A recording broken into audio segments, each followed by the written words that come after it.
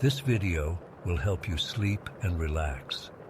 But before we begin, I would like to know which city you're from and what time you're watching this. Now, subscribe to the channel, relax, and let's begin. I've been debating whether to share this for months now. Every time I close my eyes, I hear that damn clicking sound. I haven't spoken to any of the guys about it since it happened, but I need to get this off my chest. Maybe someone here has experienced something similar or can tell me what the hell we saw that night. This happened back when I was a freshman in high school, about 3 years ago. I'd saved up for months to buy this sweet airsoft gun. Nothing crazy expensive, but it was my first real one with decent range. My friend Ethan lived on this property that backed up to these wooded hills, not like dense forest, but wild enough that you could walk for hours without seeing another person. His family owned this little ranch cart thing, basically a beefed-up golf cart that could handle rough terrain. It was me, Ethan, Dylan, and Tyler. We'd been friends since middle school, but weren't super tight or anything, just guys who hung out sometimes. I'd been bugging them all week to test out my new gun, and Ethan suggested we could take the cart up into the hills behind his house where we wouldn't bother anyone. We headed out around 7 in the evening.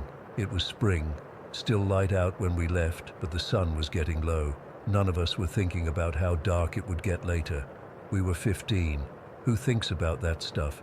We packed some sodas, my airsoft gun, and Tyler brought his too. Ethan knew the trails pretty well since he'd been riding back there for years with his dad. The first hour was awesome.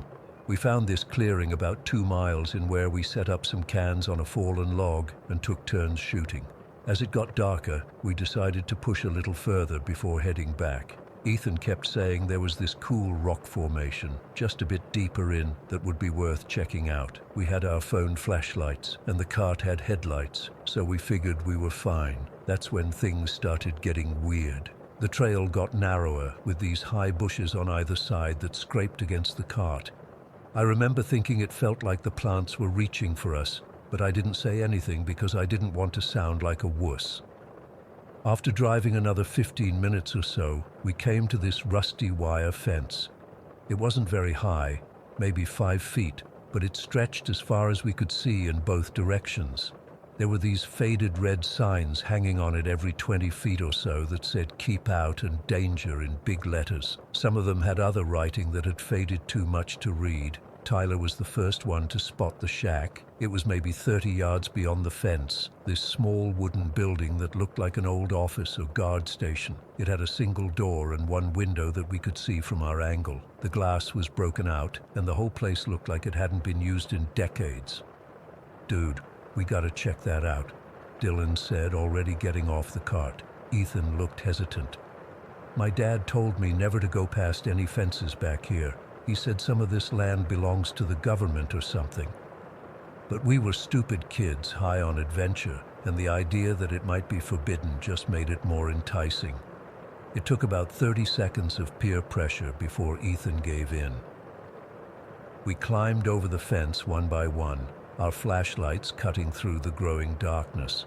The shack was even creepier up close. The wood was rotting, and there was this smell, kind of musty and chemical at the same time.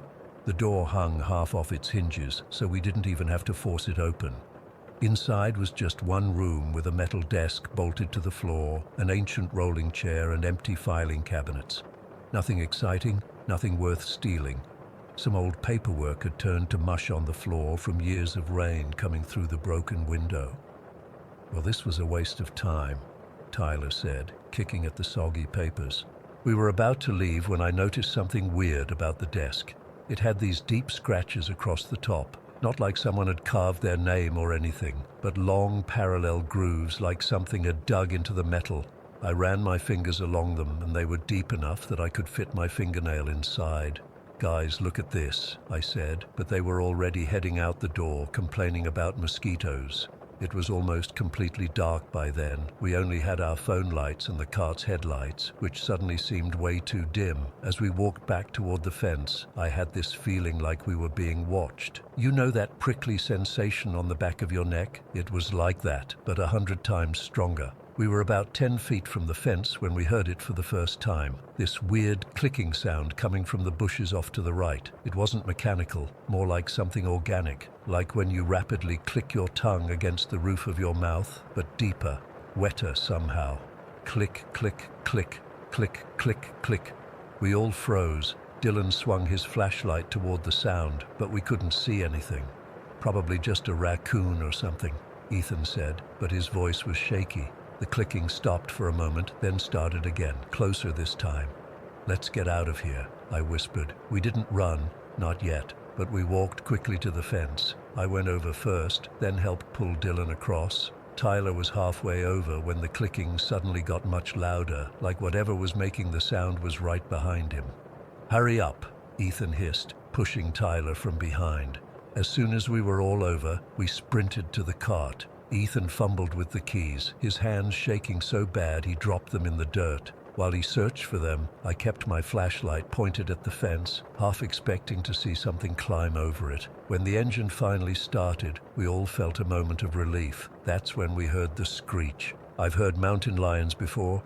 My uncle has property in the mountains and says they scream like a woman being murdered. But this wasn't like that. This was higher pitched but somehow deeper at the same time, like it was coming from something with lungs much bigger than ours.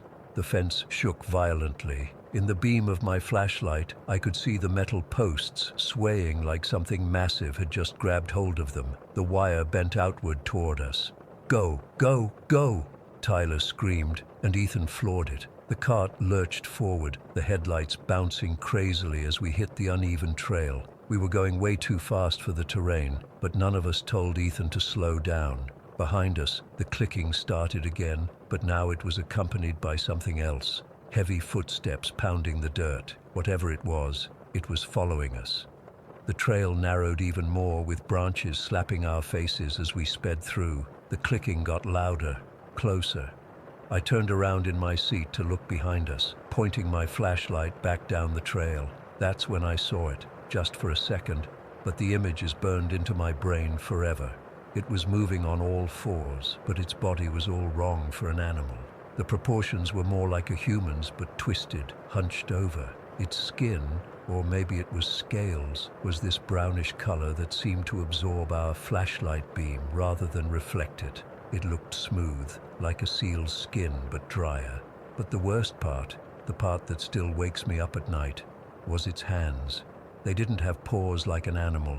They had fingers, long, spindly fingers that ended in these massive claws. They must have been 5 or 6 inches long, and the tips looked wet, glistening in the light.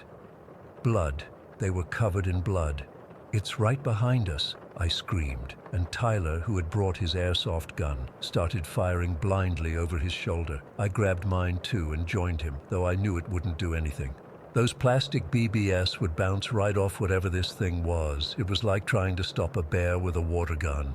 The thing made that screeching sound again, but it didn't slow down. If anything, it seemed to speed up, like our pathetic defense just pissed it off. I could hear its breathing now, raspy and wet, coming in quick bursts as it ran. The cart hit a rock and nearly tipped over. Dylan fell against me, his flashlight flying into the bushes. We didn't stop to get it. For what felt like forever but was probably only a minute or two, we raced through that corridor of bushes with that thing right on our tail. I kept looking back, catching glimpses of movement, those bloody claws swiping at the air just feet behind our cart. Then suddenly, we broke into a clearing. The trail widened, and I could see the lights from houses in the distance. Civilization, safety. And just like that, the clicking stopped, the footsteps stopped. Everything went quiet except for the whine of our overtaxed engine and our own panicked breathing. Ethan didn't slow down until we reached his backyard. We sat there in the cart, all of us shaking, none of us speaking. After about 5 minutes, Tyler broke the silence. "What the actual fuck was that?" Nobody answered because nobody knew. We all called our parents to come pick us up, made up some excuse about feeling sick. None of us wanted to stay at Ethan's house, even though it would have made more sense for us to sleep over like we'd originally planned. The weirdest part, we never talked about it again. Not the next day at school, not ever. It was like we all silently agreed to pretend it never happened. Within a few weeks, our friend group had drifted apart. Sometimes I'd catch one of them looking at me in the hallway, and I could tell they were thinking about it too, but nobody ever brought it up. I've spent hours researching local wildlife, cryptids, everything I could think of. Nothing matches what we saw. Some nights I convinced myself it was just a bear or mountain lion. That fear made us see something that wasn't there. But then I remember those fingers, those claws dripping with blood, and I know it wasn't anything natural. I still live in the same town, but I've never gone back to those hills. Ethan's family moved away the following year. I don't know if it had anything to do with what happened, but I wouldn't blame them. Sometimes when I'm falling asleep, I hear that clicking sound, like it's right outside my window. Click, click, click. I've started sleeping with music on to drown it out. I don't know what we encountered that night. I don't know what was behind that fence or why it was fenced off in the first place. All I know is that there are things in this world that shouldn't exist, things with bloody claws that would put a dinosaur to shame, and sometimes they find you when you're stupid enough to ignore warning signs. I haven't picked up an airsoft gun since that night, and whenever someone suggests going hiking, especially as it gets dark, I always have somewhere else I need to be. Story 2. I still get the shakes when I think about that night in July 2015. Been driving trucks for almost 15 years now. Thought I'd seen it all. Weird shit happens on the road when you spend most of your life on highways like I do. But nothing, and I mean absolutely nothing, compares to what happened to me on Highway 41. I was hauling construction materials from Atlanta to Nashville, a route I'd done probably 100 times before. It was supposed to be a regular overnight haul. Left Atlanta around 7 in the evening, planning to roll into Nashville early morning, grab some breakfast, unload, and crash at this motel I always stay at. The weather was brutal that night, middle of July in the South, you know how it is. Even at midnight, it was probably still in the high 80s, humid as hell. Had my AC blasting, but I was still sweating through my shirt. The stretch of 41 I was on was particularly empty. No streetlights, hardly any traffic, just miles of dark road ahead and behind me. I remember I was listening to some podcast about fishing, been trying to get into it as a hobby when I'm home, and was starting to feel that highway hypnosis creeping in. You know that feeling? When your eyes are open but your mind starts drifting? Dangerous state to be in when you're piloting an 18-wheeler. So I rolled my window down to get some air, turned the podcast up, and that's when I saw him, just standing there on the side of the road. No car nearby, no buildings for miles, just a lone figure with his thumb out. Now, I don't usually pick up hitchhikers. Company policy forbids it. And honestly, it's just not smart these days. But something about this guy made me pull over. Maybe it was the isolation. Didn't seem right leaving someone out there in the middle of nowhere at midnight. Or maybe I just needed someone to talk to keep me alert for the rest of the drive. Whatever the reason, I slowed down and pulled onto the shoulder about 20 feet ahead of him. Watched in my side mirror as he walked up to the truck. There was something off about his walk. Kind of stiff, almost like he was dragging one leg slightly. I figured maybe he'd been standing there a while, got stiff. When he got to the passenger door, I leaned over and pushed it open. "Where are you headed?" I asked. "Nashville," he said, his voice deeper than I expected, kind of raspy like he hadn't spoken in a while. "If that's where you're going." "Hop in," I said. "I'm headed that way." He climbed into the cab, and that's when I noticed his clothes. Dude was wearing a heavy dark jacket, like something you'd wear in winter, not in the middle of a Tennessee summer heat wave. Had a baseball cap pulled low over his face, casting shadows. Couldn't really see his features clearly in the dim light of the cab. "Thanks," he said, settling into the seat. "Been waiting a while." I pulled back onto the highway, trying to be friendly. "What brings you out here so late?" He didn't answer right away, just sat there, completely still. No fidgeting, no adjusting his position like most people do. It was weird. And that's when I noticed the smell. At first it was faint, thought maybe it was something on the road, roadkill or something. But as the minutes passed, The smell got stronger. It was like meat left out too long. That sickly sweet smell of something rotting. I cracked my window a bit more, trying not to be obvious about it. "You been on the road long?" I asked, trying to make conversation, trying to ignore that awful smell. "Longer than you can imagine," he said, still not looking at me directly. We drove in silence for a few minutes. The smell was getting worse, making my stomach turn. I was starting to regret my decision, wondering how I could politely ask him to get out at the next exit. Then out of nowhere he asked, "You believe in ghosts?" The question caught me off guard. Never really thought about it much," I answered honestly. "Why do you ask?" He turned toward me then, just slightly. Still couldn't see his face clearly, but something about his profile made my skin crawl. "Some ghosts don't know they're dead," he said matter-of-factly. "They just keep doing what they always did, keep moving along the same roads, waiting for someone to pick them up." I forced a laugh. "That's some creepy shit, man." I was trying to play it cool, but my heart was starting to race. "You ever wonder," he continued as if I hadn't spoken, "how many people you pass on these roads who aren't really there?" I didn't know how to respond to that. The cab felt suddenly colder despite the summer heat. I reached to turn down the AC, and that's when his hand moved into the light from the dashboard. His skin was gray, not like pale, but actually gray with a waxy look to it. And his hand, Jesus, his hand. The flesh around the knuckles was missing, like it had rotted away, leaving glimpses of bone underneath. I jerked my eyes back to the road, gripping the wheel so tight my knuckles went white. Tried to tell myself I was seeing things, that it was just the weird lighting in the cab playing tricks on me. "You look pale," he said, and I swear to God there was amusement in his voice. "Something wrong?"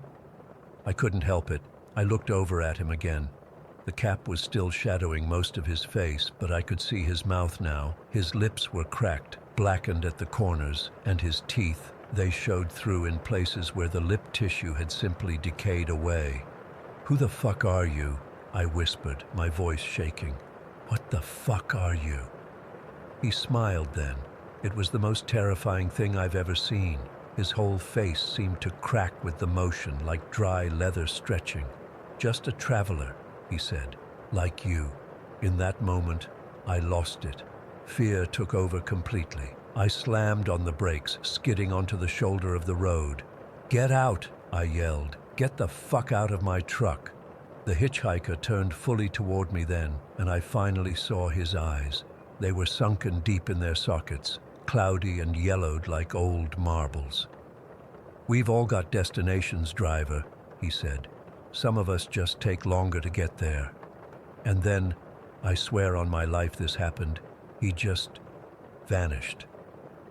1 second he was sitting there. The next the passenger seat was empty. No sound, no movement, nothing, just gone. But the smell lingered, that awful decay smell. I sat there for maybe 10 minutes, hyperventilating, unable to move. Part of me thought I'd hallucinated the whole thing. Maybe I'd fallen asleep at the wheel, but that smell was still there. And when I finally gathered the courage to look at the passenger seat, there was a damp spot on the fabric, like something wet had been sitting there. I drove non-stop after that.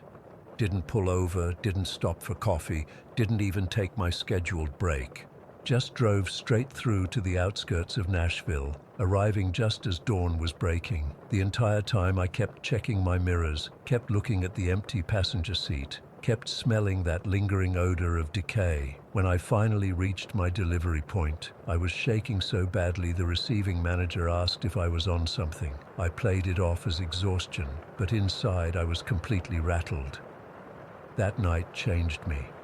I've been driving trucks for almost 8 years since that happened, and I've never, not once, picked up another hitchhiker. I've heard stories from other drivers about strange encounters on lonely stretches of highway, ghost stories, hallucinations from too many hours on the road, but none of them compare to what I experienced that night on Highway 41. Sometimes when I'm driving that route again, especially at night, I catch myself scanning the roadside. Part of me is terrified I'll see him again. Part of me wonders if he's still out there, thumb extended, waiting for another driver to stop. The worst part is the doubt. Did it really happen? Was it just an exhaustion-induced hallucination? I've gone back and forth 1,000 times. But then I remember his hands, those decaying fingers, the way his face seemed to crack when he smiled, the way he just disappeared, and I know deep down that whatever picked up that night wasn't human, not anymore. I still haul freight across the country, still love the job for the most part, but I've installed a dash cam that runs 24/7. I keep my doors locked at all times, and I never, ever stop for hitchhikers. No matter how isolated the stretch of road, no matter how bad I feel leaving someone stranded, because sometimes the person standing on the roadside isn't a person at all, and I live with the fear that someday I'll look over and find I'm not alone in my cab anymore, even though I never stop to pick anyone up. Story 3. I've been sitting in my apartment for hours trying to figure out how to write this down. My hands are shaking so bad I can barely type, but I need to get this out. Maybe someone here has experienced something similar or can tell me I'm not going crazy. It all started 3 weeks ago when my mom passed away after a long battle with cancer. I hadn't been back to my childhood home in Northbrook, Vermont for almost 8 years, not since I left for college and then settled in New York. I always had excuses not to visit. My job at the marketing firm was demanding, travel was expensive, Mom could visit me instead. The truth is, I never liked that house. Even as a kid, something about it felt wrong. The plan was simple. Take 2 weeks off work, sort through Mom's belongings, meet with a real estate agent, and get the hell out. In and out, no complications. God, I was so naive. The drive up from New York took about 5 hours, and I arrived late afternoon. The house looked exactly as I remembered it, a faded colonial with peeling blue paint set back from the road with woods pressing in from behind. It was early October, and the maple trees were turning that vibrant red that Vermont is famous for, but all I felt was dread as I pulled into the gravel driveway. The key stuck in the lock, just like it always had. I had to jiggle it and push with my shoulder to get the door open. The smell hit me first, that distinctive mix of old house, dust, and something I can only describe as heaviness. Mom had been in hospice for the last month of her life, so the house had been empty, gathering that musty, unlived-in scent. I remember standing in the entryway, listening to the silence. Growing up, I always thought our house was unnaturally quiet, like it absorbed sound. My friends' homes were always full of creaks and settling noises, but ours just felt muffled. That first day was normal enough.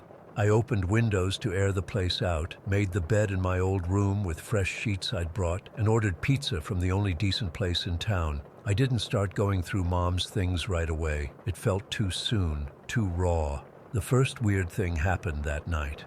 I was almost asleep when I heard what sounded like someone whispering. It was faint, like it was coming from another room, but distinct enough that I sat up and turned on the bedside lamp. I called out, "Hello?" feeling stupid as soon as I did it. The house was empty and all the doors were locked. The whispering stopped immediately. I convinced myself it was just the wind in the eaves or pipes settling. Old houses make noise, right? But our house never did. The next morning, I started on Mom's bedroom. It was harder than I expected, seeing her life packed into dresser drawers and closets. The familiar smell of her perfume still lingered on her clothes. I worked methodically, sorting things into keep, donate, and trash piles. By evening, my back was killing me, but I'd made progress. That night, the whispering came back. Louder this time and with a rhythm that sounded distinctly like speech. I couldn't make out words, but it felt like someone was having a conversation just below the threshold of my hearing. I got up and checked every room, flipping on lights and opening closet doors. Nothing. When I returned to bed, the whispers started again almost immediately. "It's just grief," I told myself. "You're stressed and tired and your mind is playing tricks." But deep down, I knew that wasn't it. By the third night, I couldn't ignore it anymore. The whispers had become clear enough that I could almost make out words. Sometimes it sounded eerily like my mother's voice, the same cadence, the same soft tone. Other times it was unfamiliar voices, men and women sometimes speaking over each other. I barely slept that night. In the morning, I called the real estate agent and asked if she knew anything about the history of the house. She gave me the standard spiel about it being built in 1872, how it had good bones and character. When I pressed about previous owners, she got vague and changed the subject to market valuations. That day, I tackled the attic. Mom had used it mostly for storage, holiday decorations, old photo albums, boxes of my childhood artwork. I was going through a trunk of old quilts when I found a small wooden box tucked in the bottom. Inside was a leather-bound journal that looked at least 70 or 80 years old. The name Eleanor Prescott was written on the inside cover in faded ink. I'd never heard Mom mention anyone named Eleanor, but the journal was clearly personal. The entries started in 1947 when Eleanor and her husband Thomas moved into the house. The first few pages were ordinary enough. Descriptions of renovations they were making, interactions with neighbors, complaints about the harsh Vermont winter. Then, about 20 pages in, things changed. Eleanor wrote about hearing whispers at night. She thought it was Thomas talking in his sleep at first, but then realized the sounds were coming from the walls. She described the exact same muffled quality to the house that I'd always noticed, how it seemed to swallow sound. My hands were trembling as I read an entry from October 12, 1947. The voices are getting louder. Thomas says he hears them too now, especially at night. Sometimes they sound like people we know. Mrs. Patterson from the general store, old Mr. Finnegan who died last spring. But sometimes they're strangers. They seem to come from the woods behind the house, especially when the fog rolls in. Thomas thinks I'm being hysterical, but yesterday I saw something moving among the trees. Not an animal. It was too tall, too thin. When I blinked, it was gone. I had to stop reading several times because my heart was pounding so hard. Eleanor went on to describe shadows that moved independently of their sources, cold spots in rooms that had been warm moments before, and a malevolent presence that seemed to be growing stronger. She believed whatever it was fed on the land and the people who lived there, drawing energy from them somehow. The most disturbing entry was from November 1st. Thomas is gone. The fog came in thick last night and the whispers were louder than ever. He said he could make out what they were saying, that they were calling to him. I begged him not to go outside, but he wasn't himself. His eyes looked strange, empty. He walked into the woods and never came back. I searched all day with neighbors, but the fog was too thick. I know in my heart he's not coming back. The voices are calling me now too. The final entry was dated November 3rd. The fog has returned. I can see it creeping across the backyard, reaching for the house like fingers. The voices are clearer now. Some of them sound like Thomas. They're saying they miss me, that I should come to them.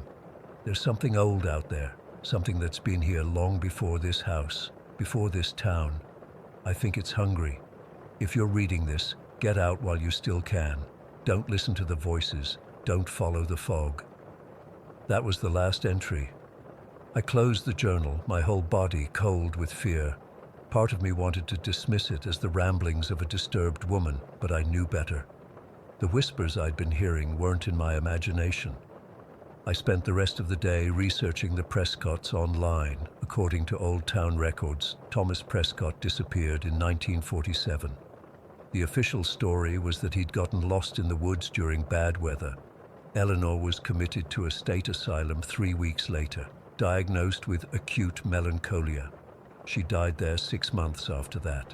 By evening, I was seriously considering packing up and leaving, but something held me back. Stubbornness, maybe, or the need to understand what was happening. I decided to stay one more night. That was my mistake. It was around 10 at night when I heard knocking at the back door. 3 sharp raps, then silence. I froze in my chair, Eleanor's journal still open on my lap. The knocking came again, more insistent. "Who's there?" I called out, knowing no one should be visiting this late. No answer, just another series of knocks. I don't know what possessed me to go to the door. Maybe it was the same compulsion that Eleanor had written about. I grabbed my phone as a flashlight and slowly made my way to the kitchen. Through the window in the back door, I could see a thick fog had settled around the house. It was unnaturally dense, seeming to glow slightly in the darkness. And there, standing just at the edge of the light from the porch, was a figure, my mother. She looked exactly as she had before the cancer took hold, healthy, her hair dark instead of gray, wearing the blue cardigan she always loved. My rational mind knew this was impossible, but in that moment all I felt was a desperate, aching hope. "Mom," I whispered, my hand on the doorknob. She didn't speak.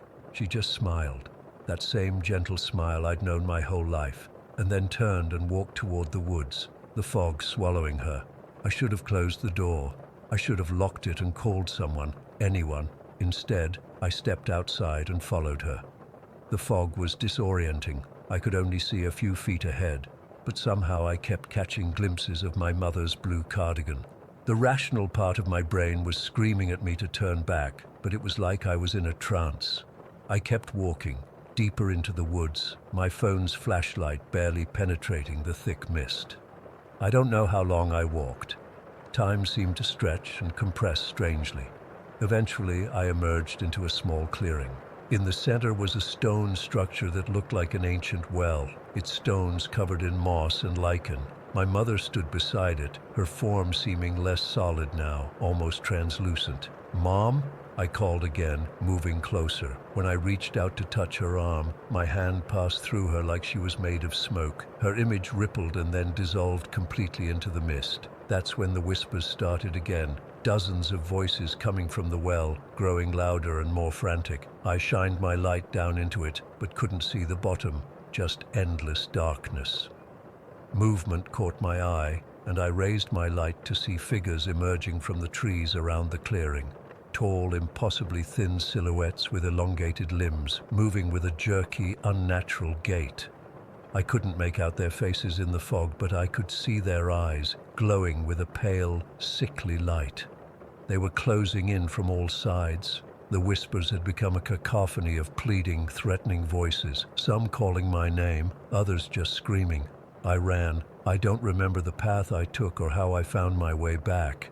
The fog seemed to grab at me. Branches tore at my clothes, and all the while those things pursued me. I could hear them moving through the trees. So close behind me I was afraid to look back. Somehow I made it to the house. I slammed the door shut and locked it, then ran through the house, locking every window and door. For hours I huddled in the living room, listening to things scratching at the walls outside, whispers seeping through the cracks around the windows. By dawn, it had stopped. The fog had receded, and the house was silent again. I threw everything I could into my car and left that morning. I didn't bother with Mom's belongings, the realtor, any of it. I just needed to get away. I thought that would be the end of it. I was wrong. I've been back in New York for over a week now, but the whispers haven't stopped. They're more distant here, harder to make out, but they're still there, especially at night. Sometimes I catch glimpses of thin, elongated shadows moving at the edges of my vision. Twice now, I've woken up to find my apartment filled with thin wisps of fog, even though all the windows were closed. Last night, I dreamed of the well. In the dream, I was looking down into it, and countless pale hands reached up toward me. I could hear my mother's voice among the others, calling my name. The worst part is the pulling sensation I feel. It's like there's an invisible cord attached to my chest, constantly tugging me back toward Northbrook, toward that house and those woods. It's getting stronger every day. I find myself looking up train schedules back to Vermont without even realizing what I'm doing. I know I can't resist it forever. Whatever is there, whatever came back with me, it's patient, it can wait. And when the fog rolls in again, I'm terrified of what I'll do. I don't know what to do. Has anyone else experienced anything like this? Am I losing my mind, or is something following me from that house? I need help because the whispers are getting louder, and autumn is just beginning. Story 4.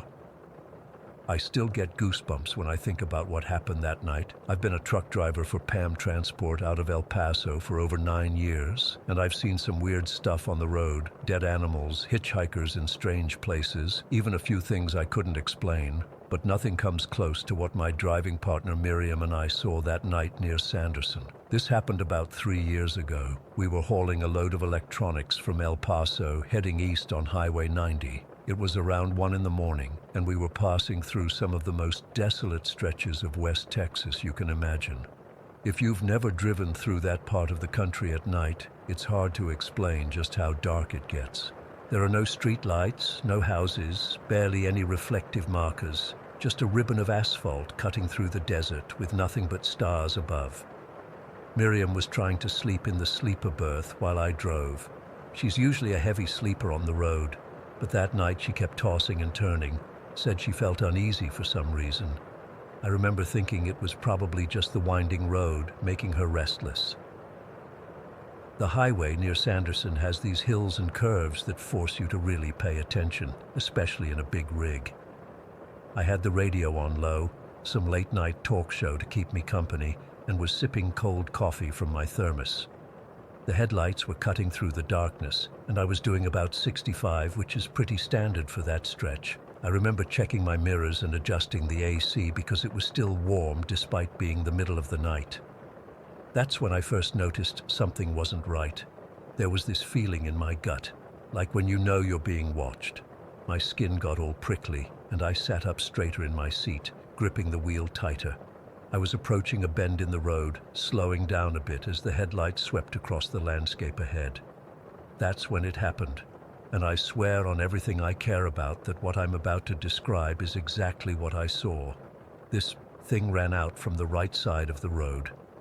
At first I thought it was maybe a deer or a large coyote. We see those all the time, but as my lights hit it full on, I realized this wasn't anything I'd ever seen before. It was brown, but not just brown. The fur or skin or whatever it had seemed to have this weird glossy green tint underneath, like oil on water, and it wasn't running like a normal animal. It had these strange iguana-type legs that moved in a way that made my stomach turn. Not like a lizard exactly, but definitely not like a mammal either. It was all wrong. I immediately hit the brakes, not slamming them, but firmly enough that Miriam woke up with a start and came forward to see what was happening. The thing stopped in the middle of the road, and that's when I got the clearest look at it. It had these spikes, not like a porcupine, but more like ridges running down its back. Its head was small compared to its body, and I'll never forget its eyes. They glowed red in my headlights, not just reflecting like a deer's eyes would, but actually glowing from within. And it had this bushy tail, kind of like a raccoon's, but much larger, and it moved deliberately like it was thinking. The whole creature must have been about 8 feet long from its nose to the tip of its tail. The height of its back was roughly the same as a Volkswagen Beetle. I'm not exaggerating when I say this thing was massive, but somehow still agile. It stared at us for what felt like forever, but was probably only 3 or 4 seconds. Then it just continued across the road and up a hill on the other side, disappearing into the darkness. "What the hell was that?" Miriam whispered. Her voice was shaking, and when I looked over at her, her face had gone completely white. I didn't know what to say. I've been hunting since I was a kid and have spent most of my life outdoors. I know every animal native to Texas, and this wasn't any of them. "Should we stop?" I asked, already slowing the truck down more. "No!" Miriam practically shouted. "Don't stop. Keep driving." She was genuinely terrified, and I could see her hands trembling as she clutched the dashboard. I didn't argue. Something in her reaction reinforced my own instinct that whatever we'd just seen wasn't something we should investigate further. I accelerated back up to speed, and we drove in silence for several miles. "Did you see the way it moved?" I finally said, needing to process what we'd witnessed. Miriam nodded. It wasn't normal. She was still staring out the windshield, scanning the darkness ahead. Its legs bent the wrong way. She was right. The creature's joints seemed to bend in directions that shouldn't be possible for a quadruped, and there was something else about it, a kind of intelligence in its movements. It hadn't panicked when our headlights hit it. It had paused, assessed us, and then deliberately moved on. We talked about it on and off for the rest of our shift.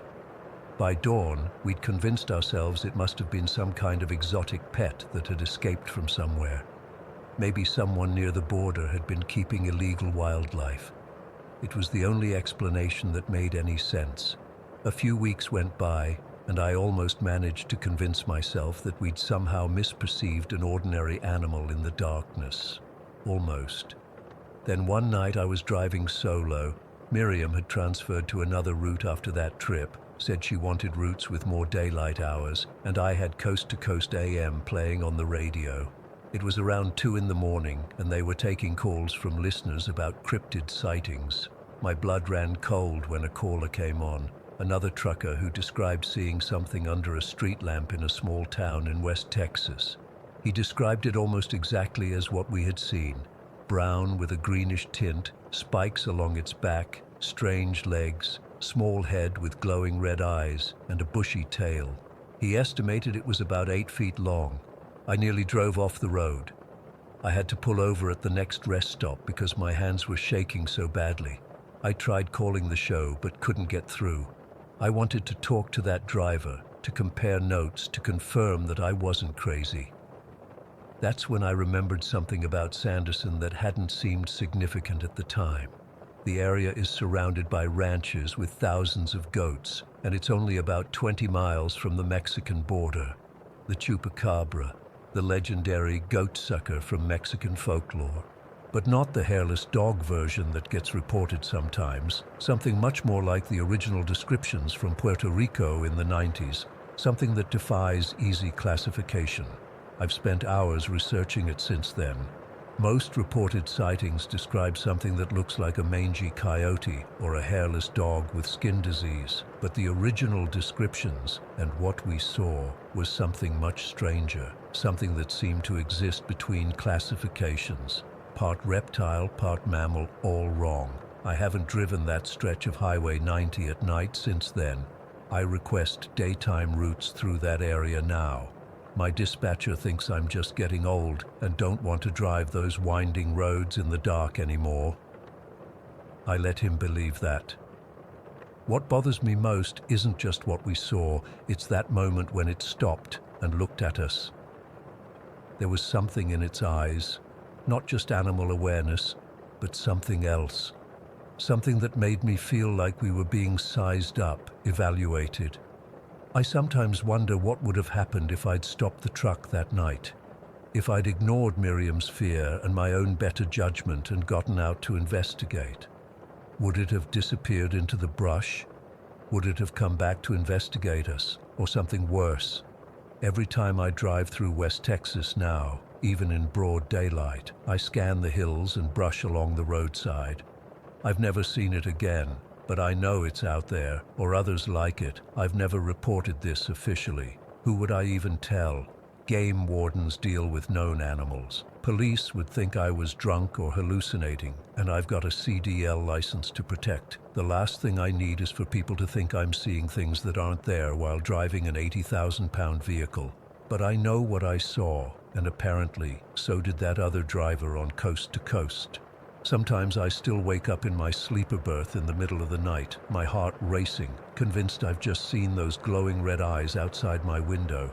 I keep telling myself it was just a dream, but deep down, I know better.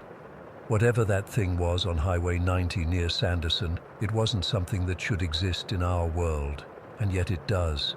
It's out there right now, moving through the desert hills of West Texas on those wrong bending legs, watching with those intelligent red eyes, waiting. And the worst part, I sometimes get this feeling that it's looking for me, for us, for anyone who's seen it and lived to tell the tale. Like it knows we're out here talking about it, trying to make sense of what we saw.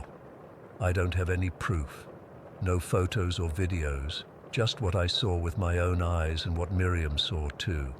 And the matching description from a complete stranger on a late-night radio show. That's all I've got. That, and the certainty that I'll never forget those eyes as long as I live. Story 5. I still get chills writing this, but I need to get this off my chest. This happened about 3 years ago when I was working an overnight shift at a group home for adults with developmental disabilities in central New Jersey. I was 24 at the time and had been working there for about 8 months. The job was pretty straightforward. Assist the residents with daily activities, administer medications, do some light cleaning, and make sure everyone was safe throughout the night. Most nights were uneventful.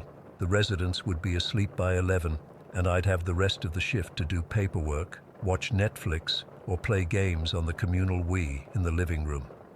It was an easy gig that helped pay my nursing school bills. The home itself was a large ranch-style house built in the 80s. Nothing fancy, just a single-story building with 5 bedrooms, 2 bathrooms, a kitchen, dining area, and a spacious living room. The living room had this big arched entryway that connected to the main hallway where the residents' bedrooms were. This particular night was November 1st, the day after Halloween. I'd agreed to cover a shift for a co-worker who wanted to attend a Halloween party. I didn't mind since I had plans to go to a friend's belated Halloween party after my shift ended at 7 in the morning. I even came to work wearing part of my costume. I was going as Papa Legba, complete with a top hat, painted face with dark circles around my eyes, and a cane that I left in my car. I figured I'd just touch up my makeup before heading to the party. The night started normally. I helped the residents with their evening routines, made sure everyone took their medications, and by 10:30 everyone was in bed. There were 5 residents living there at the time, all with various intellectual disabilities, but all capable of basic self-care. Most could sleep through the night without assistance, which made overnight shifts pretty chill. After the residents went to bed, I settled in the living room with a cup of coffee and turned on the Wii to play some Mario Kart to pass time before starting on paperwork. I was sitting on the couch facing the TV, which was mounted on the wall opposite the arched entryway to the hallway. The TV had this glossy black border around the screen that basically worked like a mirror when the screen was dark. Around 2 in the morning, the Wii froze in the middle of a race. This happened occasionally with the old system, so I wasn't concerned. I just needed to reset it. I put my coffee down on the side table and got up to unplug the Wii from the TV. That's when I saw it. As I approached the TV, I noticed something in the reflection of the glossy black border. There was someone standing in the archway behind me. At first, I thought one of the residents had woken up and was coming to ask for something, but then I realized it was much smaller than any of our residents. It looked like a child. I froze mid-step, my heart suddenly pounding in my chest. In the reflection, I could make out a girl, maybe 7 to 10 years old, with dark, matted hair. She was wearing what looked like a white sleeveless nightdress that hung loosely on her small frame. But what made my blood run cold was how she was standing. Her posture was completely unnatural. Her arms bent at odd angles, not quite at her sides, more like they were floating slightly away from her body. Her head was tilted downward, but I could tell she was looking directly at me, and she wasn't moving, not breathing, not shifting her weight, just perfectly, unnaturally still. I couldn't move. My whole body felt like it was encased in ice.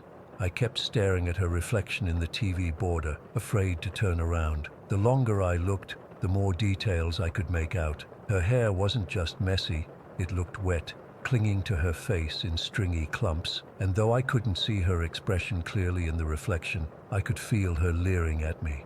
The feeling of malevolence coming from this child was overwhelming. I don't know how long I stood there, probably only seconds, but it felt like hours.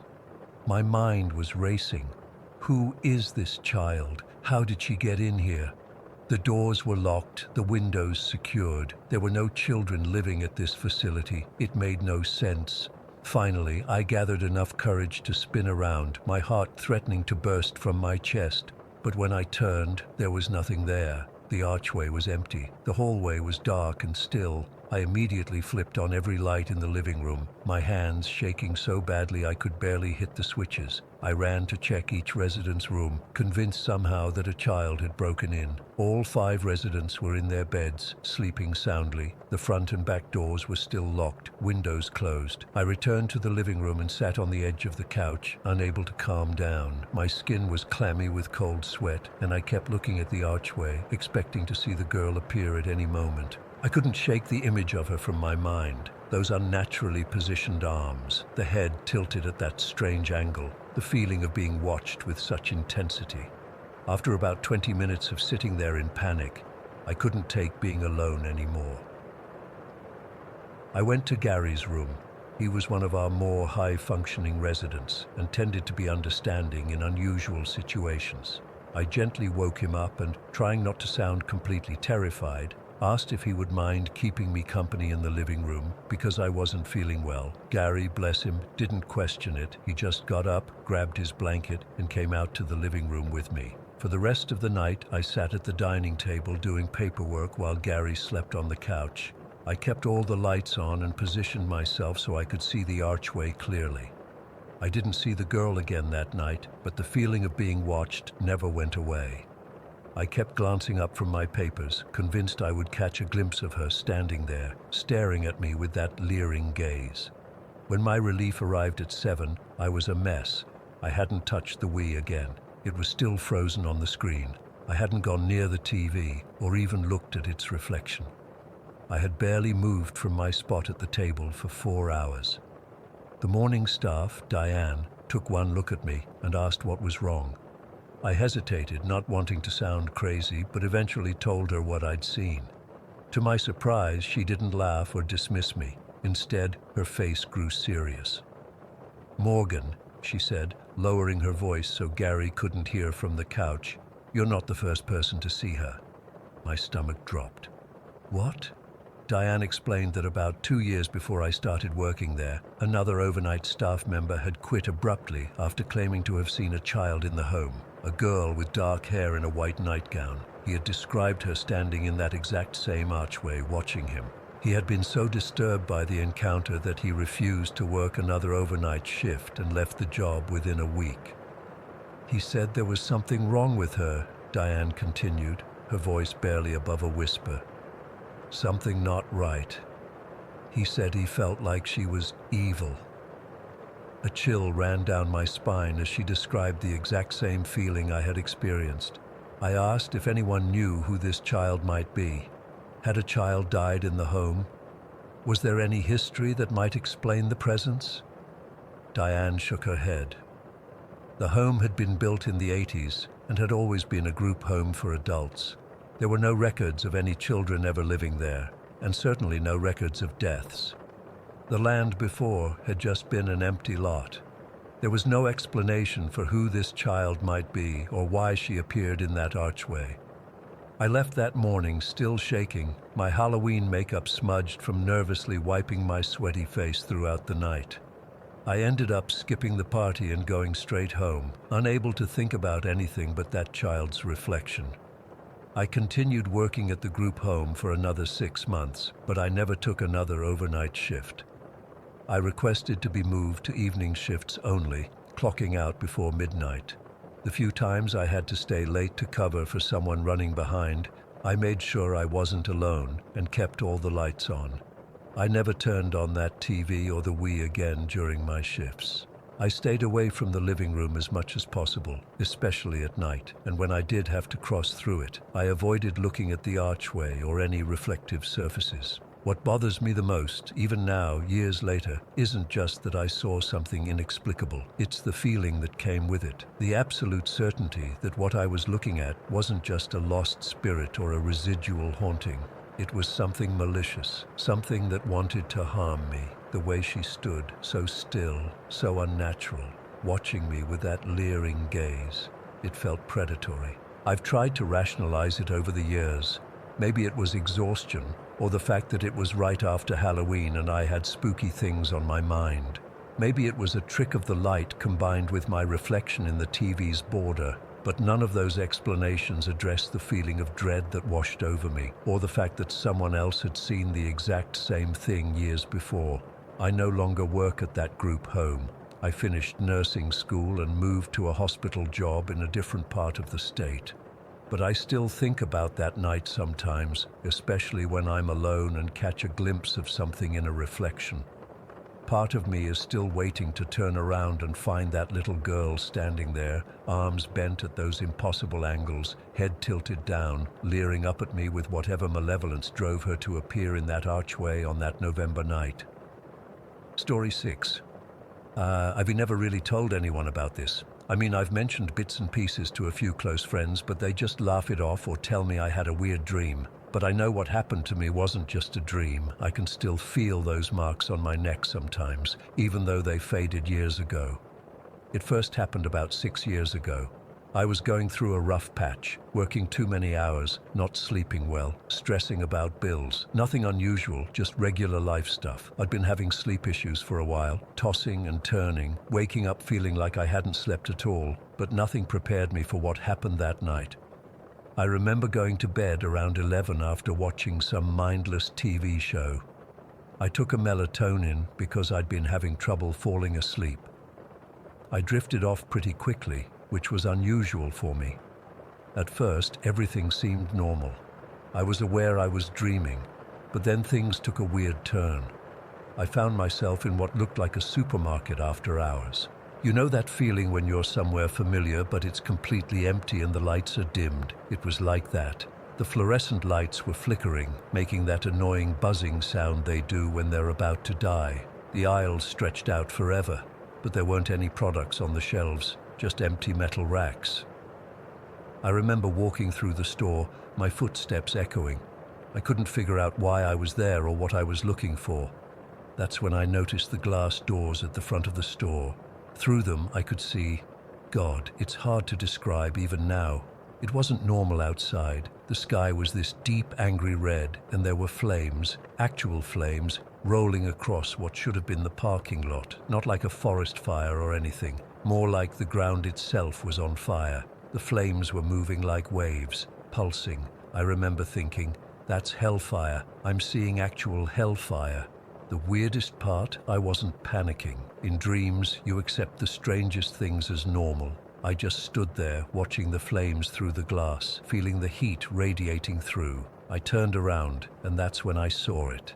In the middle of the produce section, where there should have been a display of apples or something, there was this ornate bed, I'm talking full-on Baroque style, with dark wooden posts carved with these intricate patterns and these deep blood-red coverings. It looked like something from a fancy museum, not something you'd find in a safe way. Without really thinking about it, I walked over and laid down on it. The sheets felt real, cool and silky against my skin. That's when I realized I wasn't wearing any clothes, which should have freaked me out. But again, dream logic. I remember staring up at the ceiling, watching the fluorescent lights flicker, when I felt a presence. Someone else was in the store with me. I tried to sit up, but I couldn't move, not even a finger. My body felt like it weighed 1,000 pounds. I could only move my eyes. That's when she appeared at the foot of the bed. At first glance, she looked like someone I knew. Her face was so familiar, but I couldn't place it.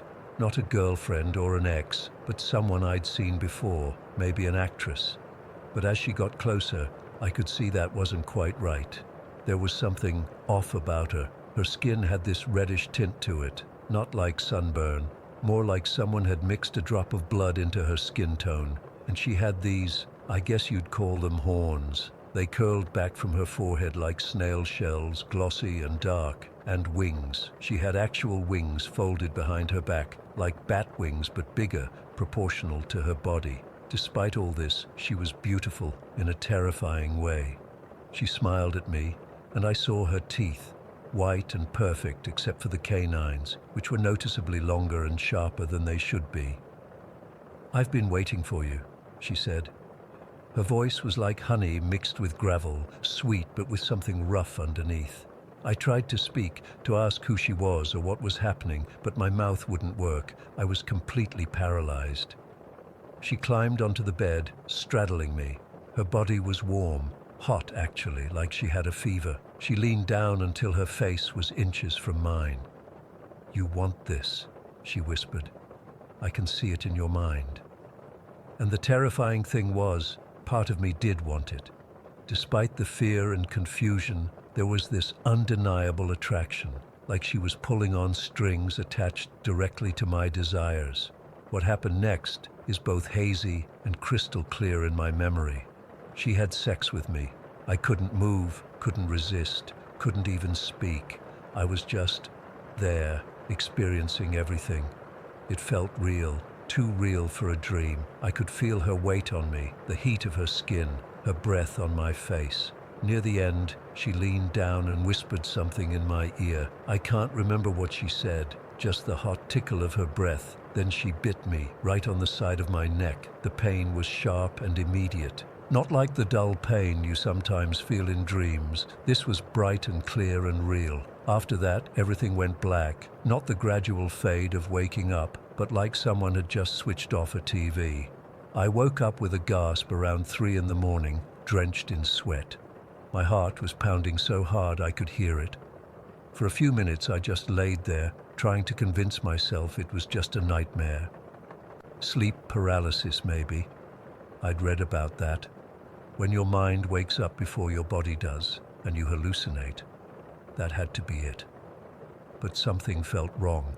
I felt drained, like I'd been running all night instead of sleeping. My whole body ached, especially my neck. I reached up to touch it and winced at a sharp pain. I stumbled to the bathroom, flipped on the light, and looked in the mirror. What I saw made my stomach drop. There, on the right side of my neck, were 2 distinct marks, small puncture wounds about 1 inch apart. They were red and inflamed, like someone had jabbed me with a red pen, pressing hard enough to break the skin. I touched them gingerly. They were sore and warm to the touch. It's a coincidence, I told myself. Maybe I scratched myself in my sleep, or got bitten by a spider or something. I went back to my bedroom to change my sweat-soaked sheets. That's when I saw it. A small stain on my pillow, a rusty brownish-red stain that could only be one thing: blood. I sat on the edge of my bed, staring at that stain for what felt like hours. My rational mind kept trying to come up with explanations. I'd had a nosebleed. I'd scratched a pimple in my sleep. Anything but accepting what part of me already knew, that whatever had happened in that dream had somehow crossed over into reality. I threw the pillow away, couldn't bear to sleep on it again. I told myself it was just a weird coincidence, a vivid dream combined with some explainable physical phenomenon. I almost convinced myself. Life went on. The marks on my neck healed. I moved to a different apartment, got a better job, started dating someone new. I almost forgot about the whole thing, until it happened again. It was almost exactly 2 years later. I remember because it was right around my birthday. I'd gone to bed early, exhausted after a long day at work. This time, I found myself in what looked like an old stone castle or fortress. Cold, damp walls, torches in sconces casting flickering shadows. I was in a large chamber with a massive 4-poster bed, again with those blood-red coverings. Through narrow windows, I could see the same hellish landscape, flames rolling across the horizon, the sky a bruised purple-red. I knew immediately what was happening, even before I found myself lying on the bed, unable to move. She came through a heavy wooden door this time, still with that familiar yet unplaceable face, the same reddish skin, the same snail-shell horns and bat-like wings. She smiled when she saw me, like we were old friends meeting again. "I told you I'd come back," she said, though I had no memory of her saying any such thing during our first encounter. I tried to scream, to move, to do anything, but I was completely immobilized, just like before. The second encounter played out almost exactly like the first. The same paralysis, the same intimacy, the same bite at the end, followed by that abrupt darkness. I woke up gasping, my alarm clock showing 4:17 in the morning. My neck throbbed. I knew what I'd find before I even went to the bathroom. 2 puncture marks, red and sore, and on my pillow, another bloodstain, fresh and bright.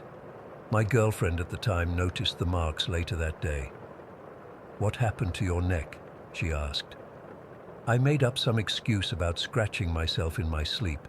She didn't question it, but I caught her looking at the marks with concern throughout the day. That was 4 years ago now. It hasn't happened again, but I live in fear that it will. I've researched everything I can about sleep paralysis, about succubi and incubi, those medieval demons that supposedly visited people in their sleep. Some sources say they drain life energy through sexual encounters. Others say they're just manifestations of sleep disorders combined with religious repression. But none of the accounts I've read mention the physical evidence, the marks, the blood, and none of them explain how this entity could seem to read my subconscious desires, taking a form that would appeal to me while maintaining those consistent features, the horns, the wings, the reddish skin. I never actually saw her drink my blood during either encounter. The bite came at the end, almost as a signature or a claiming mark. That's what bothers me the most. The purposefulness of it, like she wasn't just feeding, she was marking me as hers. I've moved twice since then, changed jobs, even changed my name once. But sometimes, when I'm drifting off to sleep, I swear I can feel eyes on me.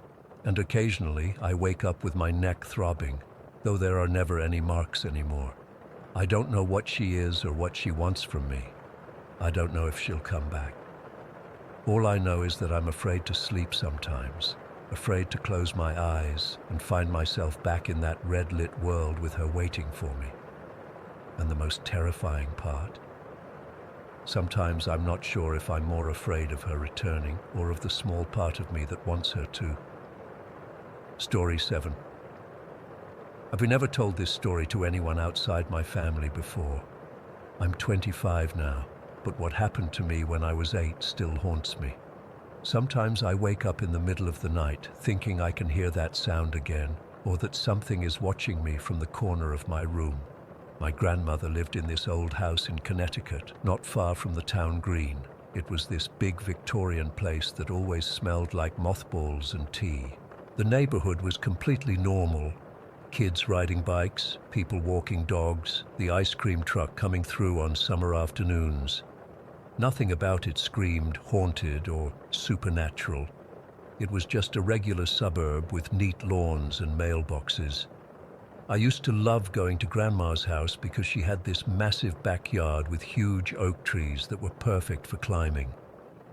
My parents would drop me and my little brother off there on weekends sometimes when they needed a break or had to work. Looking back now, I realize there were always weird things about her place that I just didn't question as a kid, like how she had these strange symbols drawn in chalk in the basement, or the bundles of herbs hanging upside down in her kitchen, or the way she would sometimes talk to herself in a language I didn't understand when she thought no one was listening.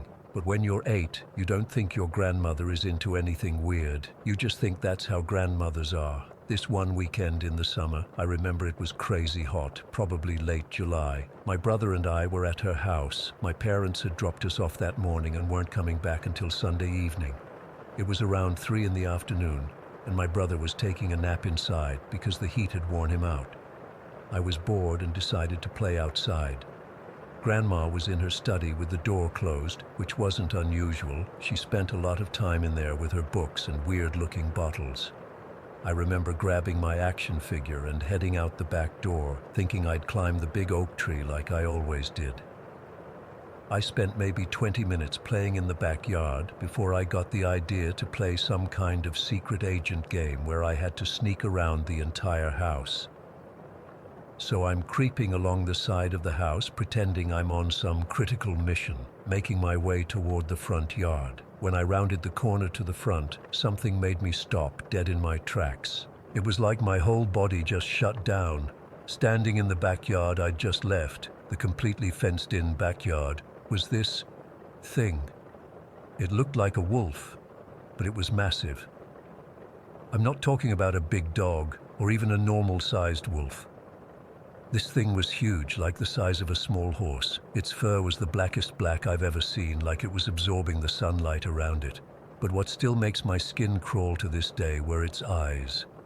They were glowing red, not reflecting red like when you shine a light at an animal in the dark, but actually glowing, like 2 burning embers. The scariest part was that it wasn't moving at all. It was just standing there perfectly still, staring directly at me. Not like it was hunting or about to pounce. It was just watching. like it knew me, like it had been waiting for me. I couldn't breathe. I couldn't scream. I just stood there, my action figure dropping from my hand onto the grass. I don't know how long we stared at each other, maybe 5 seconds, maybe 30, but it felt like forever. Then my survival instinct kicked in, and I ran. I bolted around to the front porch and pressed myself against the front door, my heart pounding so hard I thought it might burst through my chest. My hands were shaking so badly I could barely grip the doorknob. Here's where it gets even weirder. After about 15 seconds of complete panic, a bizarre curiosity came over me. I needed to see if it was still there. I can't explain why I didn't just run inside and lock the door. Something compelled me to check. So I crept back around the corner of the house, peering carefully toward the backyard. Nothing. The wolf, or whatever it was completely gone, vanished. I gathered my courage and walked slowly back to the fence gate, which was still latched shut from the inside. The backyard was empty. There was no sign that anything had been there at all. No paw prints in the dirt, no broken branches, nothing. And that's when it hit me. There was no way for that thing to have left. The backyard was completely enclosed by a 6-foot wooden fence. The only exit was through the gate, which I would have seen open from where I was standing, and there's no way something that size could have jumped the fence without making noise or drawing attention. I ran back inside, slamming the door behind me. My grandmother was still in her study, and my brother was still napping on the couch. Nothing seemed out of place. It was like whatever I'd seen existed in some weird bubble separate from normal reality. I didn't tell my grandmother what I'd seen. Even at 8, I somehow knew she was connected to it. That afternoon, I noticed her study door was open a crack, and I peeked in. There were candles burning and what looked like a circle drawn on the floor with chalk. Books were open on her desk with diagrams that looked like stars and animals. I remember seeing a drawing that looked like a wolf in one of them. That night, something even more terrifying happened. My brother and I were heading up to bed around 9. Grandma's house had this old staircase that creaked with every step, and at the top was a small landing that led to the bedrooms. The house used to be some kind of church property long ago, and there was even this little chapel area upstairs with actual stained glass windows, which was always kind of cool during the day, but super creepy at night. We were about halfway up the stairs, with me leading the way and my brother right behind me, when we both stopped at exactly the same moment. Standing at the top of the stairs was a figure in a black hooded cloak. It was tall, much taller than an adult, and I couldn't see any face inside the hood. Just those same glowing red eyes that the wolf had. I heard my brother whimper behind me, and I reached back to grab his hand. We both saw it. This wasn't my imagination. Then the figure opened what I can only describe as its mouth, though I still couldn't see a face. The sound that came out, I still hear it in my nightmares. It was like static from a TV, but mixed with screams. Like dozens of people screaming in fear, but processed through some kind of broken speaker, like something trying to imitate human sounds, but getting it horribly wrong. I remember my brother starting to cry, and I was frozen again, just like with the wolf. Then we heard Grandma calling from downstairs, asking if we were okay. The moment her voice reached us, the figure disappeared, not like it walked away or faded, but like someone had just switched it off. We ran back down the stairs so fast I'm surprised neither of us broke our necks. When we told Grandma what we'd seen, her face went completely white. She sat us down at the kitchen table and made hot chocolate, telling us it was just our imagination playing tricks in the old house. But I saw her hands shaking as she stirred the milk on the stove. That night, I couldn't sleep. I heard Grandma moving around the house well past midnight, and once I thought I heard her talking to someone, though my brother was asleep next to me and there shouldn't have been anyone else there. The next morning, I found a small pouch under my pillow filled with herbs that smelled strange. My brother had one too. Grandma said they were to help us have nice dreams, but now I know they were protection charms. It wasn't until years later, when I was about 16, that my mom finally told me the truth about Grandma. Apparently, she'd been practicing witchcraft for decades. Not the harmless, nature-loving kind, but something darker. My mom said Grandma had books and tools that had been passed down for generations, and that she'd always been warned as a child to stay out of the basement and her grandmother's private study. The thing that really chills me now is understanding what those things probably were. That wolf wasn't a wolf. It was something else entirely. Something she called up or let in that wasn't supposed to be here. And that figure on the stairs. I've done research since then. People throughout history have reported seeing a grim reaper-like figure before deaths or disasters. But what we saw felt more like something wearing the idea of death as a costume, if that makes any sense. The fact that my brother saw it too is what keeps me from dismissing the whole thing. We've talked about it as adults, and he remembers every detail exactly as I do. The red eyes, the unnatural stillness, the sound that wasn't a sound. I believe my grandmother's rituals or spells or whatever you want to call them opened some kind of door that shouldn't have been opened. Maybe the wolf and the figure were the same entity in different forms. Maybe they were different things altogether, but they were drawn to that house, to that property, because the normal boundaries were weaker there. I've been back to that house since then. My parents sold it after Grandma died when I was 12. The new owners completely renovated it, tore down the fence, remodeled the inside. But every time I drive by, I still get that feeling of being watched. And sometimes, just for a second, I think I see something black moving between the trees in what used to be the backyard. I still can't explain what happened that day or what exactly my grandmother was involved in. All I know is that what I saw was real, it wasn't natural. And whatever it was, I hope it stayed behind when we left. Story 8. I never believed in ghosts, not even a little bit. I used to roll my eyes at those ghost hunting shows and laugh at friends who swore their houses were haunted. That changed 3 months ago when my husband Mark and I bought our first home together, a beautiful colonial-style house built in the late 1800s, sitting on 2 acres just outside of Millbrook. We got an incredible deal because the place had been empty for nearly 2 years. The real estate agent mentioned something about the previous owners being an elderly couple who moved to Florida, but looking back, she was suspiciously vague about the house's history. Not that we cared much at the time, we were just thrilled to afford such a gorgeous place with our modest budget. Mark's an elementary school teacher, and I work as a nurse at the county hospital. This house was way beyond what we thought we could afford. The first night was magical. We ate pizza on the floor of our empty living room, drank champagne, and talked about how we decorate each room. We'd been married 3 years and were ready to start trying for a baby, so we discussed which of the 3 upstairs bedrooms would become the nursery.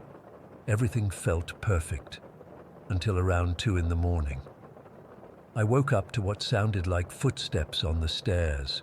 Not the creaking you'd expect in an old house, but deliberate steps, someone walking slowly, carefully up the stairs.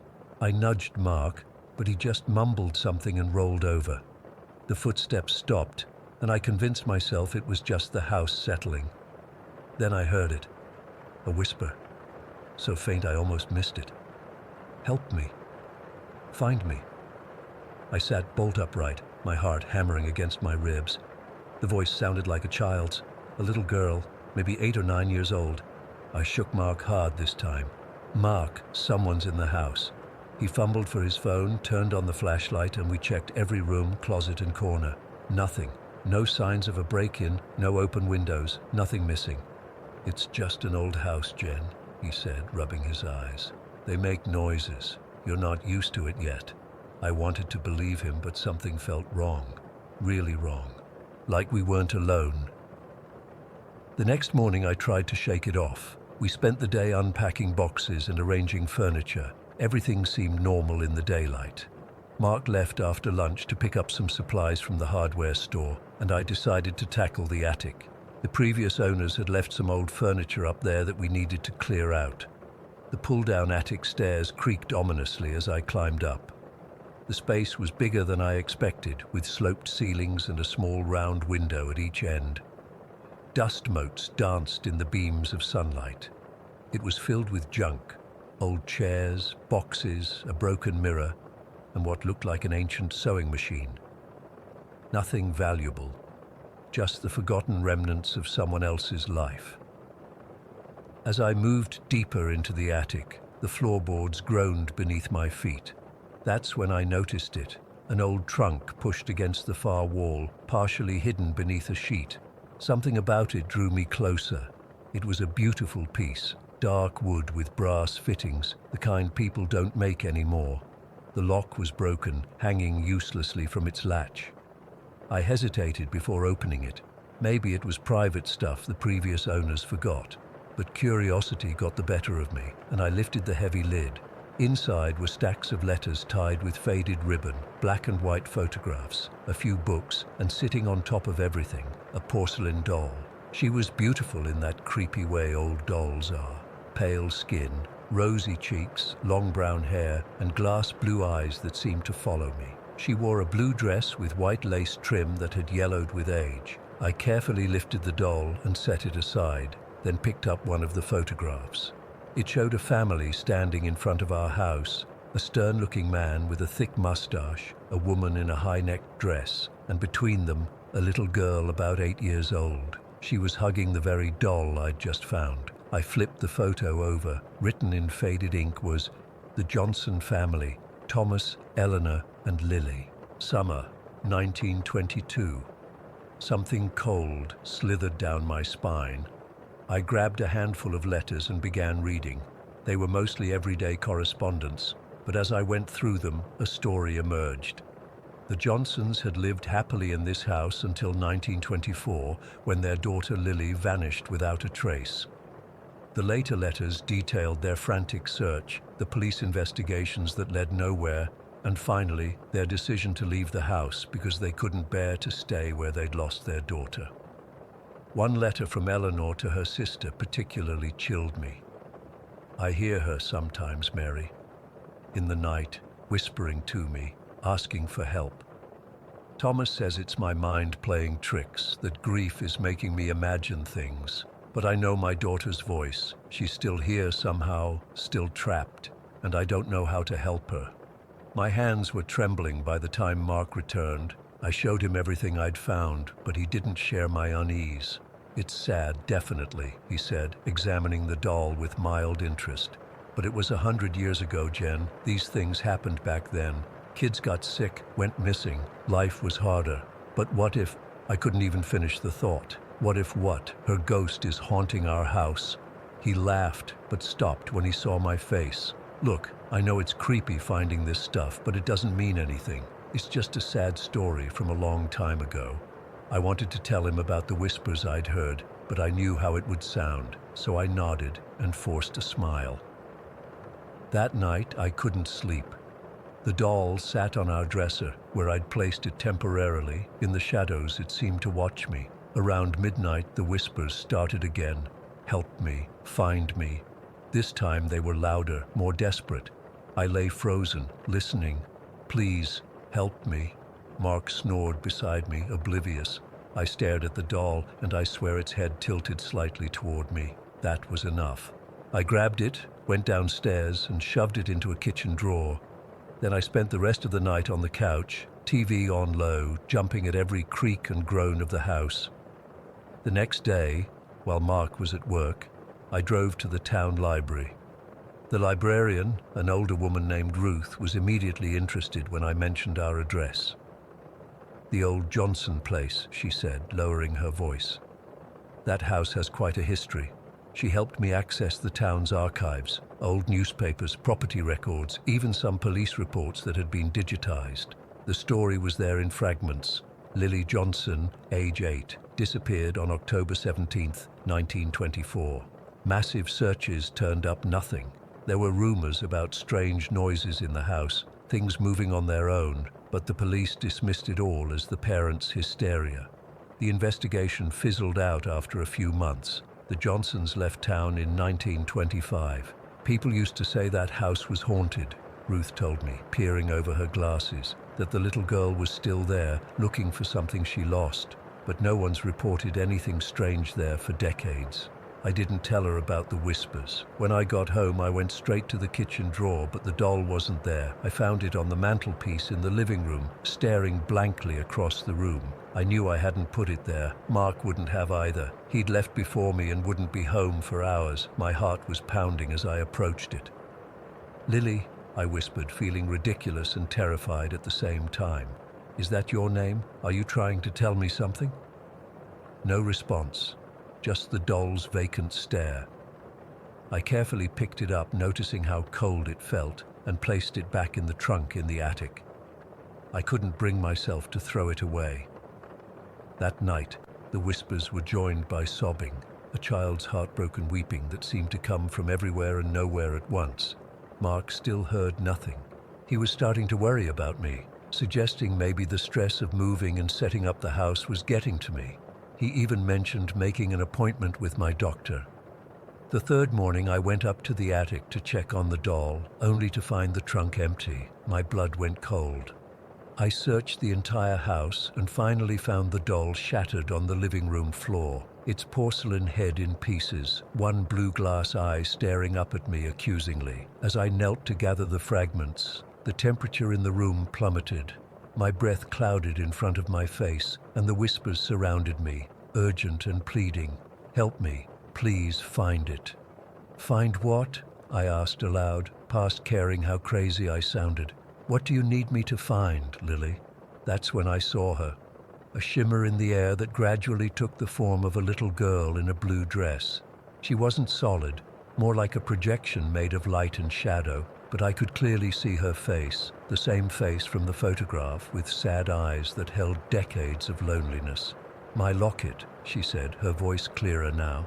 "He took my locket in the basement. Please find it." Then she was gone, and the room returned to normal. I stood there, clutching pieces of the broken doll, shaking uncontrollably. The basement. We'd barely gone down there since moving in, just to check the furnace and water heater. It was unfinished, with stone walls and a dirt floor in some areas, the perfect place to hide something you never wanted found. I grabbed a flashlight and descended the rickety wooden stairs. The basement was damp and smelled of mold and earth. Cobwebs hung from the low ceiling, and rusty tools lined the walls. I started in the corner farthest from the stairs, moving boxes and old paint cans, searching every inch. Hours passed. I was covered in dirt and sweat, had found nothing, and was ready to give up when my flashlight beam caught something protruding slightly from the dirt floor beneath an old workbench, a corner of dark wood. I dug with my hands, scraping away decades of packed dirt, until I uncovered a small wooden chest about the size of a shoebox. It wasn't locked. Inside, nestled on faded velvet, was a heart-shaped silver locket. With trembling fingers, I opened it. On one side was a tiny photograph of Lily, smiling. The other side was empty. The moment I touched the locket, a warmth spread through me, completely unlike the cold presence I'd felt before. The air shimmered again, and Lily appeared, but different this time, bright and clear, radiating joy. "You found it," she said, her voice like wind chimes. "Thank you. Now I can go home." "What happened to you, Lily?" I asked, barely able to speak. "He took my locket," she said simply. "The man who came to fix the furnace. I tried to stop him. We struggled. I fell." Her small hand gestured toward the stone wall. "He hid my locket and buried me somewhere else. No one knew. No one could hear me all these years." My stomach churned at the implication. This child had been murdered, her body hidden, her spirit trapped here for nearly 100 years because of a stolen necklace. "Thank you for believing in me," Lily said, her form growing brighter, "for hearing me when no one else would." She smiled once more, then dissolved into particles of light that swirled upward and disappeared. I sat there on the basement floor until Mark found me hours later, still clutching the locket, unable to explain through my tears what had happened. We contacted the police the next day. I told them about finding old letters mentioning a missing girl and discovering the locket hidden in the basement. I didn't mention the whispers or Lily's ghost. I didn't need to be written off as hysterical. They investigated and eventually found human remains buried behind the old carriage house on our property. DNA testing confirmed they belonged to Lily Johnson. Historical records identified a furnace repairman who had worked in several homes where valuables went missing. He died in 1938. Never suspected of anything worse than petty theft. Lily was finally given a proper burial next to her parents. I kept the locket, with the police's permission, since there were no living relatives to claim it. The whispers stopped after that night. The oppressive feeling that had filled the house since we moved in vanished, replaced by warmth and peace. We still live here, and we're expecting our first child, a little girl, in 4 months. Sometimes I swear I hear a child's laughter mingling with the normal sounds of our old house, but it doesn't frighten me anymore. I never believed in ghosts before. Now I know better. Sometimes they're not trying to scare us. Sometimes they just need someone to listen. Story 9. I never thought something like this could happen to me. I was always the strong one in my friend group, the person everyone came to for advice and support. I had my life together. Good job, active social life, plans for the future. That all changed 3 years ago after a seemingly innocent encounter with a group of Norwegian artists at a gallery opening in Oslo during my work trip. I was there for just 2 weeks, representing my company at a tech conference. I thought visiting a local art exhibition would be a good way to experience the culture. The gallery was in an old warehouse, dimly lit with strange symbols painted on the floors that I just assumed were part of the artistic aesthetic. The artists themselves seemed fascinating at first, intellectual, well-spoken, with this intense energy that drew me in. I remember one of them, a tall man with striking blue eyes, talking to me about the deeper connections between consciousness and reality. I thought it was just typical artist talk, you know. Now I realize it was the beginning of something terrible. I exchanged contact information with them before leaving. They said they had some private exhibits that weren't for the general public. I was flattered to be invited into what seemed like an exclusive artistic circle. It felt special. Looking back, I can pinpoint the exact moment everything changed. It was when I got back to my hotel room that night and opened the digital catalog they had sent me. The catalog wasn't just art. Between images of their work were pages of text in a language I didn't recognize, with diagrams that made my head hurt to look at. I remember feeling dizzy, then a strange pressure behind my eyes. I closed the file and went to bed, assuming I was just tired from jet lag and maybe one too many glasses of wine at the gallery. I woke up around 3 in the morning to what I can only describe as voices in my head. Not auditory hallucinations. I wasn't hearing them with my ears, but clear, distinct voices speaking directly into my thoughts. At first, I thought I was dreaming, but when I sat up and turned on the light, they continued. They knew my name. They knew things about me I'd never told anyone. "We see you," one voice said, distinctly female with a Norwegian accent. "We've been waiting for someone like you." Another voice, male this time. "Your mind is open to us now. The connection has been established." I was terrified. I took a shower, hoping the sensation would go away. It didn't. I tried playing music through my headphones to drown them out, but somehow they either spoke over it or, and this still freaks me out, they could manipulate what I was hearing so their voices came through instead of the music. By morning, I was exhausted and scared. I had a conference presentation that day, but I could barely focus. The voices kept interrupting my thoughts, inserting comments that undermined everything I was trying to do. "You're going to fail. Everyone can see how pathetic you are. We can make them all hate you with a thought." I somehow got through my presentation, though I'm sure I seemed off. Afterward, I started getting messages from the artists asking how I was enjoying their gift. That confirmed they were behind whatever was happening to me. I blocked their numbers and emails immediately, but it made no difference to the voices. That night, they wouldn't let me sleep. Every time I started to drift off, they'd jolt me awake with a scream or a horrible image forced into my mind. I saw myself dying in various ways, saw my family suffering, saw things I can't even describe. By sunrise, I was a mess, shaking, crying, and desperate. I flew home early, making up an excuse about a family emergency. I thought maybe distance would help. It didn't. If anything, it got worse. The voices became more organized, more methodical in their approach. They weren't just random harassment anymore. They were systematically working to break down who I was. They started attacking my confidence first. Every achievement in my life was reframed as a fluke or something I didn't deserve. They'd force me to remember moments of insecurity from my childhood, but twist the memories so they were more humiliating, more painful. They could access every memory I had, even things I'd forgotten. They'd bring up a random moment from when I was 8 years old and tell me how it proved I was worthless. Remember when you wet yourself in second grade? Everyone saw. Everyone has always known you're disgusting. Your mother never loved you. We can see her thoughts in your memories. She was always disappointed.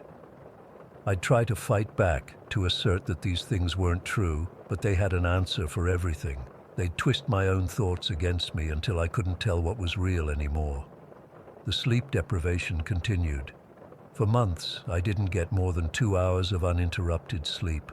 They'd wake me at the same times each night, 3:15, 4:23, 5:07, with jolts of panic or terrible nightmares. Then they'd immediately start in with the mental attacks. I started losing grip on who I was. I had always been confident, outspoken, ambitious. They systematically attacked those traits. If I tried to assert myself in a meeting at work, they'd flood my mind with crippling self-doubt until I'd stammer and back down. If I tried to pursue a goal, they'd create so much mental static I couldn't concentrate. The most disturbing part was how they tried to reshape my sexuality.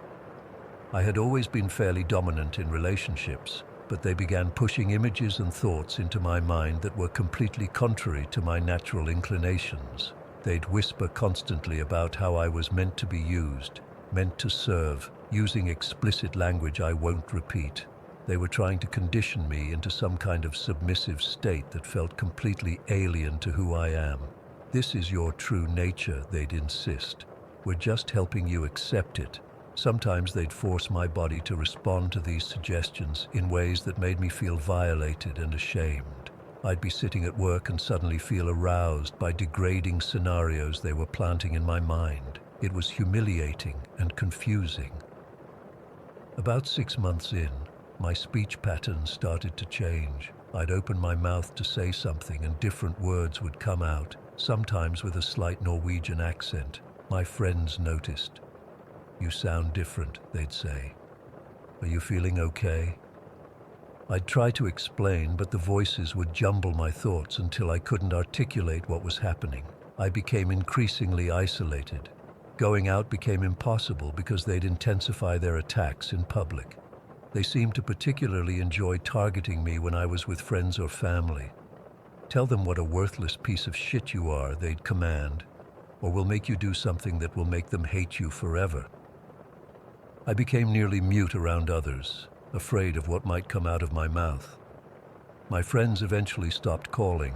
My family thought I was having some kind of breakdown, which I guess I was, but not for the reasons they assumed. The occultists were explicit about their intentions.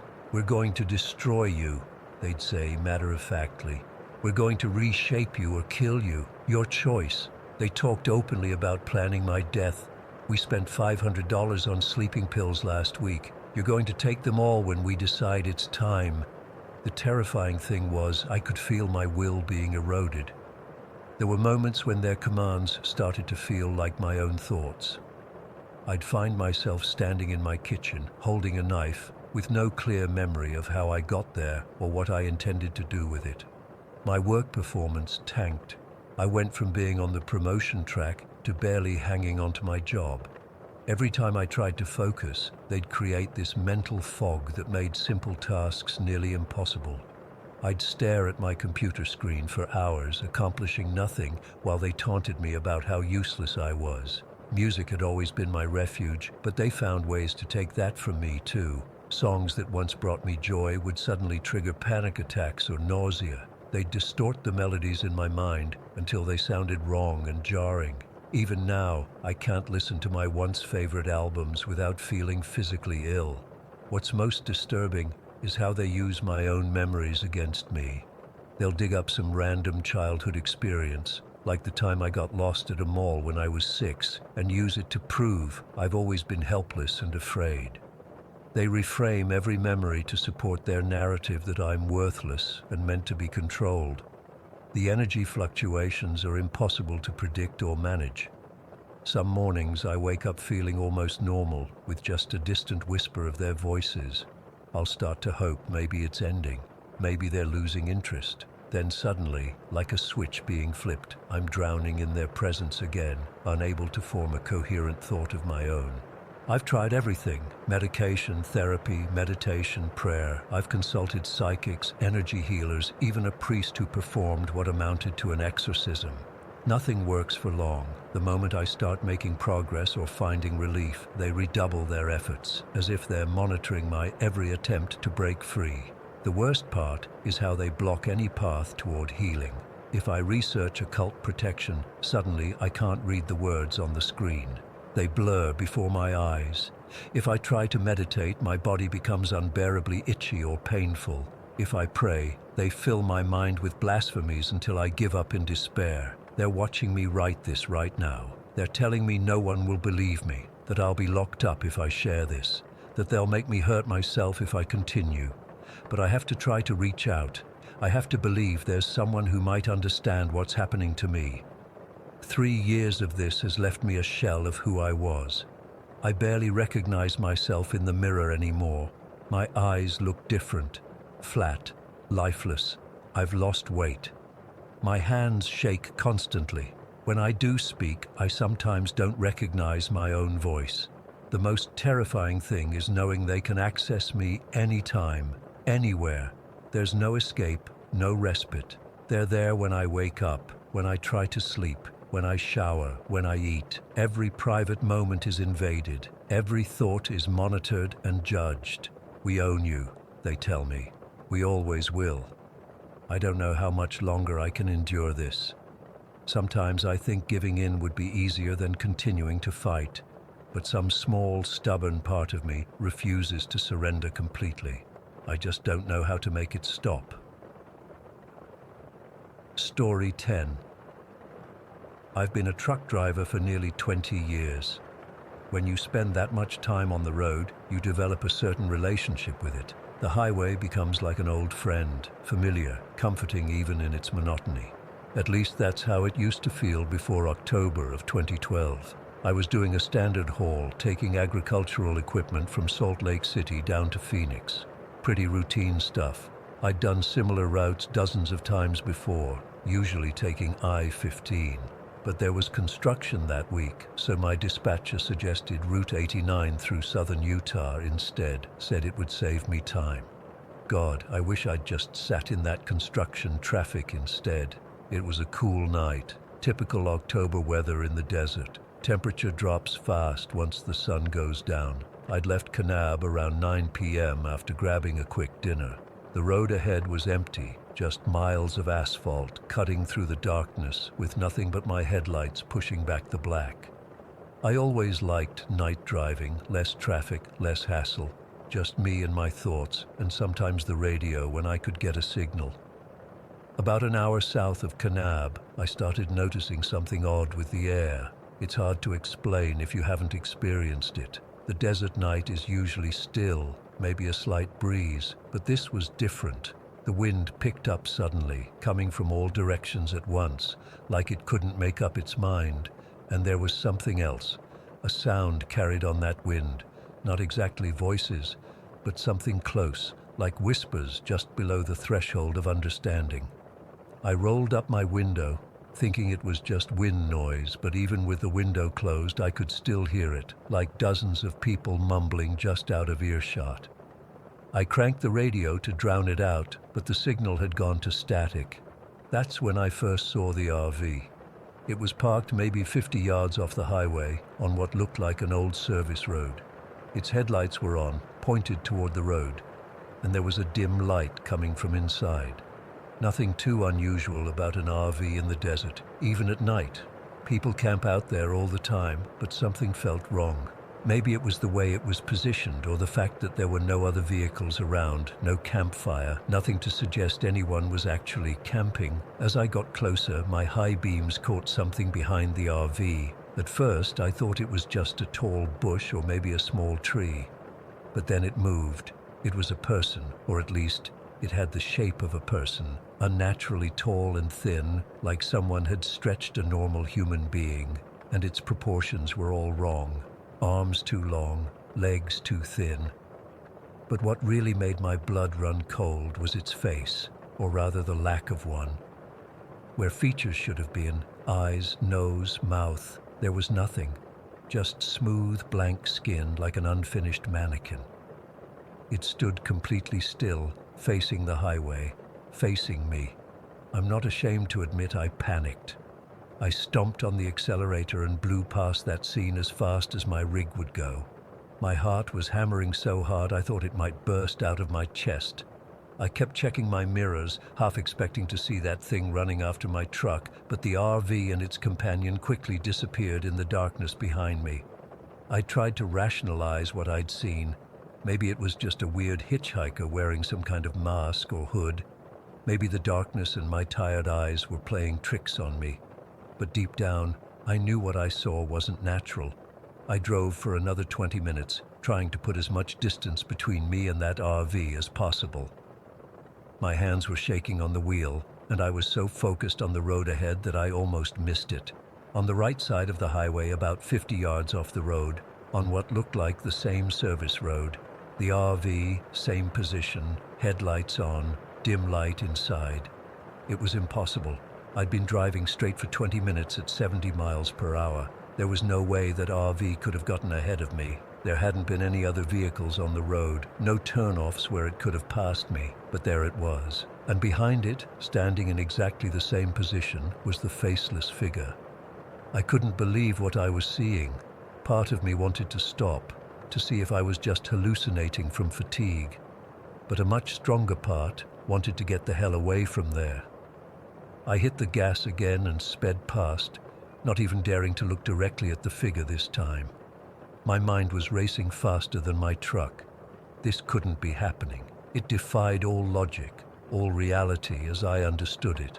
I needed to talk to someone to confirm I wasn't losing my mind. About 10 miles ahead, my GPS showed a gas station, just a small place, probably one of those combination gas station/convenience stores you find in rural areas. I pulled in, my tires screeching slightly on the pavement. The place looked ancient, with old-style pumps and a single flickering light over the entrance. I half expected it to be closed, but there was a dim light inside.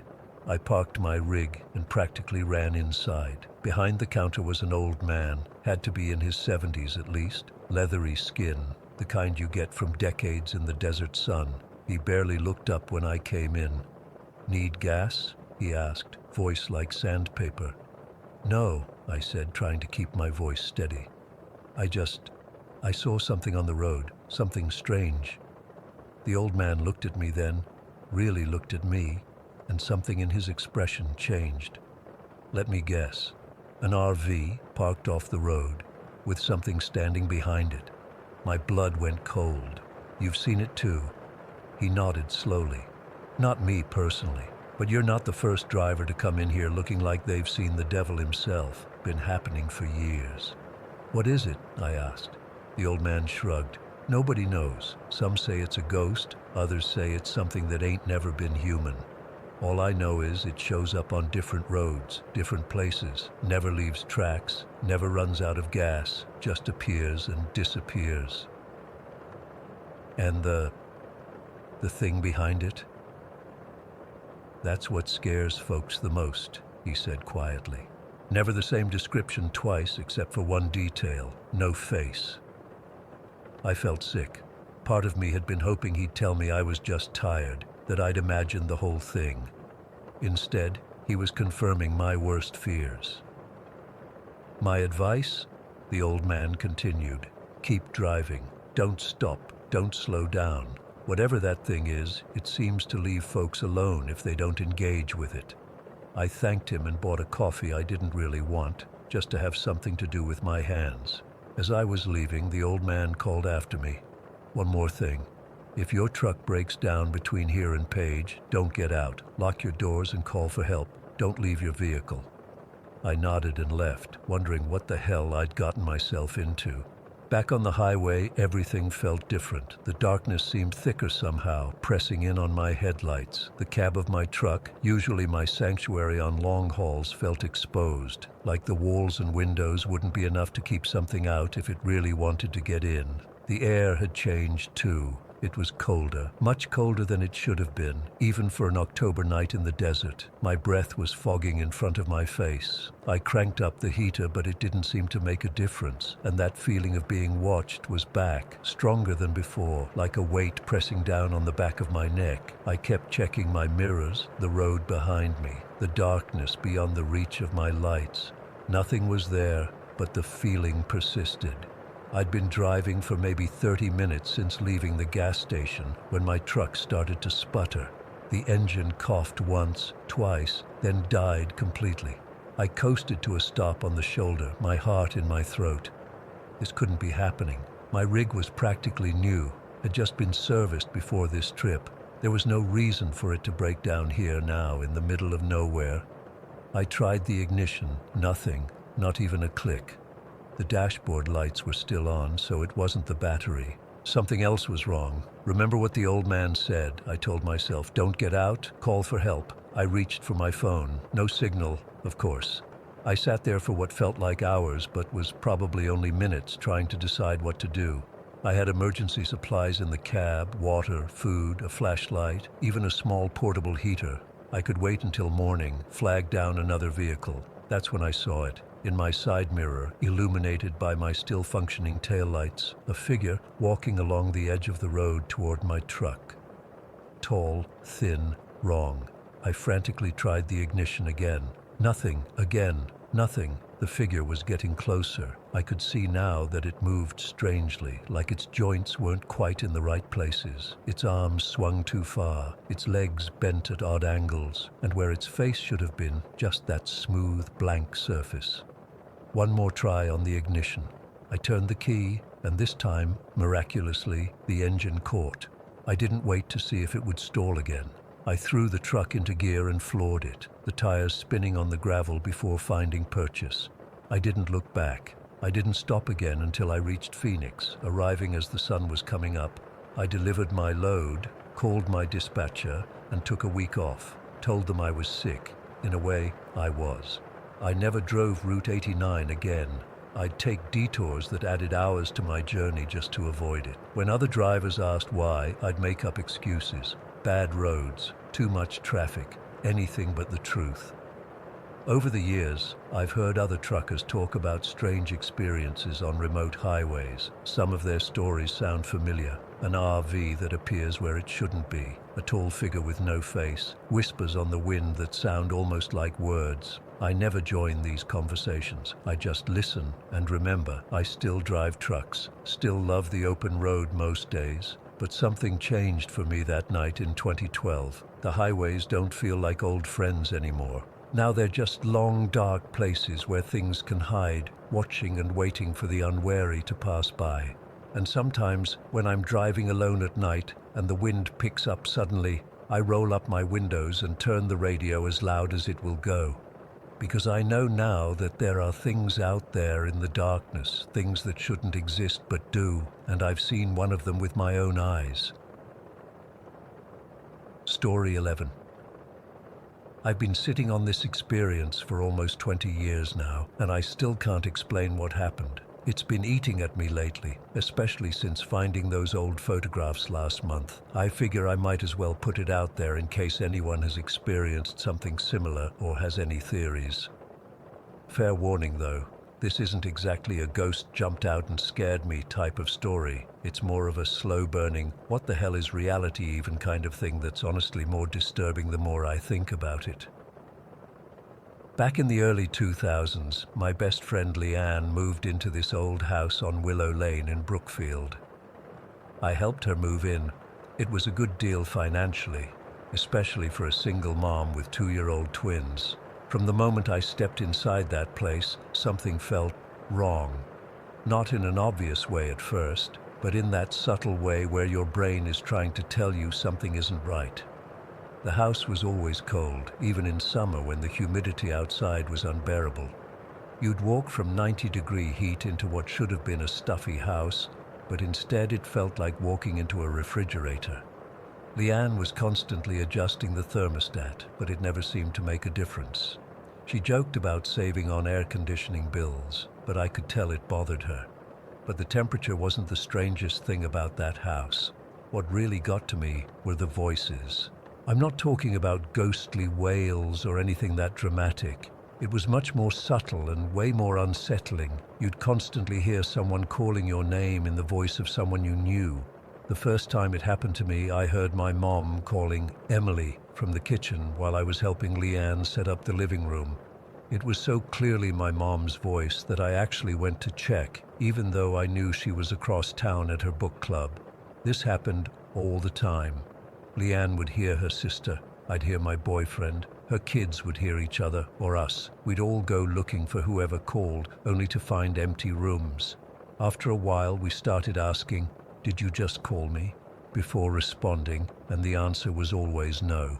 The kids seemed to adjust to it better than we did. They were so young, just 2 when they moved in, and I guess when you're a kid, weird shit is just part of learning about the world. But Leanne was always on edge. She'd wake up in the middle of the night convinced someone was standing over her bed, watching her. The kids would talk about the quiet man who stood in the hallway outside their room. When Leanne asked them what he looked like, they just said, "He's tall," and went back to playing like it was the most normal thing in the world.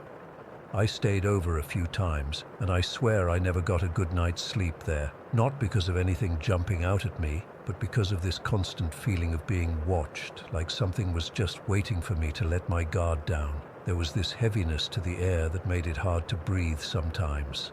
Leanne only lasted in that house for about 14 months before she couldn't take it anymore. The final straw was when she found both twins standing in their closet at 3 in the morning, staring at the wall. When she asked what they were doing, they both turned to her with these blank expressions and said, "He told us to wait here." She had them out of that house within a week. Fast forward to last month. Leanne, her brother Mike and I were having drinks, reminiscing about old times. The conversation somehow turned to that house on Willow Lane, which apparently burned down in 2013. No one was hurt, thankfully. It had been vacant for a while by then. We were laughing about some of the weird experiences we'd had there when Leanne suddenly got serious and asked, "Do you remember the pantry?" I knew exactly what she was talking about. "You mean those tall white doors with the squares running down them, with that old-fashioned silver hook and eye latch?" Leanne's face went pale. She finished my sentence. "And it always stuck when you tried to close it." "Yeah," I said, "the one off the kitchen near the back door. I remember you kept your canned stuff on the left side and baking supplies on the right." Leanne nodded slowly. "I asked Mike about it last week, and he described it exactly the same way. The thing is," she pulled out her phone and started scrolling through photos. "I was digitizing our old family albums, and I found these pictures from when we lived there.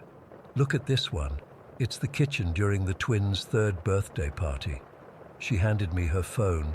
The photo showed the kitchen I remembered. Yellow walls, white cabinets, the worn linoleum floor. But something was off. I stared at it for a minute before I realized what was wrong. "Where's the pantry?" I asked. "Exactly," Leanne said. "Look at this one from Christmas that same year." She showed me another photo.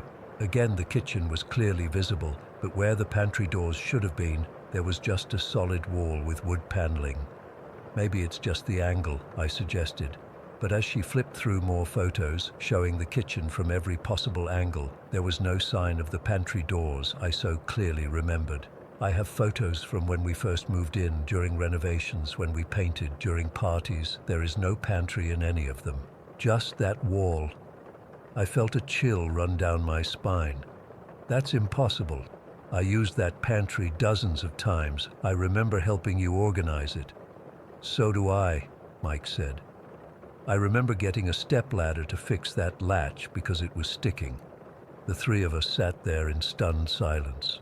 Three different people with the exact same detailed memory of a pantry that, according to photographic evidence, never existed. Maybe we're all remembering a different house? I suggested weakly. I only lived in one house in Brookfield, Leanne said. And look, here's the twins in front of the fireplace. That's definitely the Willow Lane house. The more we talked about it, the more details we all remembered about this non-existent pantry. The slight smell of nutmeg that always lingered inside it, the way the floorboard just inside would creak, the small chip in the paint on the lower left corner of the right door. But the really unsettling part, I don't just remember seeing the pantry, I remember being inside it. I remember the physical experience of walking into that space, of reaching for items on those shelves, of feeling that cool, dry air that was distinct from the rest of the kitchen. Leanne remembered something else too, something she hadn't thought about until our conversation. One day she'd gone to get something from the pantry and found one of the twins sitting inside on the floor. When she asked what he was doing, he said, "Talking to the man who lives in the wall." She'd brushed it off as imaginary friend stuff at the time. Over the next few days, I dug through my own photos from that period. I found a few shots I'd taken at a dinner party at Leanne's, including several of the kitchen. Just like in Leanne's photos, there was no pantry, just that wood-paneled wall. I even found a photo where I'm leaning against the very wall where I remember the pantry being. I called a mutual friend who had visited the house several times. Without prompting her with details, I asked if she remembered a pantry in Leanne's old house. "Of course," she said, and proceeded to describe the exact same doors with squares, the same silver latch. When I told her about the photos, she insisted I was mistaken. I used to help Leanne put groceries away in there all the time. This has been driving me absolutely crazy. How can four people have the exact same detailed memories of something that photographic evidence says never existed? I'm a rational person. I believe in evidence, in science, but I also trust my own experiences, my own memories. I've gone back to Willow Lane, or at least where the house used to stand. There's a new construction there now, some modern monstrosity that looks nothing like the old house. I stood on the sidewalk trying to mentally reconstruct the layout of Leanne's house. In my mind, I can still walk through the front door, turn right into the living room, continue through to the kitchen, and see those white pantry doors with their silver latch. But according to every photograph, every piece of physical evidence we have, that pantry never existed. The worst part is that it makes me question every other memory I have of that house. If we all somehow fabricated an entire pantry, what else might we have imagined? Were the voices we heard real, the constant feeling of being watched, the inexplicable cold, or were these just more shared delusions? I don't have answers. I just know that three of us, four counting our other friend, have vivid, consistent memories of a space that apparently never existed in a house that always felt wrong, a house where we constantly heard voices that weren't there, a house that eventually burned to the ground. I still dream about that pantry sometimes. In my dreams, I'm standing in Leanne's kitchen, staring at those white doors with the squares running down them. Sometimes I open them and find just a normal pantry inside. But sometimes, when I pull on that silver latch, the doors open onto an endless darkness, a void that seems to go on forever. And sometimes, just sometimes, I think I see something moving in that darkness, something watching and waiting, and I wake up wondering, was it the pantry that wasn't real, or is it the photos that are lying? Story 12. I still can't fully explain what happened 3 nights ago, and honestly, I'm afraid to go to sleep again tonight. My girlfriend Eliza and I have been living in our quiet Pinecrest home for almost 2 years now. It's a small suburban community where nothing ever happens, you know the type. 2-car garages, neighborhood barbecues, kids riding bikes in cul-de-sacs, the kind of place where we finally felt safe enough to be ourselves. That night started like any other. We had dinner, I made pasta, watched a couple episodes of that new crime show everyone's been talking about, and went to bed around 11. Our cat Milo was curled up in his bed in the living room, completely zonked out after playing with his new toy mouse all evening. Eliza had mentioned being tired from work. She's an ER nurse and had just finished a double shift, so she fell asleep almost immediately. I stayed up scrolling through my phone for maybe 20 minutes before drifting off myself. I'm usually a pretty deep sleeper. Eliza jokes that a tornado could rip through our bedroom and I'd sleep right through it. But that night, something jerked me awake. It was Eliza's movement, violent, sudden, followed by this awful gasp cry that I'll never forget. It sounded like pain and surprise mixed together. I fumbled for my phone to check the time. It was around 3:20 in the morning, and then turned on my bedside lamp. Eliza was sitting bolt upright, clutching the side of her head, her eyes wide with shock. "What's wrong?" I asked, still groggy and confused. "My head," she whispered. "Something hurt my head." My first thought was that she was having one of her migraines. She gets them sometimes, especially after stressful shifts, but this seemed different, more acute, more specific. "Let me see," I said, gently moving her hand away from her face. What I saw made my stomach drop. There was a deep, fresh scratch running from her right eyebrow up into her hairline. Not just a surface scratch either. This was red, angry, and actively bleeding in spots. It looked like someone had taken a sharp blade and dragged it across her skin with force. "What the hell?" I breathed, fully awake now. "How did this happen?" Eliza looked just as confused as I felt. "I don't know," she said. "I was asleep, and then suddenly felt this sharp pain that woke me up. I got up and flipped on the overhead light to get a better look. That's when I noticed it wasn't just the one scratch. There was another thin, razor-like scratch on her right hand, extending from her thumb up toward her wrist. It had this weird skip in it, like whatever caused it had lifted and then pressed down again. Her nose had a small amount of blood in the right nostril, and most disturbing of all, there were what looked like fingernail impressions, tiny puncture marks on her forehead near the hairline.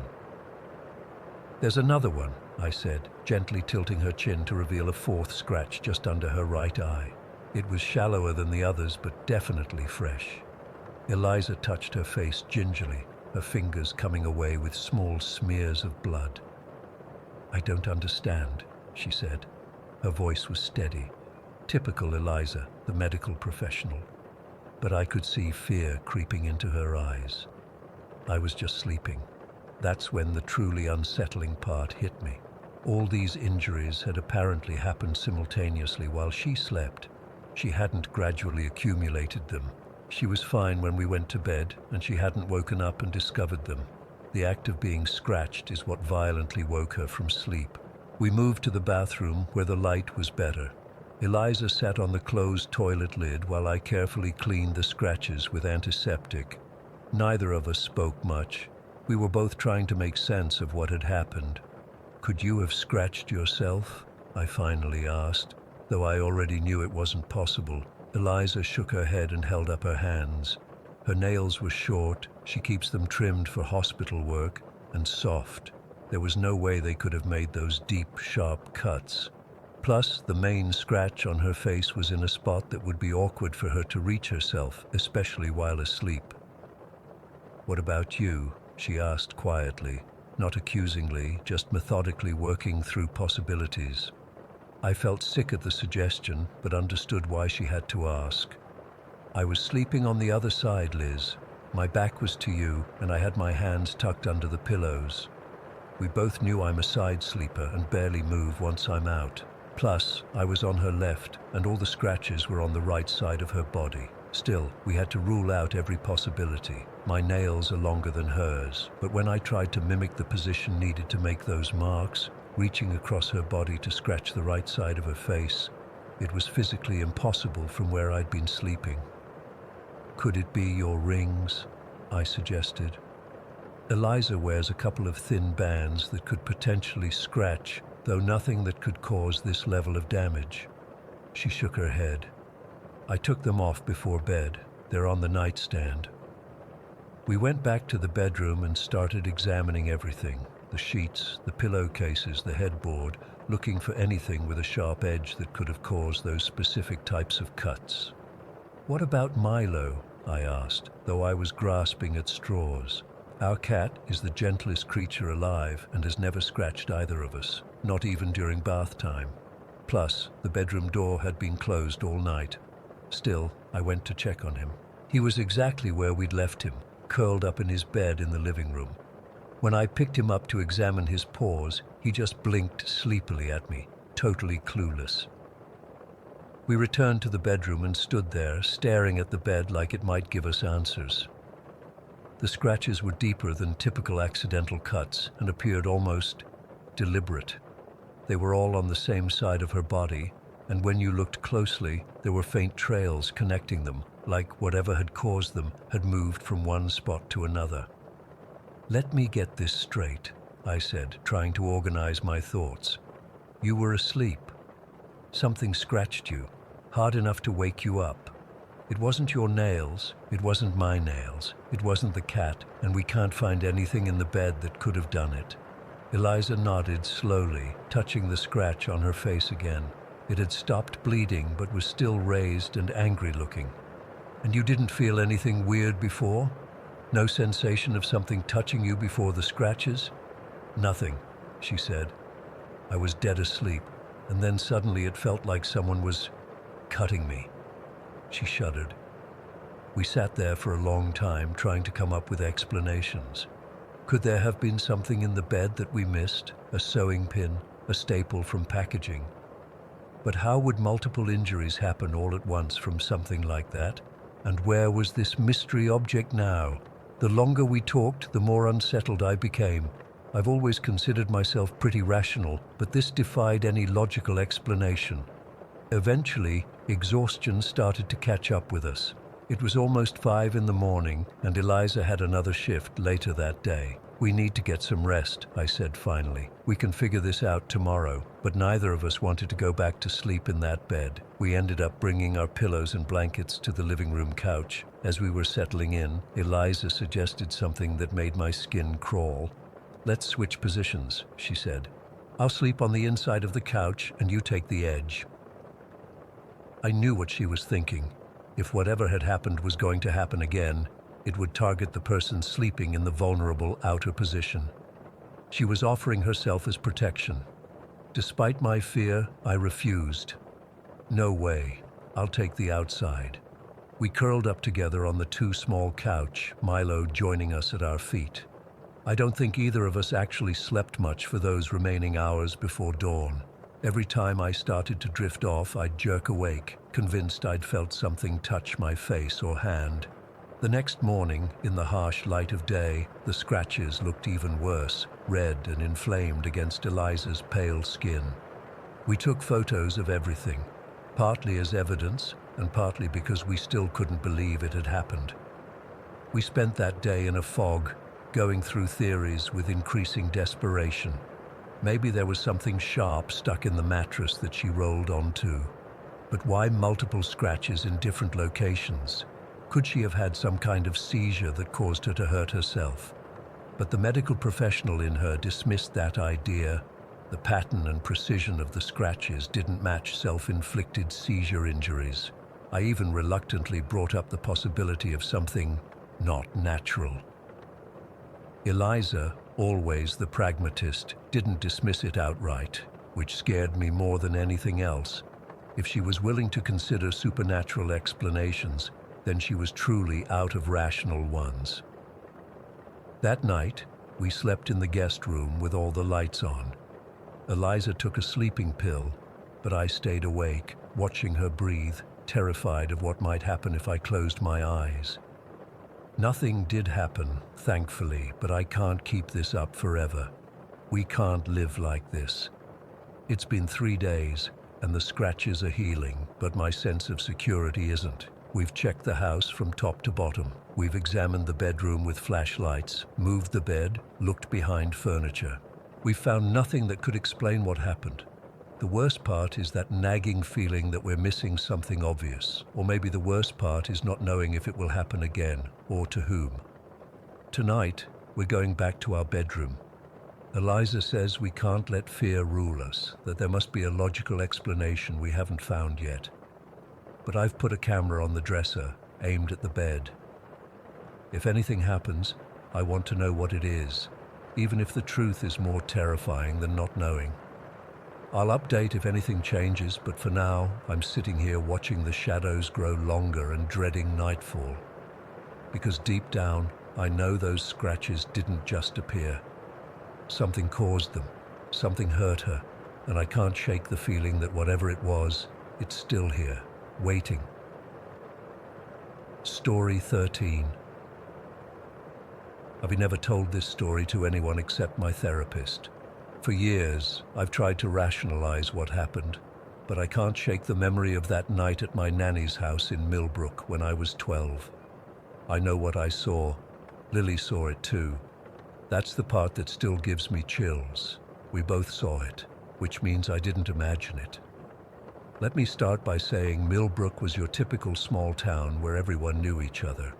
My parents had divorced when I was 9, and my mom and I lived with my grandparents for a while until Mom could get back on her feet. My nanny, what I called my grandmother, watched me after school most days, since Mom worked late shifts at the hospital. It happened on a Friday in October. I remember because there was a half day at school, and Lily had gotten permission to come over. We were best friends since kindergarten, the kind who finished each other's sentences and had about 1 million inside jokes. That afternoon, we were playing this point-and-click computer game on my nanny's ancient desktop computer. It was one of those mystery games where you have to find hidden objects and solve puzzles. The computer desk faced away from the door, but there was this old mirror on the wall that partially reflected the hallway behind us. That's important to understand for what happened next. It must have been around 4 in the afternoon. My grandfather was out bowling with his friends, and Nanny was in the kitchen making dinner. Mom wasn't supposed to be home until after 8. She always worked Friday evenings. Lily and I had been playing for maybe 2 hours, taking turns with the mouse, when I noticed something in the mirror. At first, I thought it was just a shadow, but then I saw it was a person. I turned around, and Lily must have noticed my reaction because she turned too. Standing at the end of the hallway was what looked exactly like my mother, but something was wrong.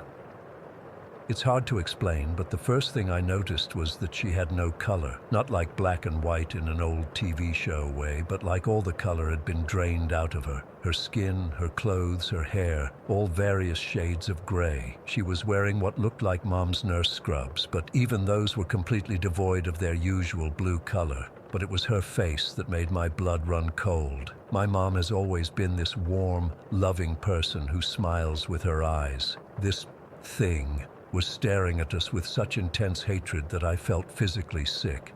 Its eyes were fixed on us, unblinking, with this expression I've never seen on my actual mother's face, not even during her worst fights with my dad. Pure malice. That's the only way I can describe it. I remember whispering, "Mom," and Lily grabbing my arm so hard her nails dug into my skin. The figure didn't respond. It just kept staring with that horrible expression for what felt like forever, but was probably only a few seconds. Then, without breaking eye contact with us, it slowly turned and walked into my grandfather's bedroom, which was right next to where my nanny slept. Neither of us moved at first. I was frozen, trying to process what I'd just seen. Lily was the first to speak. "Was that your mom? Why did she look so weird?" So she'd seen it too. That's when real fear set in. Because if Lily saw it, then I wasn't crazy.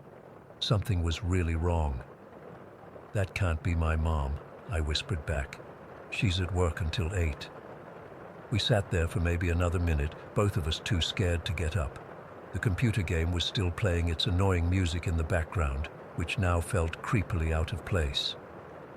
Finally, curiosity overcame our fear and we decided to investigate. Safety in numbers, right? We got up together, holding hands like little kids crossing the street. The hallway seemed much longer than usual as we approached my grandfather's room. The door was ajar, just as the figure had left it. I remember noticing my hand was shaking as I pushed it open wider. The room was empty, completely empty. The bed was made, the curtains were drawn, and there was nowhere anyone could hide. Not in the closet, which was filled with my grandfather's golf clubs and boxes, and not under the bed, which was too low to the ground.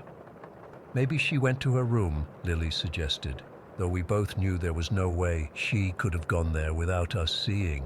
There was no connecting passage between the rooms, and the only way out was back through the hallway where we'd been sitting. Still, we checked. We went to my mother's room, which was across the hall, and found her sound asleep on her bed. This made absolutely no sense. Mom had severe insomnia. It sometimes took her hours to fall asleep, and she'd been working all day.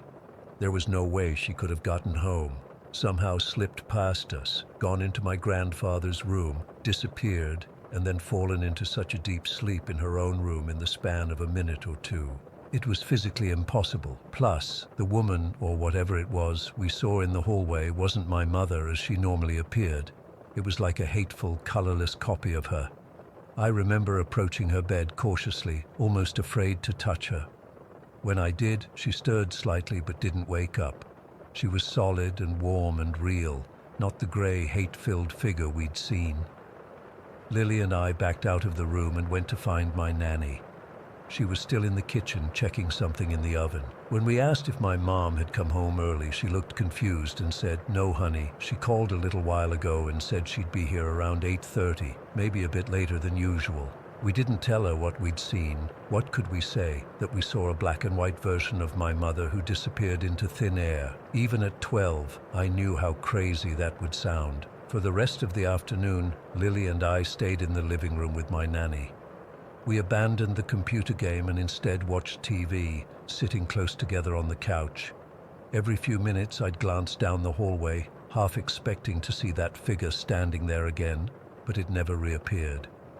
When my real mother came home that night, in full color, with her normal kind eyes, I felt relieved, but still unsettled. She hugged me as she always did, asked about my day, and there was nothing unusual about her behavior. I watched her carefully during dinner, looking for any sign that she knew something strange had happened, but there was nothing. That night, I couldn't sleep. I kept thinking about what we'd seen and what it could mean. Was it a ghost, some kind of doppelganger, and why did it look at us with such hatred? As the years went by, I tried to convince myself it had been a trick of the light or an overactive imagination, but deep down I knew what I'd seen, and more importantly, Lily had seen it too.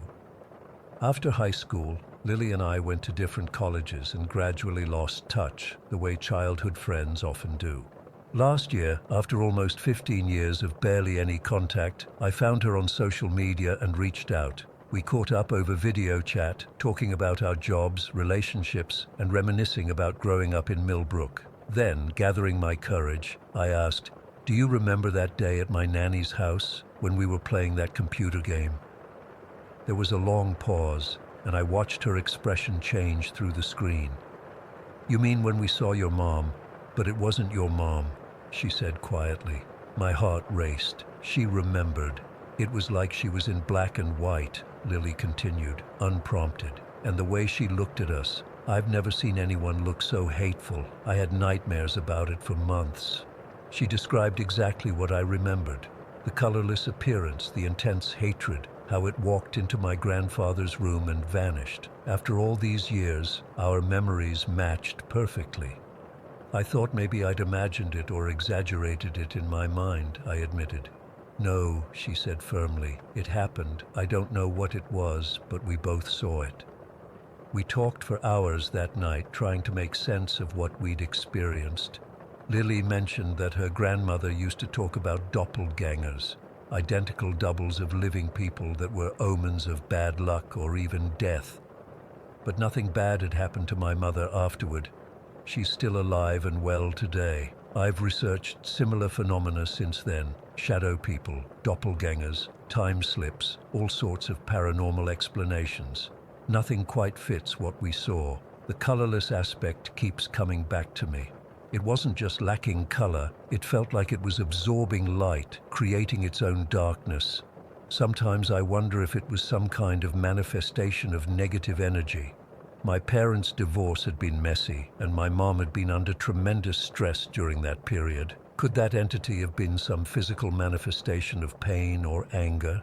But that doesn't explain why it appeared as my mother specifically, or why it looked at us with such hatred. What frightens me most, even now as an adult, is the thought that this thing, whatever it was, might still be out there, that it might return someday, and that next time it might do more than just stare. I've never seen anything like it since that day, but I still occasionally check mirrors for reflections that shouldn't be there.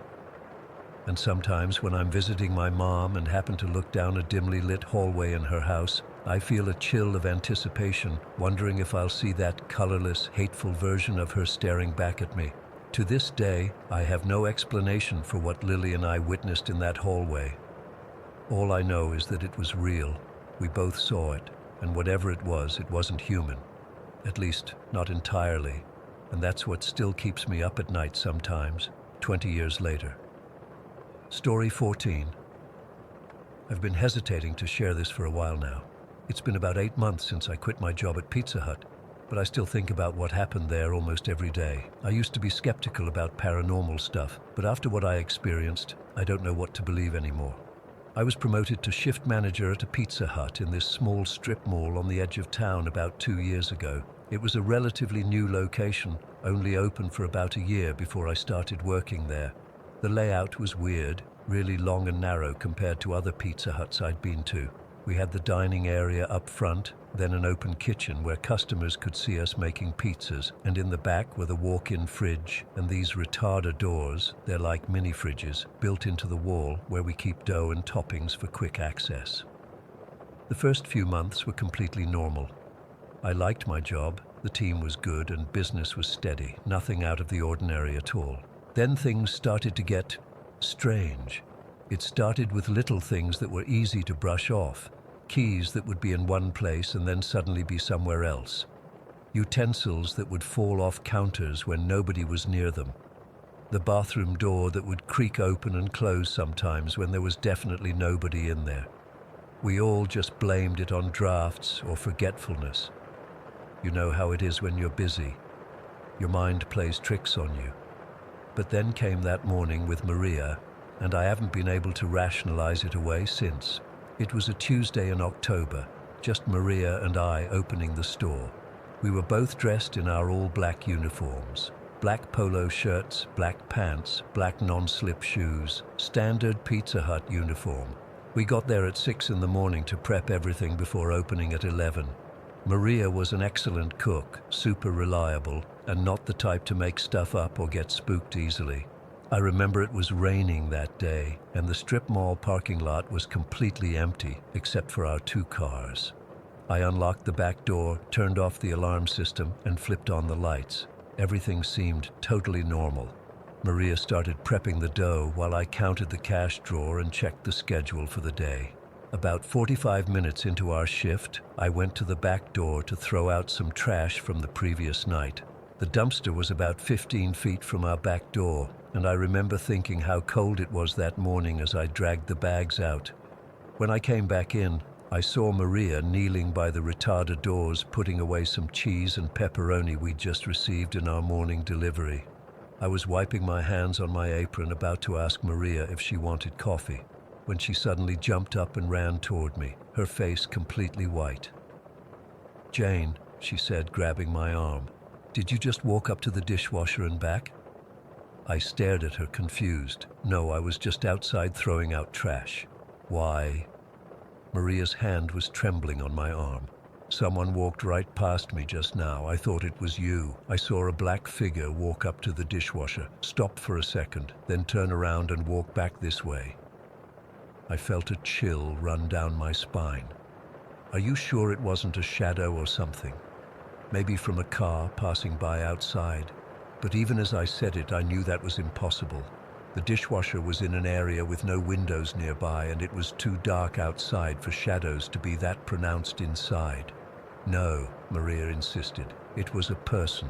I saw them clearly, all in black, like our uniforms. I thought it was you, but then I realized you couldn't have gotten from the dishwasher to the back door that fast. We searched the entire restaurant together, checked the bathrooms, the dining area, the office, the walk-in fridge, everywhere. All the doors were still locked. No one else was there. We even checked the security footage, but our camera system only covered the registers and the dining area, not the kitchen or back areas. I tried to calm Maria down, saying maybe she was tired or her eyes were playing tricks on her, but I could tell she was genuinely shaken. So was I, though I tried not to show it.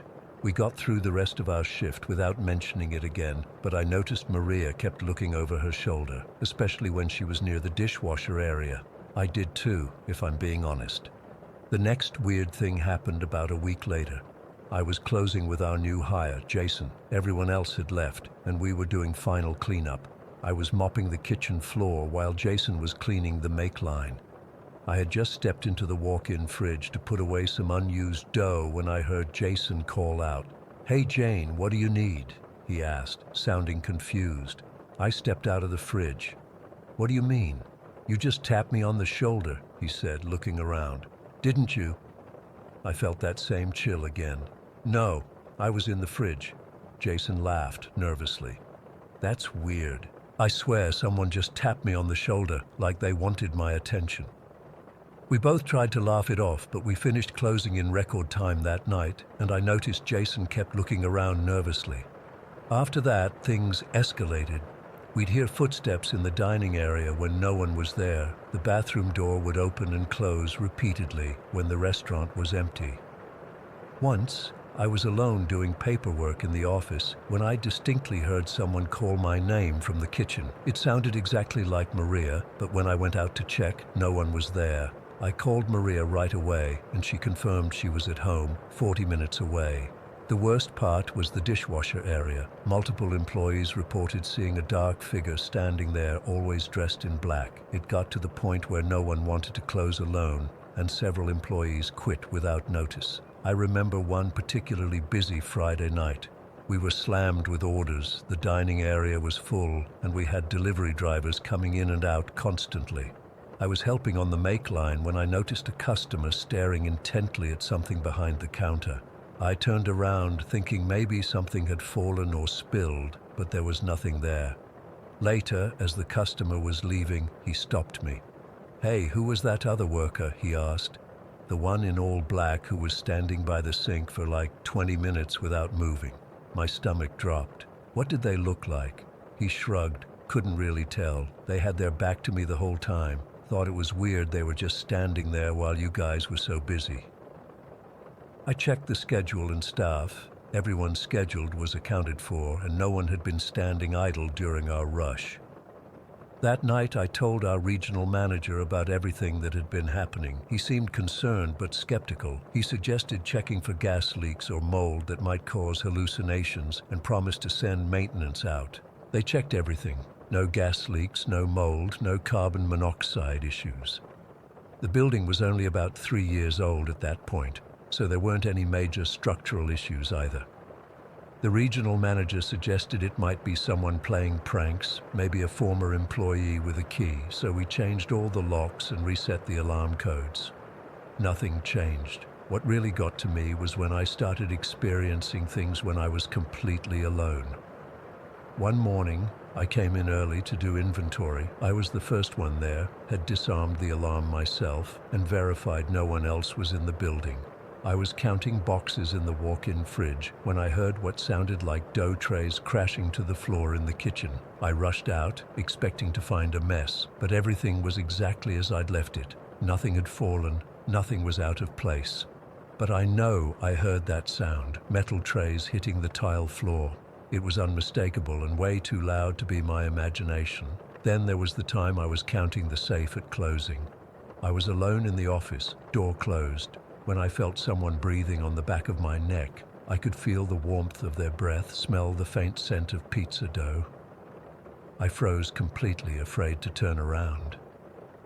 After what felt like forever, I finally spun around, and of course no one was there. But the office felt ice cold suddenly, even though it had been normal temperature a moment before. We had a complete staff turnover within 6 months. New employees would start, experience something weird within a few weeks, and quit. Some didn't even give notice. They just never came back after certain shifts. It got so bad that the regional manager had to pull people from other locations to keep our store running. The final straw for me happened during another opening shift. I was there with 2 other employees, both fairly new. I was showing them how to prep the dough for the day when all 3 of us heard someone knocking on the walk-in fridge door from the inside. We all froze and looked at each other.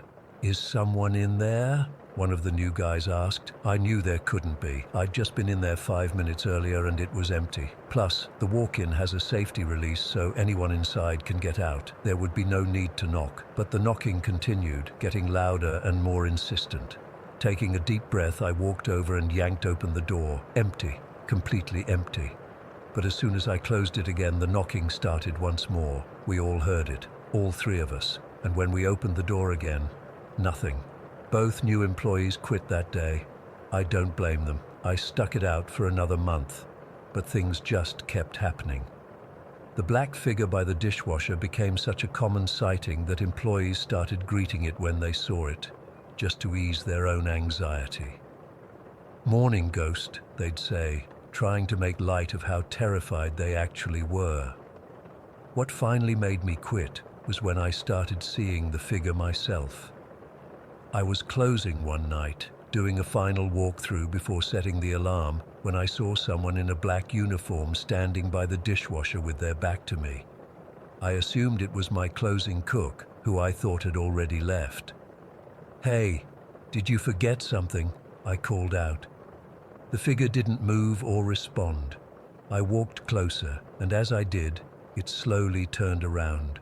But where there should have been a face, there was just darkness, a black void where features should be. I stood frozen as it looked at me, or at least seemed to be looking at me, for several long seconds. Then it simply faded away, like someone turning down the opacity on a photo. I set the alarm, locked up, and never went back. Sent my resignation by email that night. I still don't know what was happening at that Pizza Hut. I've tried researching the location, thinking maybe something happened on that land before the strip mall was built, but I couldn't find anything significant. Some of my former co-workers say the place is still haunted. The regional manager eventually transferred to another district. The turnover is still incredibly high. Sometimes I drive by that strip mall and look at the Pizza Hut. It's still open, still serving customers. From the outside, it looks completely normal, but I wonder if new employees are still seeing that black figure by the dishwasher, still hearing knocks from empty rooms, still feeling watched when they're alone. I don't have an explanation for what happened there. I just know what I experienced, what I saw, what I felt, and I know I'm never setting foot in that building again. Story 15. I've always been able to sense things others can't. It's been a part of me since I was little, this weird ability to feel the presence of spirits around me. Most of the time, I keep it to myself. People tend to look at you funny when you start talking about seeing dead people. But what happened last month at Ontario Cemetery still has me shaken, and I need to put it down somewhere, even if most who read this will think I'm making it all up. It was a Tuesday afternoon in late October. The weather had just started to turn cold, and the trees were showing off their fall colors.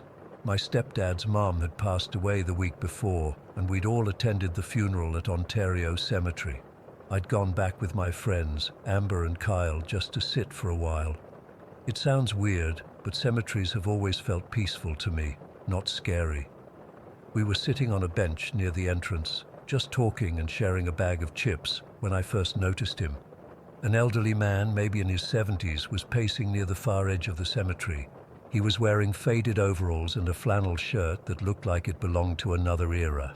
What caught my attention wasn't just his old-fashioned clothes, but the way he moved, disoriented, confused, muttering to himself as he walked back and forth along the same 10-foot stretch of grass. Something about him made my skin prickle. That familiar feeling crept up my spine, the one I get when there's a spirit nearby. "I'll be right back," I told my friends, standing up. "Where are you going?"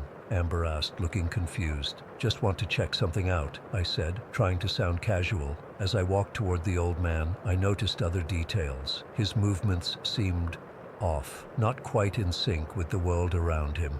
The autumn breeze was rustling through the trees, but his clothes weren't moving with it. That's when I knew for sure. When I got within about 20 feet of him, he stopped pacing and looked at me. My heart practically stopped. Half of his head was missing, not in a gory horror movie way, more like his form just faded out, becoming transparent where the right side of his skull should have been. I froze, my mouth suddenly dry. In all my experiences with spirits, I'd never seen one so visibly injured. "Excuse me," I said quietly, my voice shakier than I wanted it to be. "Are you looking for something?" He turned fully toward me, seeming surprised that I had addressed him. His one remaining eye widened. "You can see me, miss?" he asked, his voice sounding distant, like it was coming through an old radio. I nodded, trying not to stare at the missing portion of his head. "Yes, I can. My name's Leah. Can I help you with something? You seem confused." He ran a weathered hand through his wispy white hair. I'm not sure what I'm looking for. Been trying to remember for so long." His accent was thick, rural, like the old farmers from this area. Something about a special room in a house near the hospital. "The hospital?" I asked, trying to make sense of what he was saying. Yes, the building with the nuns. They were treating me for..." He gestured vaguely toward the missing part of his head. "I was in an accident with my tractor. The blade, well..." He trailed off, looking embarrassed. My mind was racing. He was talking about the old nunnery, a building that used to be on the hospital grounds decades ago. I remembered learning about it in local history class. It had been relocated to the school property about 40 years ago after the hospital expanded. "I think you might be talking about the nunnery," I said gently. "The place where the nuns cared for people who were sick or injured." His face lit up. "Yes, that's it. I need to find my way back there. I left something important, you see. Can't remember what, but I know it matters." I swallowed hard, unsure how to tell him. But somehow, I felt he needed to hear the truth. "Sir, what's your name?" I asked. "Joshua Merritt," he replied. "Joshua," I said softly. "The nunnery isn't at the hospital anymore. They moved it years ago. But that's not really the issue." I paused, gathering my courage. "I think the reason you can't find what you're looking for is because you're not alive anymore." He stared at me, his one visible eye blinking rapidly. For a moment, I thought he might get angry or disappear, but instead, he just looked down at his hands. "I suspected as much," he said quietly. "Been walking these grounds for what feels like forever. No one ever sees me. No one ever talks to me. And I never get hungry or tired." He looked back up at me. "I died there, didn't I? In that nunnery?" I nodded. "I think so. From your injury." As we spoke, something strange started happening. The missing part of his head began to fill in, slowly, like a photograph developing. His features became more defined, more whole. It was as if accepting his death was allowing him to heal in some way. "The nunnery is at the school now," I told him. "They preserved it as a historical building. Maybe what you're looking for is still there." Joshua was about to respond when his eye widened, looking at something behind me. I felt a familiar presence and turned slightly to see Wyatt standing there. Wyatt's my spirit guide, at least that's what I call him. He showed up a few years ago after my first major encounter with a spirit and has been with me ever since. He rarely speaks, just watches over me when I interact with the other side. Wyatt is intimidating, tall, dressed in what looks like an old military uniform with stern features and piercing eyes. When Joshua saw him, he immediately straightened up, almost like a soldier standing at attention. Who, who is that? Joshua whispered, fear evident in his voice. That's just Wyatt, I explained. He's with me. Don't worry about him. Wyatt nodded slightly at Joshua, but remained silent as always. I could feel the tension radiating from Joshua, so I stepped between them. Joshua, would you like to come with us? We can go to the old nunnery together, maybe find what you've been looking for. He hesitated, eyes still fixed on Wyatt. He's not going to take me away, is he? No, I assured him. Wyatt helps me. He doesn't force spirits to go anywhere they don't want to. You can share your story when you're ready. Joshua seemed to relax a bit at that. I'd like that, miss. Been a long time since I talked to anyone. I turned back toward my friends, who were staring at me from the bench with confused expressions. From their perspective, I was having an animated conversation with thin air. Guys, I called out, I need to go somewhere. You can come if you want, or I can catch up with you later. Amber and Kyle exchanged looks. We'd been friends since middle school, and while they knew about my sensitivity, they'd never actually witnessed me interacting with a spirit before. Are you talking to someone right now? Kyle asked cautiously. Yes, I said simply. His name is Joshua. He needs help finding something at the old nunnery by the school. The creepy historical building they never let anyone into? Amber asked, raising an eyebrow. That's the one. They both stood up, curiosity overriding their skepticism.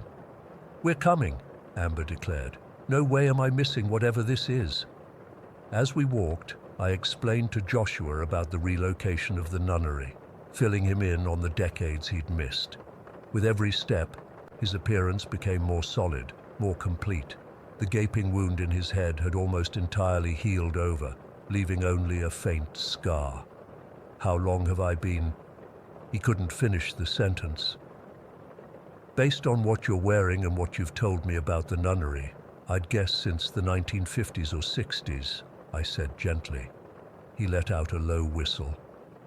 All that time, just wandering, looking for something I can't even remember. As we approached the school grounds, I could feel Joshua getting anxious. Wyatt walked silently behind us, keeping a respectful distance but watching carefully. My friends trailed a few feet behind, whispering to each other and occasionally staring at the empty spaces where I was looking. The nunnery stood at the edge of the school property, a small white building with a cross on top that had been carefully preserved. It was usually locked, but as we approached, I noticed a maintenance worker unlocking the door. Excuse me, I called out. Are you opening the building today? The worker, an older man with a ring of keys, nodded. Just doing some seasonal maintenance, checking for leaks before winter sets in. Would it be okay if we looked around? It's for a school project, I improvised. He shrugged. Don't see why not. Just don't touch anything and be out in 20 minutes. I'll be working on the roof. As we entered the building, Joshua froze in the doorway. His eyes widened as he took in the preserved interior, the simple wooden furnishings, the small altar at one end, and a row of beds against the wall. This is it, he whispered. They've changed some things, but this is where I was. He walked slowly toward one of the beds, his hand outstretched. This one. This is where I was lying when... His voice cracked. I followed him, aware of my friends hovering uncertainly in the doorway, unable to see what I was witnessing. What happened, Joshua? I asked softly. The tractor accident nearly killed me instantly, he said, his voice distant with memory. But somehow I held on. The nuns tried their best, but they knew I wasn't going to make it. Sister Margaret sat with me, holding my hand. His eyes filled with tears. I was scared to die alone. I told her I had something important to tell my wife, but I was fading fast. He moved to a small nightstand beside the bed. There was a drawer here. Is it still? I looked, and sure enough, there was a small wooden drawer built into the nightstand. I hesitated, then slowly pulled it open. Inside was nothing but dust. Empty, I said. Joshua nodded sadly. I wrote her a letter, with the last of my strength, told her where I'd hidden our savings, under the floorboard in the barn beneath my workbench. We'd been saving for years to send our boy to college. He shook his head. I never got to tell her, and I couldn't remember what I needed to do after I passed. That's what you've been looking for all this time, I realized. You were trying to find the letter. Yes, he said simply. Wonder what happened to Emma and our boy, if they managed without the money. I felt a wave of sadness wash over me. This man had been trapped between worlds for decades, all because of an undelivered message. I turned to my friends. Guys, can you look up some information for me? I need to find out about the family of Joshua Merritt. He would have died sometime in the 50s or 60s, probably had a farm in this area. Kyle, always quick with technology, was already pulling out his phone. On it. While he searched, I turned back to Joshua. We'll try to find out what happened to your family. Maybe knowing will help you find peace. He smiled sadly. You're a kind soul, Leah. Not many would stop to help an old ghost. Behind us, Wyatt had moved closer. For once, he wasn't just silently observing. He placed a hand on Joshua's shoulder, and the older man didn't flinch this time. Leah, Kyle called from the doorway. I found something. There was a Joshua Merritt who died in 1962 from a farming accident. His wife Emma lived until 2004. And get this, their son, Robert Merritt, did go to college. Became a doctor at the same hospital where his dad died. There's actually a scholarship in the family's name at the medical school now. Joshua's face transformed at the news. The joy that spread across his features was so pure, it brought tears to my eyes. They made it, he whispered. My boy became a doctor. They must have found the money, I said gently. He nodded, his form beginning to shimmer slightly around the edges. Emma always was resourceful, probably tore that barn apart looking for any extra cash. I noticed Wyatt was glowing faintly now too, his hand still on Joshua's shoulder. There was an understanding passing between them that I couldn't fully comprehend. I think, Joshua said, looking up at Wyatt, then back at me. I think I'm ready now. Are you sure? I asked, suddenly not wanting him to go. Yes, held on too long already, haven't I? His smile was peaceful now. Thank you, Leah, for seeing me, for listening. Before I could respond, Wyatt extended his other hand toward Joshua, who took it without hesitation. There was a gentle pulse of light, and then both of their forms began to fade. Wait, I called out, turning to Wyatt. You're leaving too? Wyatt looked at me, and for the first time ever he spoke. His voice was deep and resonant, like distant thunder. Only for a while. I'll return when you need me next. And then they were gone, leaving me standing alone by the old hospital bed. My friends rushed over, asking what had happened, why I was crying. I couldn't explain it all right then. How do you describe watching someone find peace after decades of confusion? How do you explain the feeling of your spirit guide speaking to you for the first time? That was 3 weeks ago. I haven't seen Wyatt since, but I feel his presence sometimes, watching over me. As for Joshua, I like to think he's finally reunited with Emma. I've been back to Ontario Cemetery a few times, but the spot where I first saw him pacing is empty now. Sometimes I wonder how many others are out there. Lost souls stuck between worlds, just looking for someone who can see them, someone who can help them remember what they've forgotten.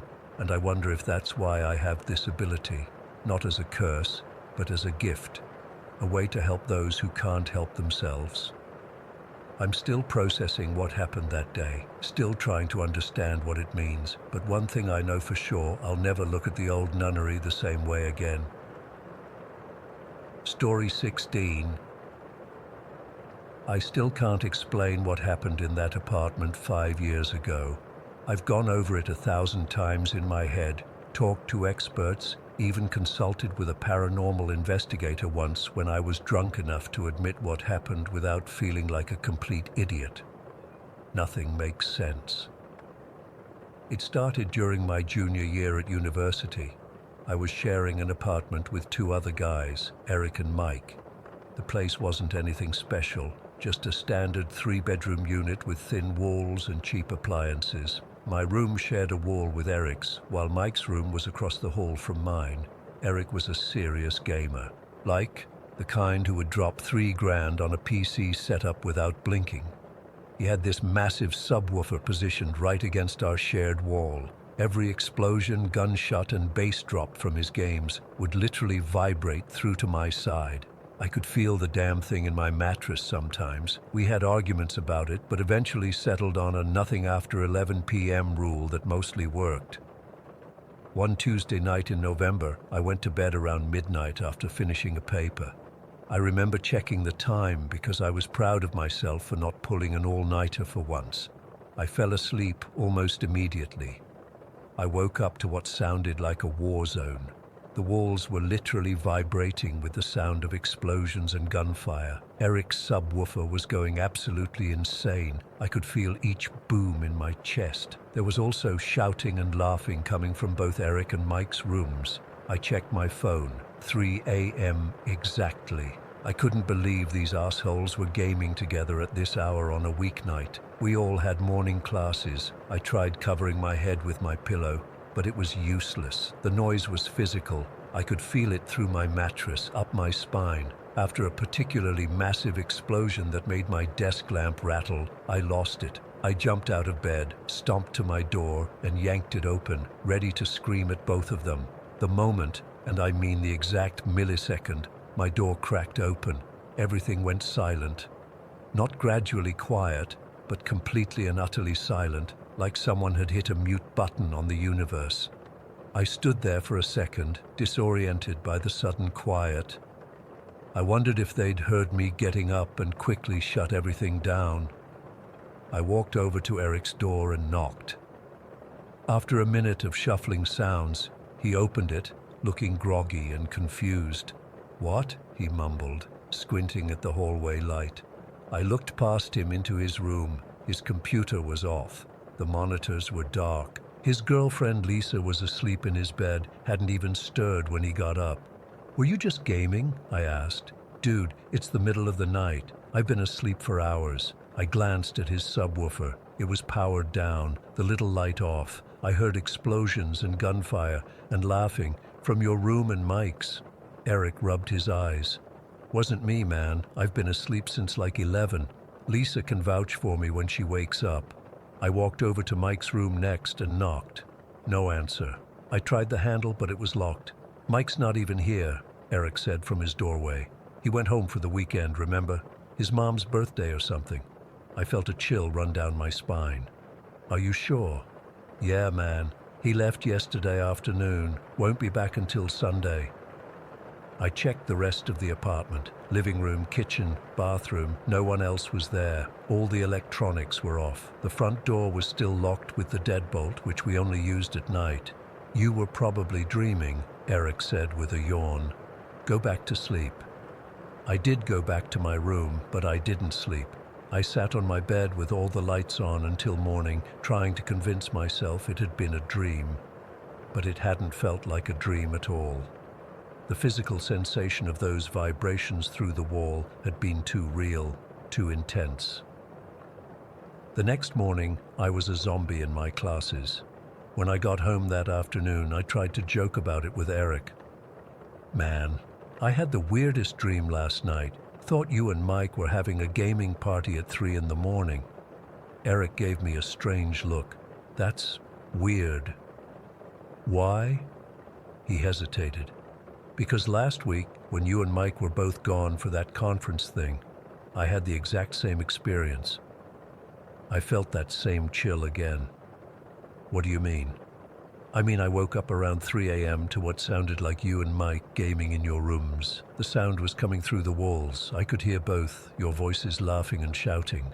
I got up to tell you guys to shut up, but when I opened my door, it all stopped instantly. When I checked, both your rooms were empty and locked." "That's impossible," I said. "I know. I figured I dreamed it or something, but now you're saying the same thing happened to you?" We both just stood there in the kitchen not knowing what to say next. Mike came back on Sunday evening. We told him what had happened and he laughed it off, called us sleep-deprived idiots who needed to lay off the horror movies. We didn't mention it again after that. 2 weeks passed. I'd almost managed to convince myself it had been some weird shared sleep paralysis thing or something when it happened again, only this time to Mike. It was a Thursday night. I'd gone to bed around 1 after finishing a project. At exactly 3 a.m., someone started pounding on my door. I jumped out of bed and opened it to find Mike standing there, white as a sheet and trembling. "Did you hear that?" he whispered. "Hear what?" "The gaming, the explosions. You and Eric were just..." He looked down the hall toward Eric's room, then back at me. "You weren't gaming just now?" "No, man, I was asleep." Mike pushed past me into my room and looked around, like he expected to find someone hiding. Then he went to my computer and put his hand on the tower. "It's cold," he said. "It hasn't been running."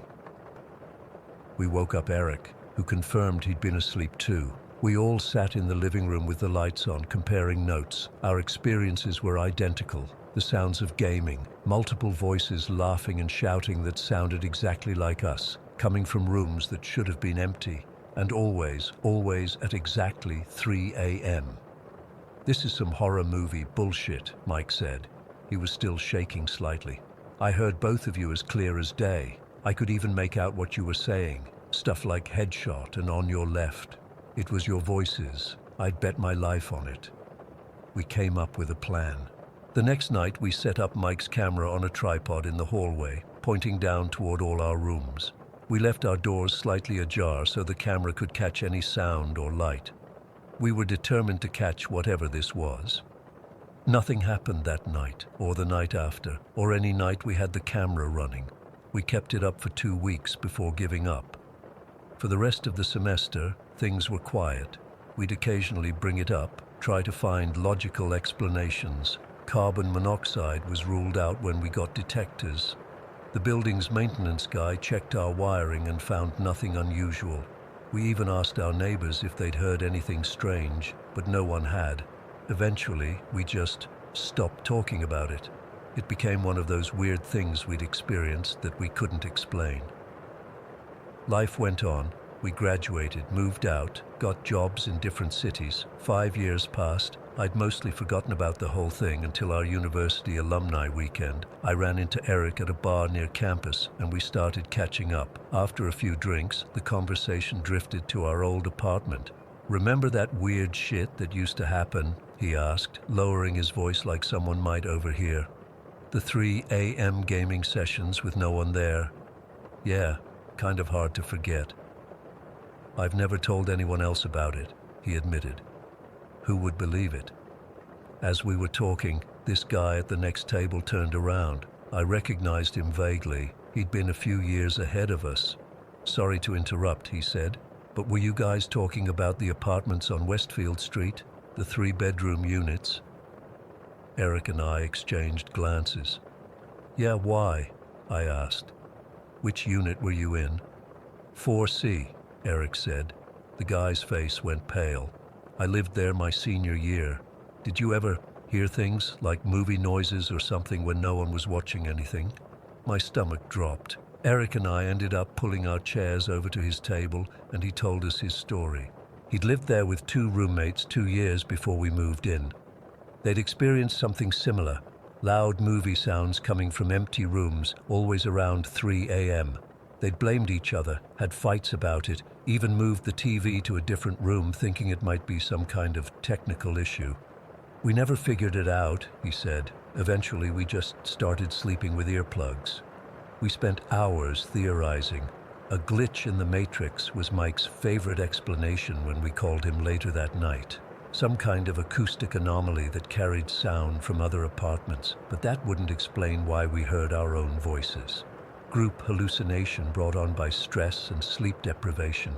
Maybe, but that seemed far-fetched for so many people to experience the same thing. The explanation I keep coming back to, though I hesitate to even call it that, is that something was playing with us. Something that enjoyed mimicking us, creating these phantom gaming sessions at 3 a.m., then going silent the moment we tried to investigate, like a child playing a game of its own. I've been in plenty of apartments and houses since then. I've never experienced anything like it again. But to this day, I still wake up sometimes, right around 3 a.m., heart pounding, convinced I can hear faint laughter and the sound of explosions coming through the walls of an apartment I haven't lived in for years. Story 17. I've never told this story to anyone outside my closest circle. Even typing this makes my hands shake. But I need to get this out there, see if anyone else has experienced something similar. For as long as I can remember, there's been something mimicking me. I didn't realize it at first. How could I? When you're a kid and your mom says she heard you calling for her in the middle of the night, you just assume she had a weird dream or something. My mom would often fall asleep on the old couch in our basement while watching TV. She'd wake up around 2 or 3 in the morning to what she swore was my voice calling from upstairs. "Come here, Mommy." Clear as day, exactly like me. She'd drag herself upstairs, half asleep and confused, only to find me dead asleep in my bed. This happened at least a dozen times when I was between 7 and 10 years old. I always brushed it off.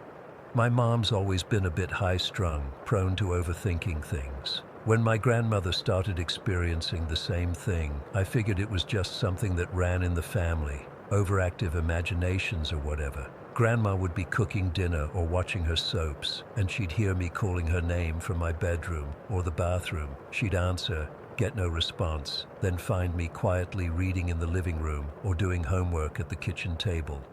"I just heard you calling me from upstairs," she'd say, looking genuinely confused. "Wasn't me, Grandma," I'd always reply, not even looking up from whatever I was doing. It became such a normal part of our household that we stopped commenting on it. Just one of those weird things, like the creaky floorboard by the bathroom or the kitchen light that flickered no matter how many times we changed the bulb. I was 24 when everything changed. Last year. God, has it only been a year? It feels like a lifetime ago. I was hanging out with my old friend Trey. We hadn't seen each other in ages, not since high school really, and we were catching up over drinks at this dive bar downtown. We got to reminiscing about the old days, and he got this weird look on his face, like he wanted to say something but wasn't sure if he should. "What?" I asked, and he just shook his head. "Nothing, it's stupid." I kept pushing, and finally, he looked me dead in the eyes and said, "You remember how we used to always hang out in your basement, watch movies and stuff?" "Yeah, of course." "And you remember how one day I just stopped wanting to hang there, said I preferred my place instead?" I nodded. I did remember. It had seemed odd at the time, but teenage friendships are weird, and I hadn't thought much of it. "I never told you why," he said, taking a long drink. "It was because I saw you, or something that looked like you." My stomach dropped. "What do you mean?" "We were watching that horror movie, the one with the dolls, remember? You fell asleep on the couch. I was still awake, and I heard your voice coming from the top of the stairs. 'Come here, Trey.' Clear as day, sounded exactly like you. I looked over, and you were still passed out on the couch, but when I looked back at the stairs," he paused, his voice getting quieter. "I saw your face, Cass, peeking around the corner at the top of the stairs, smiling at me. But you were right there beside me, snoring away. I freaked out, man. I never told you, because what the hell was I supposed to say? Hey, I saw your doppelganger while you were sleeping. You'd have thought I was nuts. I felt like I couldn't breathe. All these years, I thought it was just my mom and grandma being weird.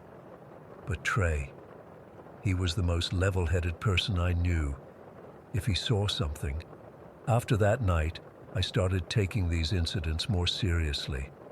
I asked my mom and grandma for more details about their experiences. The pattern was always the same. They'd hear my voice calling them, sometimes see what looked like me from a distance or just a glimpse, but when they checked, I was somewhere else entirely, often sleeping or occupied in a way that made it impossible for me to have been in two places at once. My current roommate, Jake, moved in about 8 months ago. We get along great. He's clean, pays rent on time, and respects my space. About 2 months after he moved in, we were at his parents' house. They live about 30 minutes outside the city, and we'd gone for dinner. After eating, Jake went to grab something from his car while I stayed in his old bedroom in the basement, looking through his high school yearbooks. When he came back, he looked pale as a sheet. "You okay?" I asked. "You've been down here the whole time?" he asked, his voice shaking. "Yeah, why?" "Because I just saw you upstairs, looking out the garage window at me." My blood ran cold. "What do you mean?" "I went out to my car to get that charger I forgot. When I looked back at the house, I saw you, or someone who looked exactly like you, peeking through the garage door window, like popping your head in and out, like you were planning to jump out and scare me. You were wearing the exact same clothes you have on right now. But that's impossible, right?" I couldn't speak. This thing, whatever it was, had followed me to a house I'd never even been to before. The second incident with Jake happened just last month. I was making dinner in our kitchen. Pasta, nothing fancy. Jake called from his bedroom, asking if I could bring him a glass of water since I was up. I grabbed a glass, filled it, and headed toward his room. As I approached his door, I heard him talking to someone. I thought maybe he was on the phone, but then I heard a response, my voice, coming from inside his room. I stood there, frozen, the glass of water in my hand, as I heard myself laughing and talking to him from behind the closed door.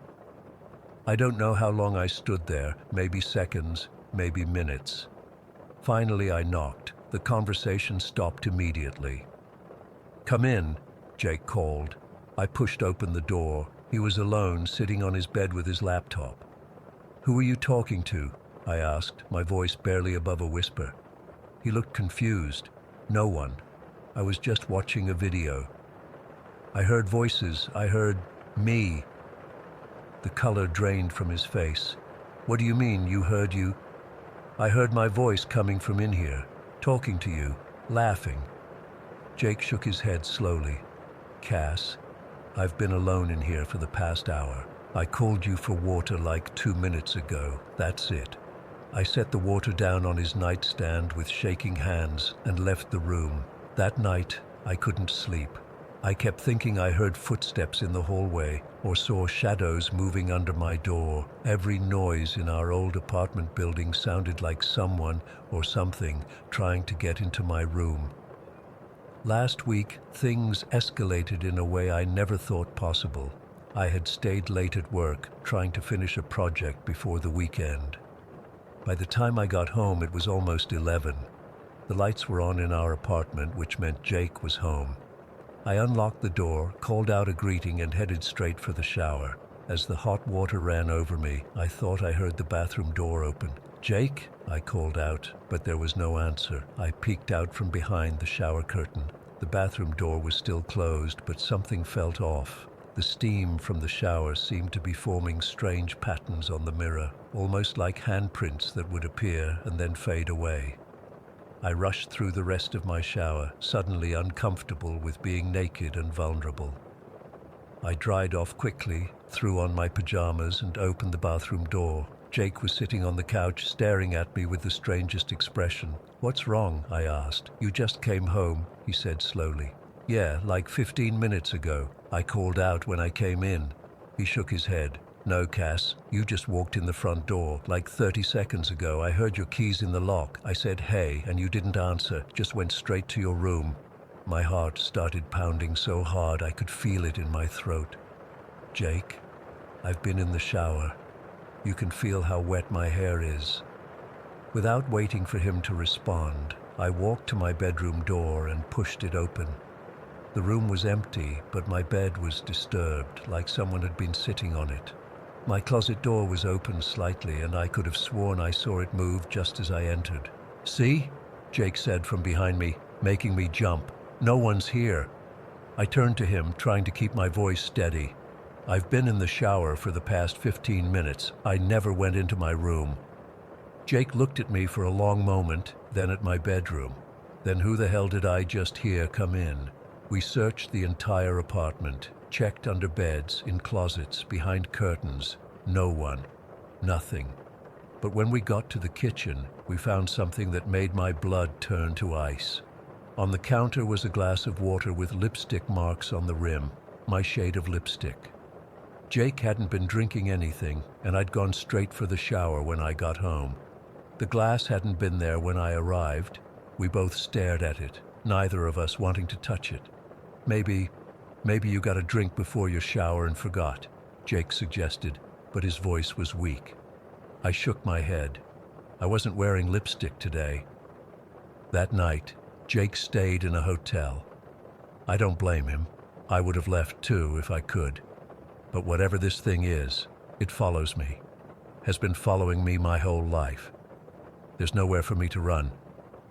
I'm still in the apartment now, alone. Jake says he'll be back tomorrow to help me pack. We're both moving out, finding new places. Part of me wonders if that will even help, or if this thing will just follow me to my next home, like it followed me to Jake's parents' house. Sometimes, when I'm alone, I talk to it, ask it what it wants, why it's pretending to be me. It never answers, at least not when I'm around. But last night, as I was drifting off to sleep, I heard my own voice, soft and clear, coming from the empty corner of my bedroom. Come here. I didn't move, didn't open my eyes, just lay there, heart racing, as I heard soft footsteps approaching my bed. I felt the mattress dip slightly, like someone sitting down beside me, felt cold fingers brush against my cheek, then nothing. I still don't know what this thing is or what it wants. All I know is that it looks like me, sounds like me, but isn't me, and it's getting bolder, more physical, closer. If anyone has experienced anything similar, please let me know. I'm desperate for answers, because I don't think I can keep living like this, jumping at every sound, questioning my own sanity, wondering if the next time I look in a mirror, it'll be something else looking back. Story 18. I've been debating whether to share this for weeks now. I'm not usually one to believe in paranormal stuff. I've always been pretty rational, the type who needs evidence before believing in anything. But what's been happening at my new job has seriously messed with my head, and I need to tell someone who won't immediately think I'm losing it.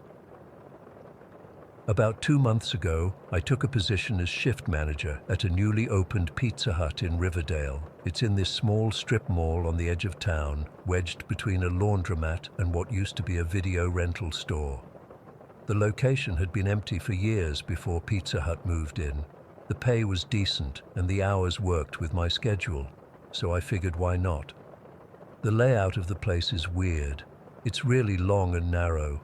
When you walk in the front door, you can see straight through to the back door, which is unusual for restaurants.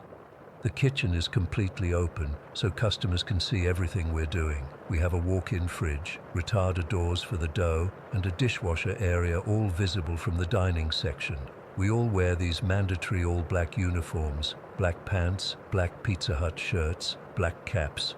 Corporate says it looks more professional. For the first 3 weeks, everything was normal. Normal restaurant stuff, training new hires, dealing with the occasional difficult customer, figuring out the scheduling, nothing out of the ordinary. Then, about a month ago, the weird stuff started. I was opening that day with Eliza, one of our cooks. She's probably around 19 or 20, really reliable, not the type to make stuff up or get spooked easily. It was around 7:30 in the morning, and we were prepping for the day. I went to throw some trash out the back door while Eliza was kneeling by the retarder doors, putting away the dough that had been rising overnight. I had just pushed the door open with my back, hands full with garbage bags, when I heard rapid footsteps. I turned to see Eliza running toward me, her face completely white. "Marcus, were you just by the dishwasher?"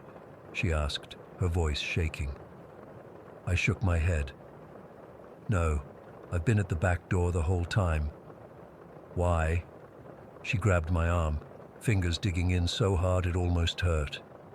I saw someone walk to the dishwasher, stop, turn around, and walk back toward where you are now. Her eyes were wide, darting around the kitchen. They were wearing all black. I thought it was you. I dropped the trash bags and went back inside with her. We checked everywhere. The bathroom, the office, the storage areas, nothing. Just the two of us in the building, all doors locked except the back one I had just opened. Maybe it was a shadow or something, I suggested, not really believing it myself.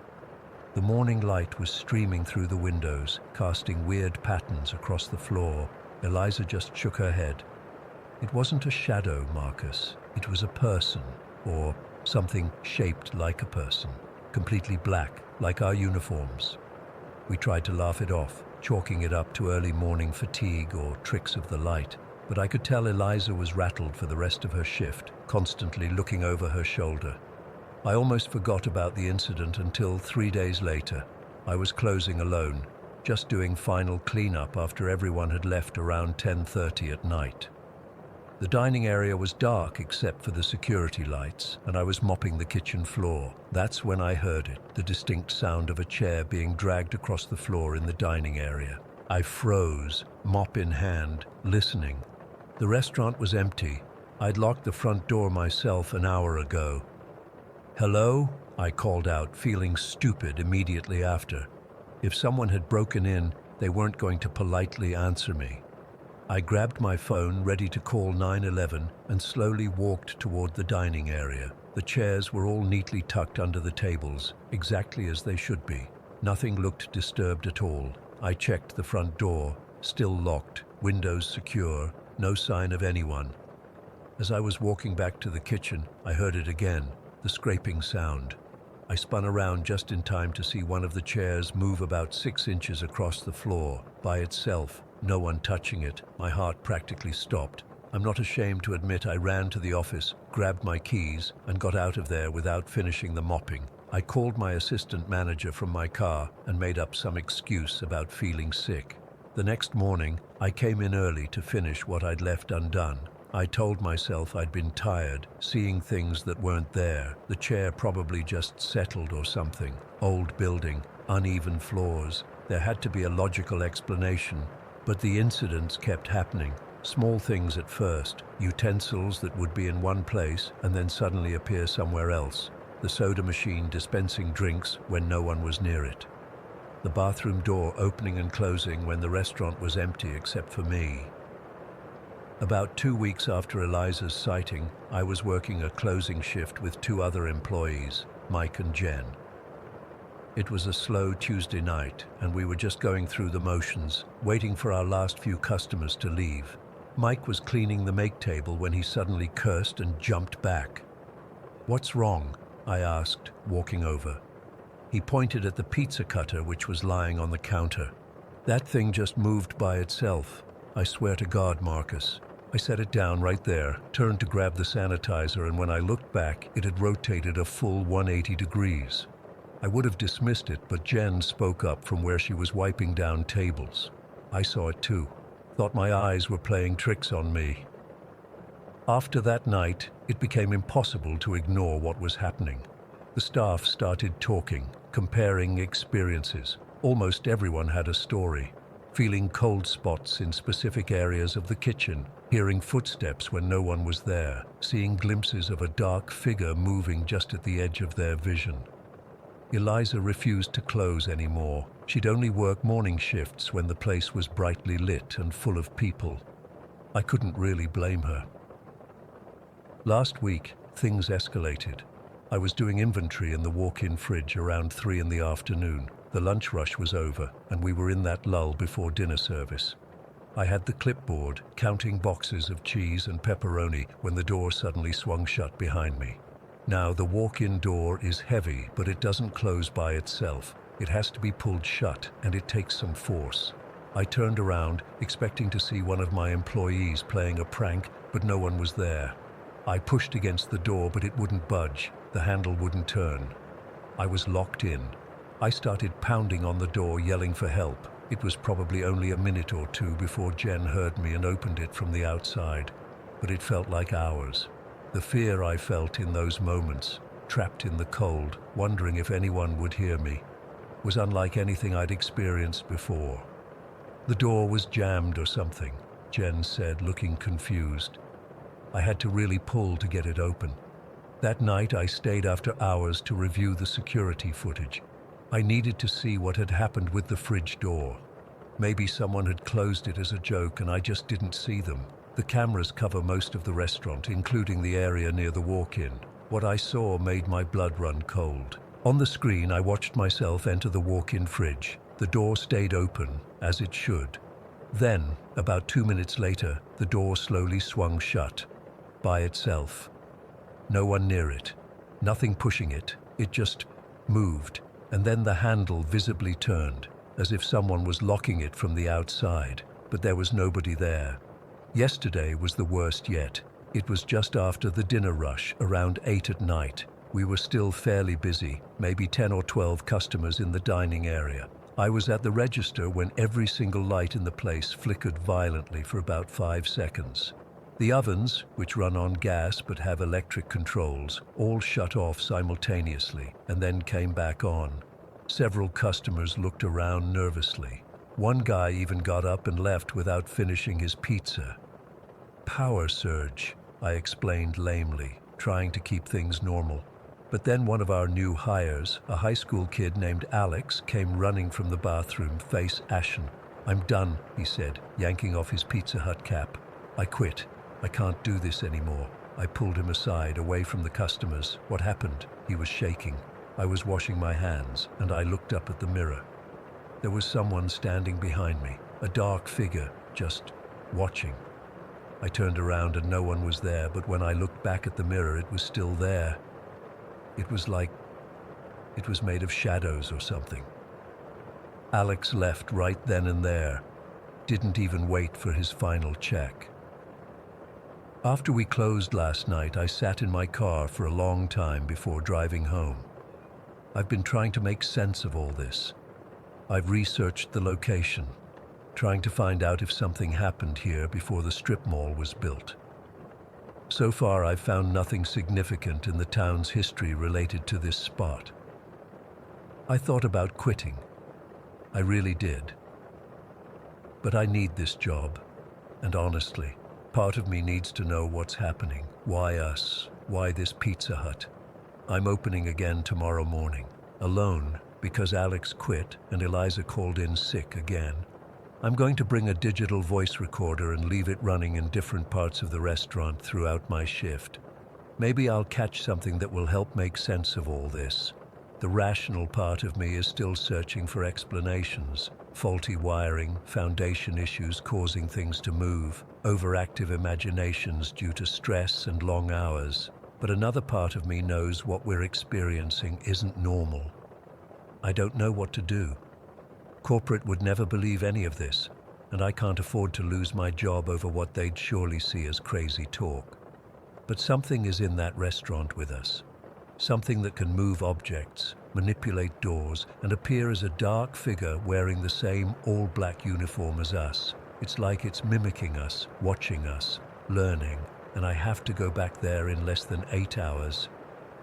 Story 19.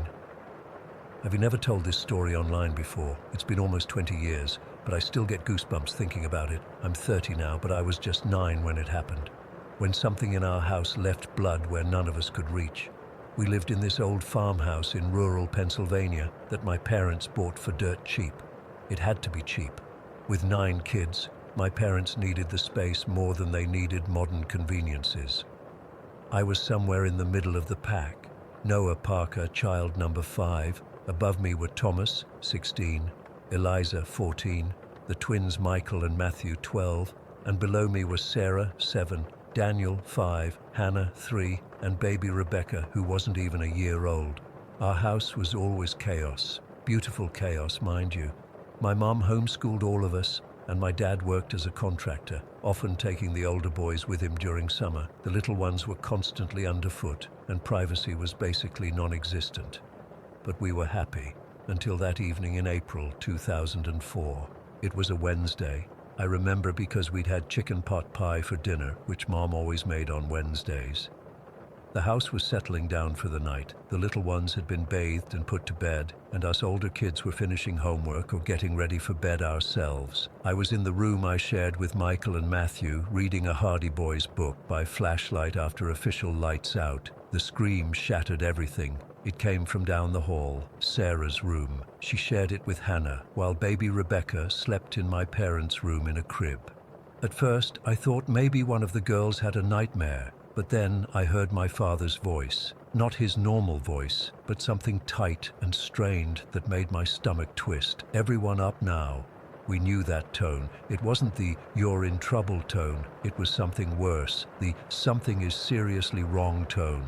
I scrambled out of bed, nearly colliding with Michael in the dark. We rushed down the hallway, joining Thomas and Eliza, who had emerged from their rooms looking confused and sleepy. When we got to Sarah's room, the sight froze me solid. My mother was standing in the doorway, clutching baby Rebecca to her chest, her face pale as chalk. Sarah and Hannah were huddled together on Sarah's bed, wide-eyed and silent. My father stood in the middle of the room, staring up at the doorframe. There was blood. So much blood. Not splattered or dripped, but deliberately smeared across the top of the doorframe in long, thick streaks. Handprints, giant handprints dragged across the white wood, leaving rust-colored smears that glistened wet in the light from the bedside lamp. Who did this? My father's voice was deadly quiet. I need whoever did this to tell me right now. None of us spoke. I stared at the blood, my mind struggling to process what I was seeing. The copper smell filled the room. That unmistakable smell that I recognized from when Thomas had broken his nose the year before. Real blood. Fresh blood.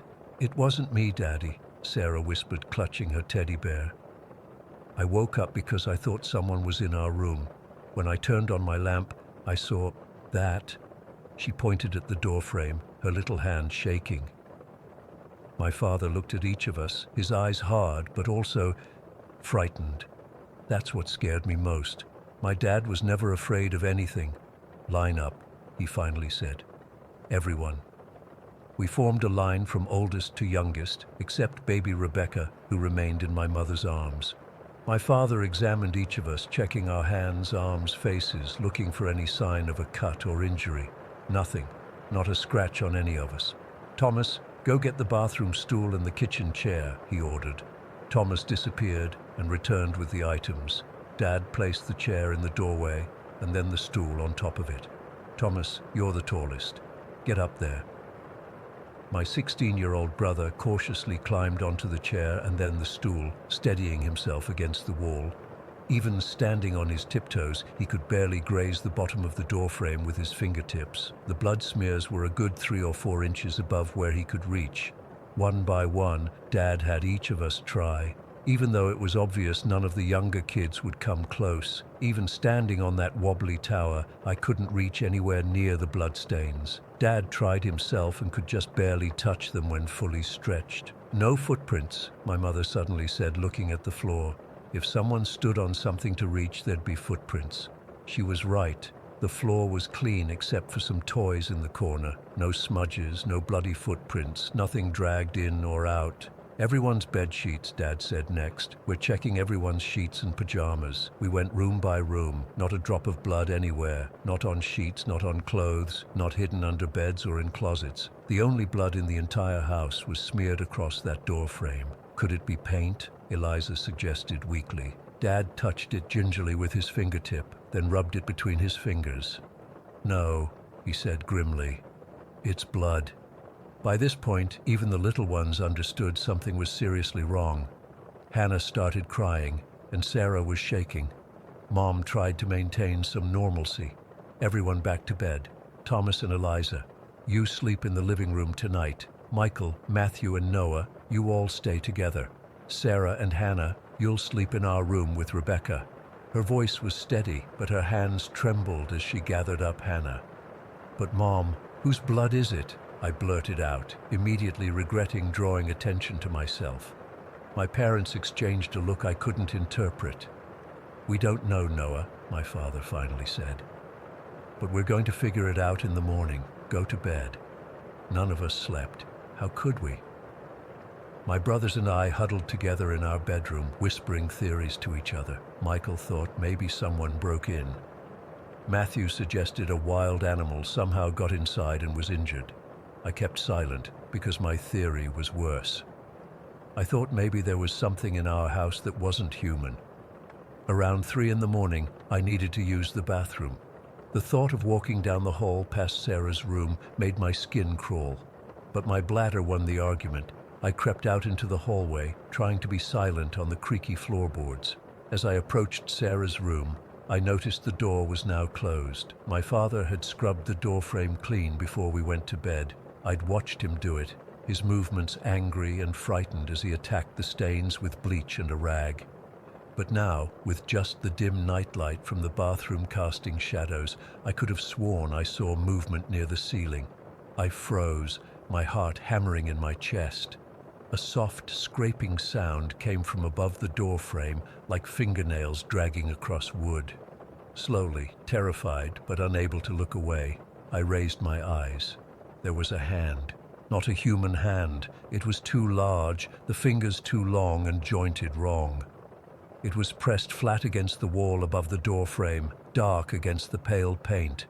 As I watched, paralyzed with fear, it moved slightly, scraping downward, leaving behind a fresh smear of something dark. I couldn't scream, I couldn't move. I just stood there, wetting myself in terror as the hand slowly withdrew upward, disappearing into the shadows of the ceiling where nothing should be able to hide.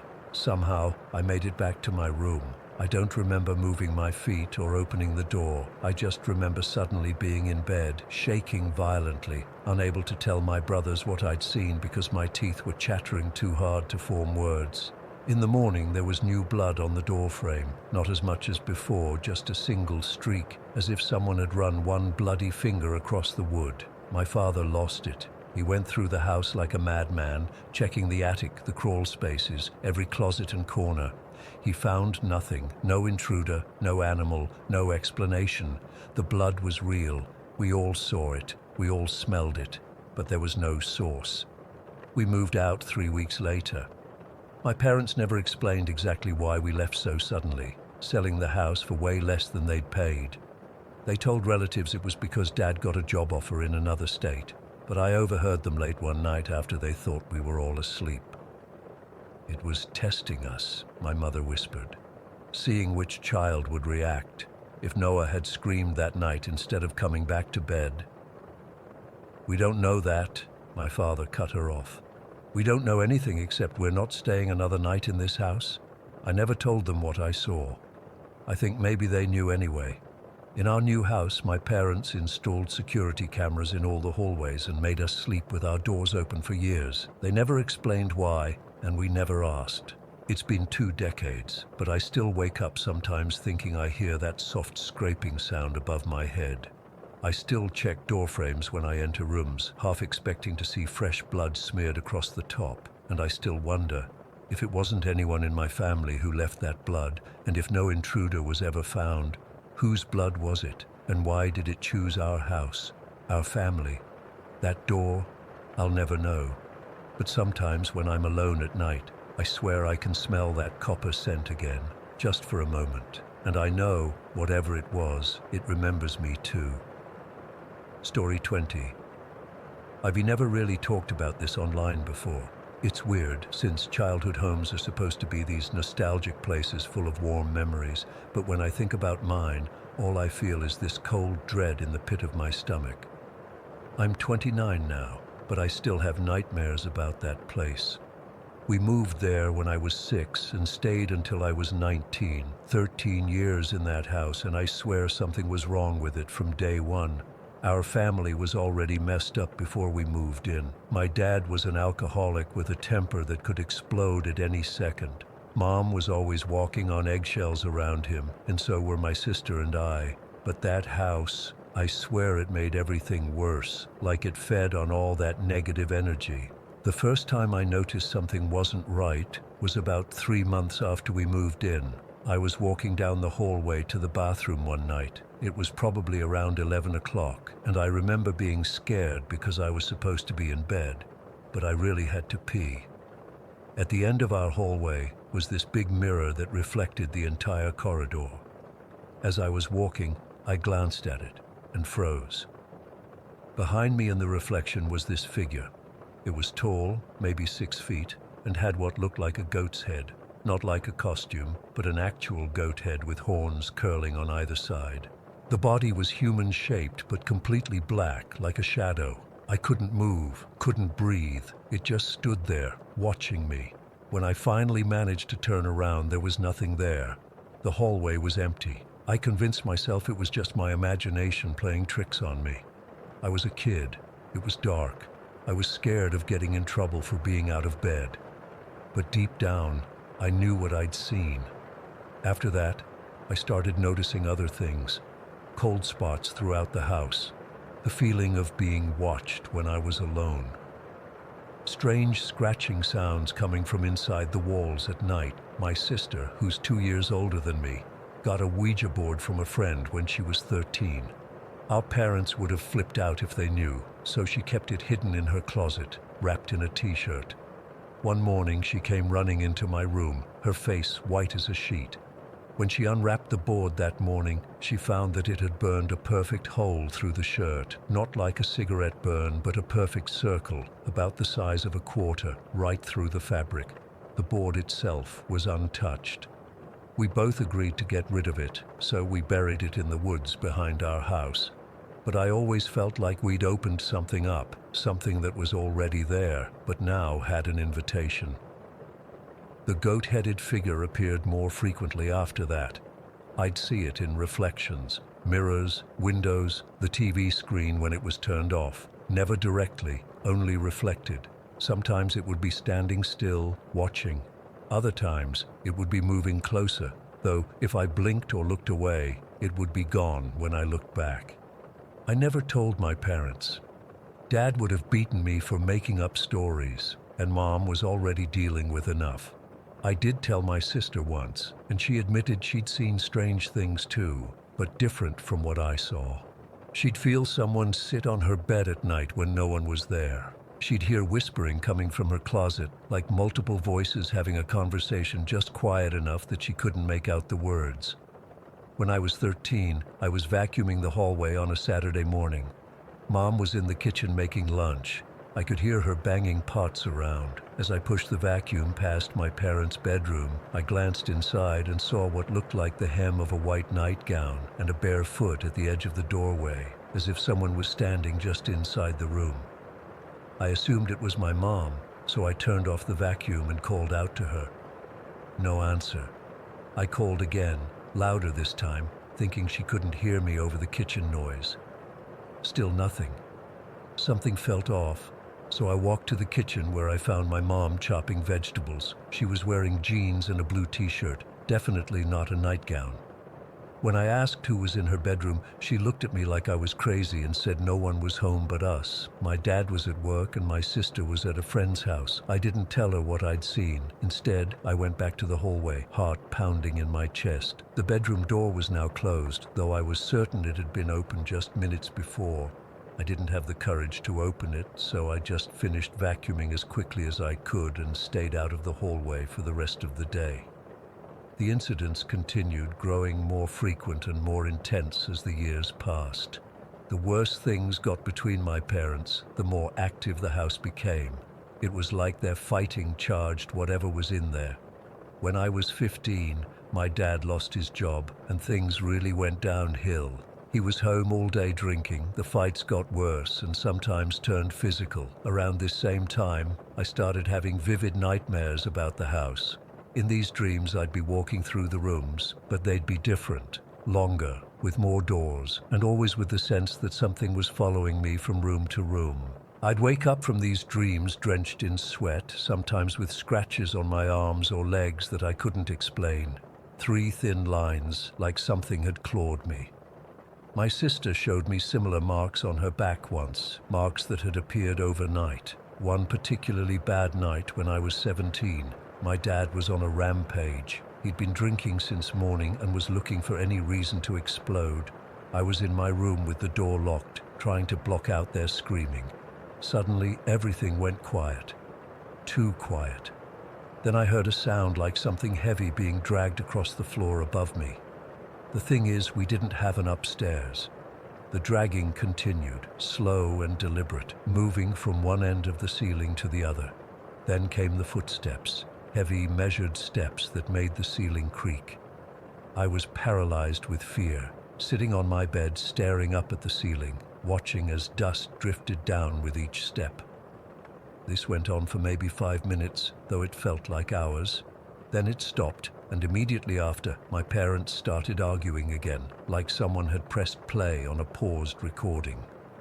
I never mentioned it to anyone. By that point, I'd learned to keep quiet about the strange things in our house. No one would believe me, and talking about it seemed to make things worse. When I was 19, the bank foreclosed on our house. My parents' marriage had finally imploded, and neither of them could afford the mortgage payments. Mom moved in with her sister, Dad disappeared to who knows where, and my sister had already left for college. I was couch surfing with friends, trying to figure out my next steps.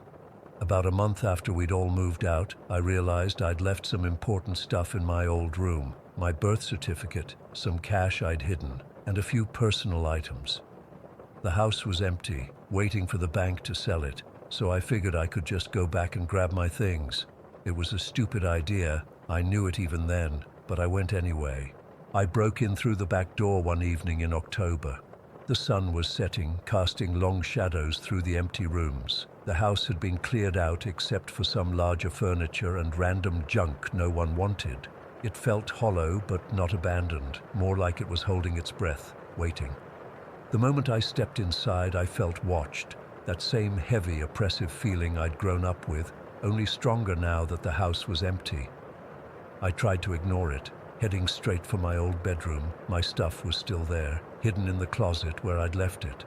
I grabbed everything quickly, shoving it into my backpack. As I was about to leave, I heard a sound from my sister's old room across the hall, a soft thump like something being set down. I froze, listening. The house should have been empty. "Hello?" I called out, immediately regretting it. No answer, just that thick silence. I don't know why, but I started whistling, just a random tune to calm my nerves as I walked down the hallway toward the back door. 3 notes in, something whistled back, the exact same 3 notes coming from my sister's room. I stopped dead in my tracks. The whistling stopped too. Thinking maybe it was just an echo, I whistled again, a different pattern this time. Again, the exact same pattern echoed back from the empty room. My heart was pounding so hard I could feel it in my throat. I took 1 step toward the room, then stopped as I heard movement inside, something sliding across the floor, coming toward the door. I ran. I didn't look back, didn't stop until I was in my car and halfway down the block. I've never gone back to that house, and I never will. Over the years, I've kept tabs on the place from a distance. The bank eventually sold it, but the family only stayed for 7 months before moving out. Since then, it's had 4 different owners. No one stays longer than a year. The house currently sits empty again, with another "for sale" sign in the front yard. Sometimes I drive by just to make sure it's still there. It always looks the same. Ordinary from the outside, nothing to suggest what's inside. But I know, and sometimes when I drive past at night, I swear I can see a face watching from the upstairs window. The upstairs that doesn't exist. Most people have fond memories of their childhood homes. I don't. All I have are the freaky things I used to see and hear, and the constant gnawing fear that someday, whatever was in that house might decide to follow me. Story 21. I've never really been one to believe in ghosts. At least, that's what I told myself before I took that seasonal job at the Queen Mary in Long Beach last October. I needed extra cash for the holidays, and the Halloween event they were running seemed perfect. Just taking photos of tourists in spooky settings. Easy money, right? But what happened during my 3rd week there still makes my skin crawl when I think about it. The Queen Mary isn't just any ship. It's this massive ocean liner from the 1930s that's permanently docked and converted into a hotel and tourist attraction. The thing is absolutely enormous, over 1,000 feet long with multiple decks and hundreds of rooms. During Halloween, they transform parts of it into this haunted attraction called Dark Harbor. That's where I was working. That particular Friday night had been insanely busy. We had lines of people waiting for their photos, many already drunk and rowdy from the bar areas. By about 10:30, I was desperate for a bathroom break and some quiet. My supervisor finally noticed my pained expression and told me to take 15. The nearest restroom was on the 3rd floor near the main lobby. The ship has this maze-like quality, narrow hallways, tight stairwells, and an interior that feels like it's designed to make you lose your bearings. The old Art Deco styling is beautiful but disorienting, especially when you're in a hurry. After finding the bathroom and getting that much-needed relief, I checked my phone. I still had about 7 minutes of break time left. That's when I made the decision I've regretted ever since. Instead of heading straight back down to the event area, I decided to explore a bit. I'd been working there for weeks, but had never really gotten to see much of the ship beyond my assigned areas. There was this long hallway stretching away from the lobby area, lined with doors on either side. Old passenger rooms or crew quarters, I think. The corridor was dimly lit with these vintage-looking wall sconces that cast a yellowish glow every 15 feet or so. The hallway was carpeted with this deep red runner that muffled my footsteps. The walls were paneled in dark wood that had that distinctive patina that only comes with age. Everything about it felt frozen in time.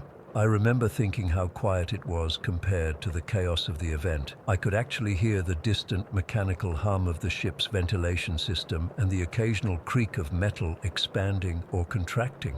I was about 30 feet down the corridor, just looking at the old room numbers and the craftsmanship of the doors, when I noticed something at the far end of the hallway. At first, it was just a darker patch against the dimness, maybe 100 feet away.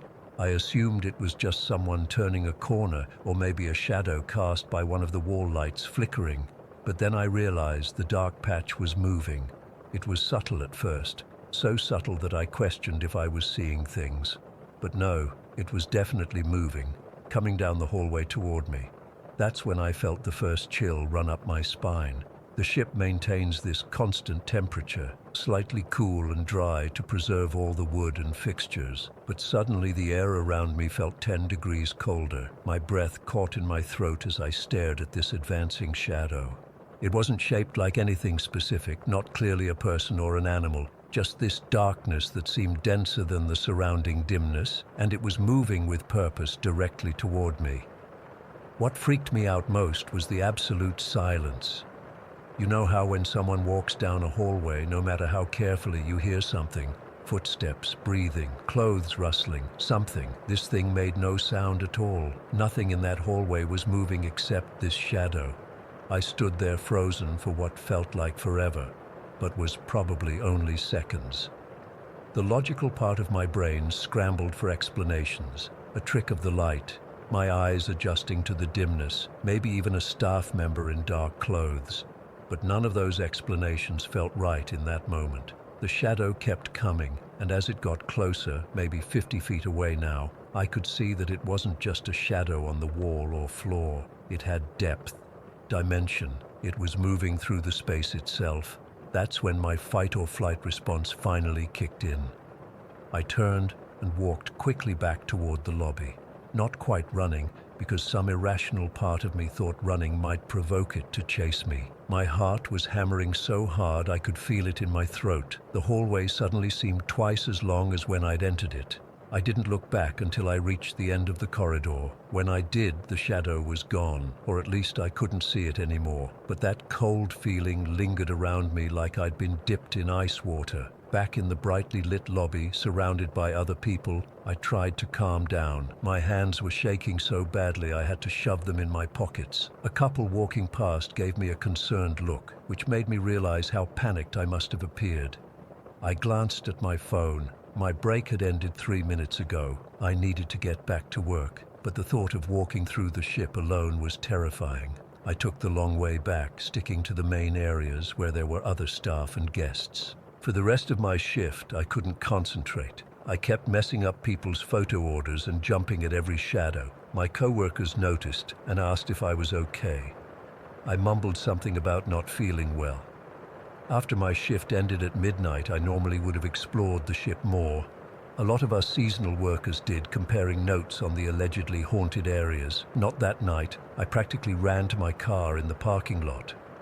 When I got home, I immediately started researching the Queen Mary's haunted history. I'd known the basics. It was supposedly one of America's most haunted places, but I'd never paid much attention to the specific stories. Now I was obsessively reading everything I could find.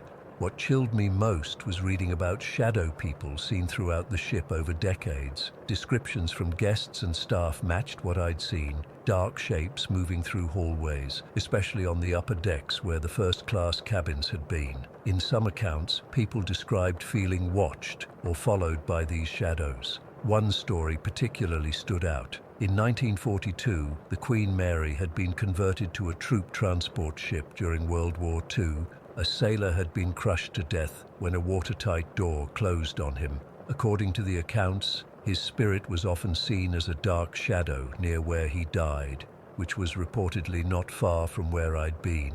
I didn't sleep that night. Every time I closed my eyes, I saw that shadow moving toward me in that silent hallway. The next day, I called in sick. I couldn't face going back there. My supervisor sounded annoyed. It was a Saturday, one of our busiest days, but I physically couldn't make myself return to that ship. On Sunday, I forced myself to go back.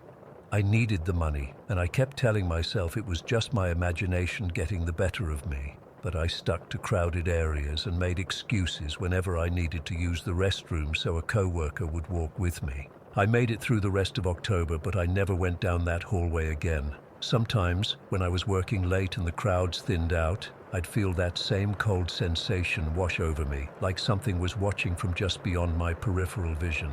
I'd whip my head around, but there was never anything there, at least nothing I could see. What bothers me most, even now, is that I don't know what would have happened if I'd stayed in that hallway. Would the shadow have passed by me, moved through me, stopped in front of me? Or am I just a complete idiot who got spooked by normal shadows and a draft in an old ship? The rational explanation is that I was tired, the lighting was poor, and my mind played tricks on me. The ship is old, full of weird angles and inconsistent lighting. Drafts move through the corridors in strange ways because of the ocean air and the ship's ventilation system. But I know what I saw. That shadow was moving with intention. It was coming for me. I finished out the season and never applied to work there again. These days, I can't even drive past Long Beach Harbor without getting that same cold feeling washing over me.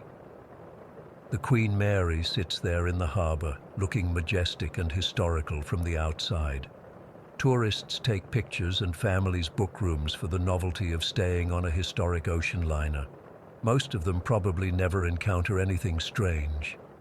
But sometimes I wonder about that shadow, still moving silently through those dim hallways, searching for what? I don't know, and honestly, I never want to find out. Story 22. I'm still trying to process what happened at that beachfront property in Palo Verdes last month. I've been doing construction and renovation for almost 15 years now, and I've never experienced anything like it. I'm not the type who spooks easily. I've worked on old buildings, abandoned properties, you name it. But this was different. For context, I'm Manuel Reyes, 42 years old, born and raised in Southern California. I've always had this weird thing since I was a kid where I can just feel when something's off about a place. My abuela used to say I had the gift, but I never thought much of it, just figured I was observant or something. Sometimes I'd walk into a room and immediately get goosebumps or feel like someone was watching me.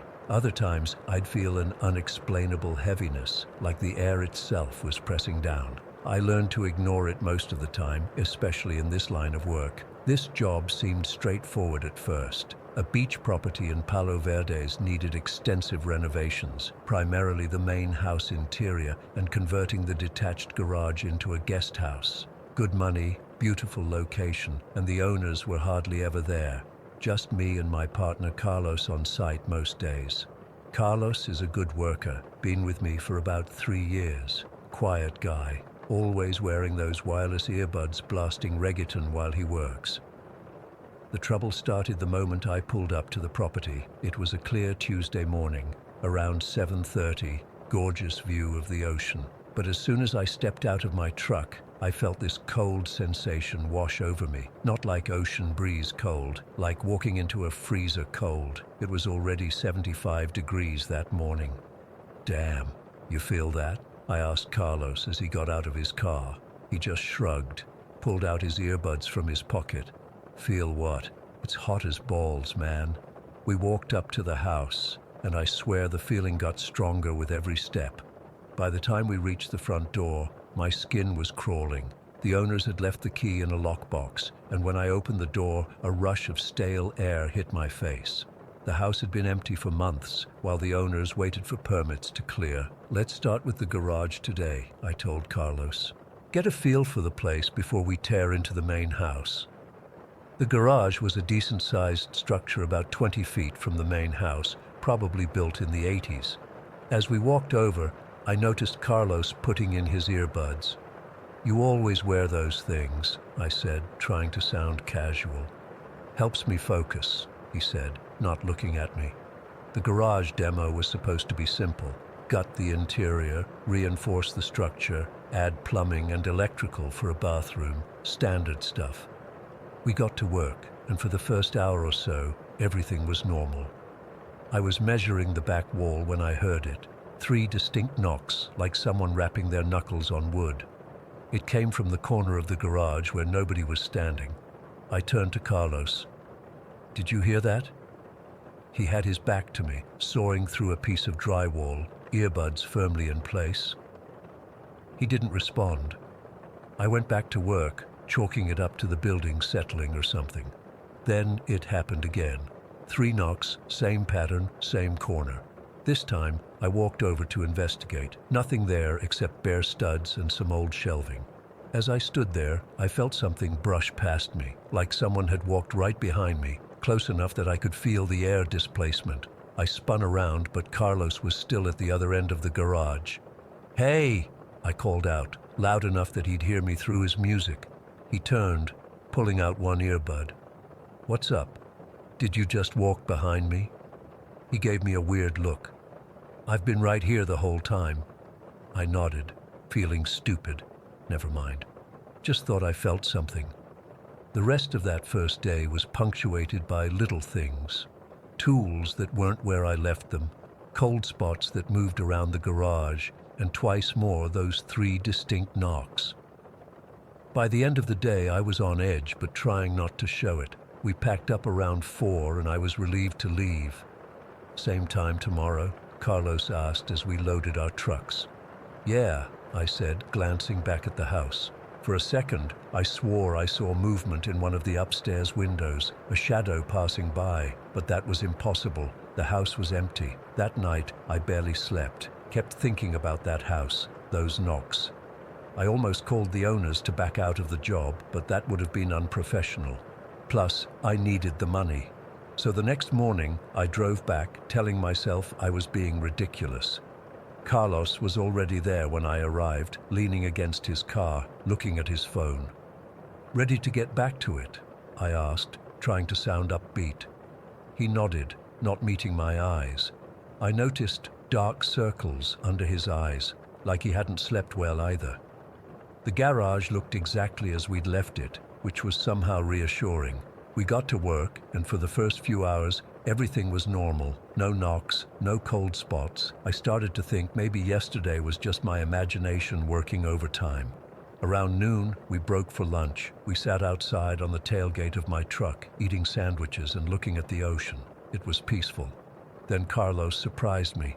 "You ever work in a place that just feels wrong?" he asked, staring out at the water. My sandwich stopped halfway to my mouth. "What do you mean?" He shrugged, still not looking at me. "I don't know, man. Just a feeling." "You getting that here?" I asked carefully. He hesitated, then nodded. "Since yesterday. Thought it was just me." After lunch, we went back to the garage. That's when things really started to escalate. I was removing some old electrical wiring when a hammer, which had been sitting on a makeshift table across the room, suddenly flew off and slammed into the wall next to my head. Not fell, flew, like someone had thrown it. I jumped back, cursing. "What the hell, Carlos? You could have hit me." Carlos turned, pulling out an earbud. "What?" "The hammer." I pointed to where it lay on the floor now. He looked confused. "I didn't touch any hammer. I've been over here the whole time." I stared at him, then at the hammer.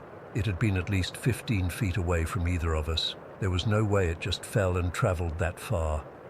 Things got weirder after that.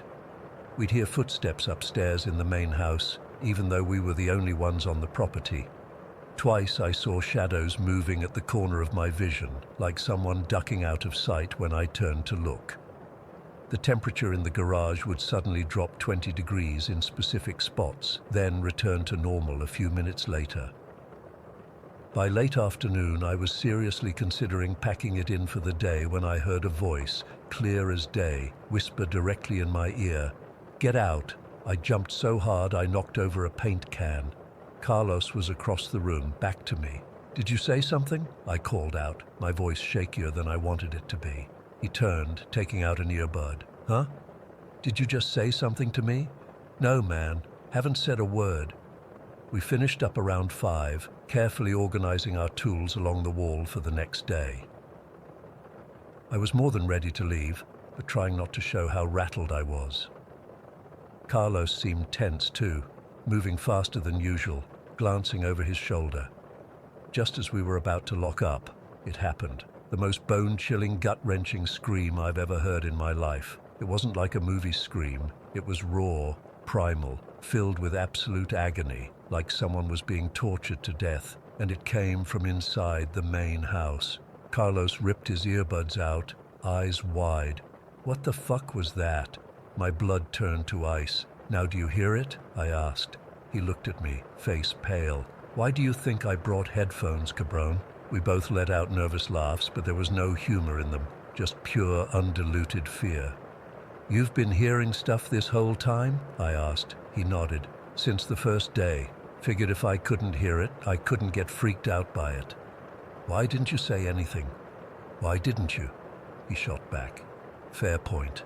We stood there in silence, both staring at the main house, waiting for something else to happen. Nothing did. "It's still daylight," I said finally. "Why would whatever this is be active during the day? Isn't this stuff supposed to happen at night?" Carlos shook his head. "My tia says spirits don't care about day or night. They care about who's disturbing them." That thought followed me home. Were we disturbing something? Someone? I barely slept that night, researching the property online, trying to find any history of deaths or tragedies there. Nothing came up. The house had only had 3 previous owners since it was built in the 70s. No reported deaths, no crimes, nothing that would explain what we were experiencing. The next morning, I almost called in sick, but I didn't want to leave Carlos alone there, and honestly, I was starting to get angry. This was my livelihood. I couldn't just walk away from a job because of, what, ghosts? So I drove back, determined to power through. Carlos was already there again, looking like he'd slept even less than me. We nodded to each other, not needing to speak about what we'd heard yesterday. I unlocked the garage, pushed open the door, and stopped cold. Every single tool, every hammer, screwdriver, drill, saw, had been thrown across the room.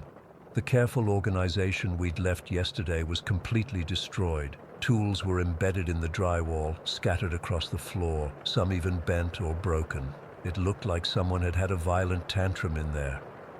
"Did you come back yesterday?" Carlos asked quietly. "Number. Did you?" He shook his head. I checked the garage door. Still locked from the inside with the padlock I'd installed. The windows were all intact and locked from the inside too. There was no way anyone could have gotten in. Nothing was stolen, just violently rearranged. That's when I knew we were dealing with something beyond normal explanation, something that didn't want us there. We spent that morning cleaning up in silence, both jumping at every creak and groan of the building. Around 11, the temperature plummeted again. so cold I could see my breath. That's when I felt it, the unmistakable sensation of being watched, not by one set of eyes, but many, all around us, pressing in from every direction. Carlos felt it too. I could tell by the way he kept looking over his shoulder, the way his hands shook as he worked. "They're angry," he whispered suddenly. I didn't need to ask who they were. "Why?" I asked instead. "We're changing their home." As if in response to his words, every piece of loose material in the garage, scraps of wood, bits of drywall, even dust, suddenly swirled up into the air, spinning around us like a tornado. The roar was deafening. I covered my face, feeling small impacts as debris hit me. Then, as suddenly as it started, it stopped.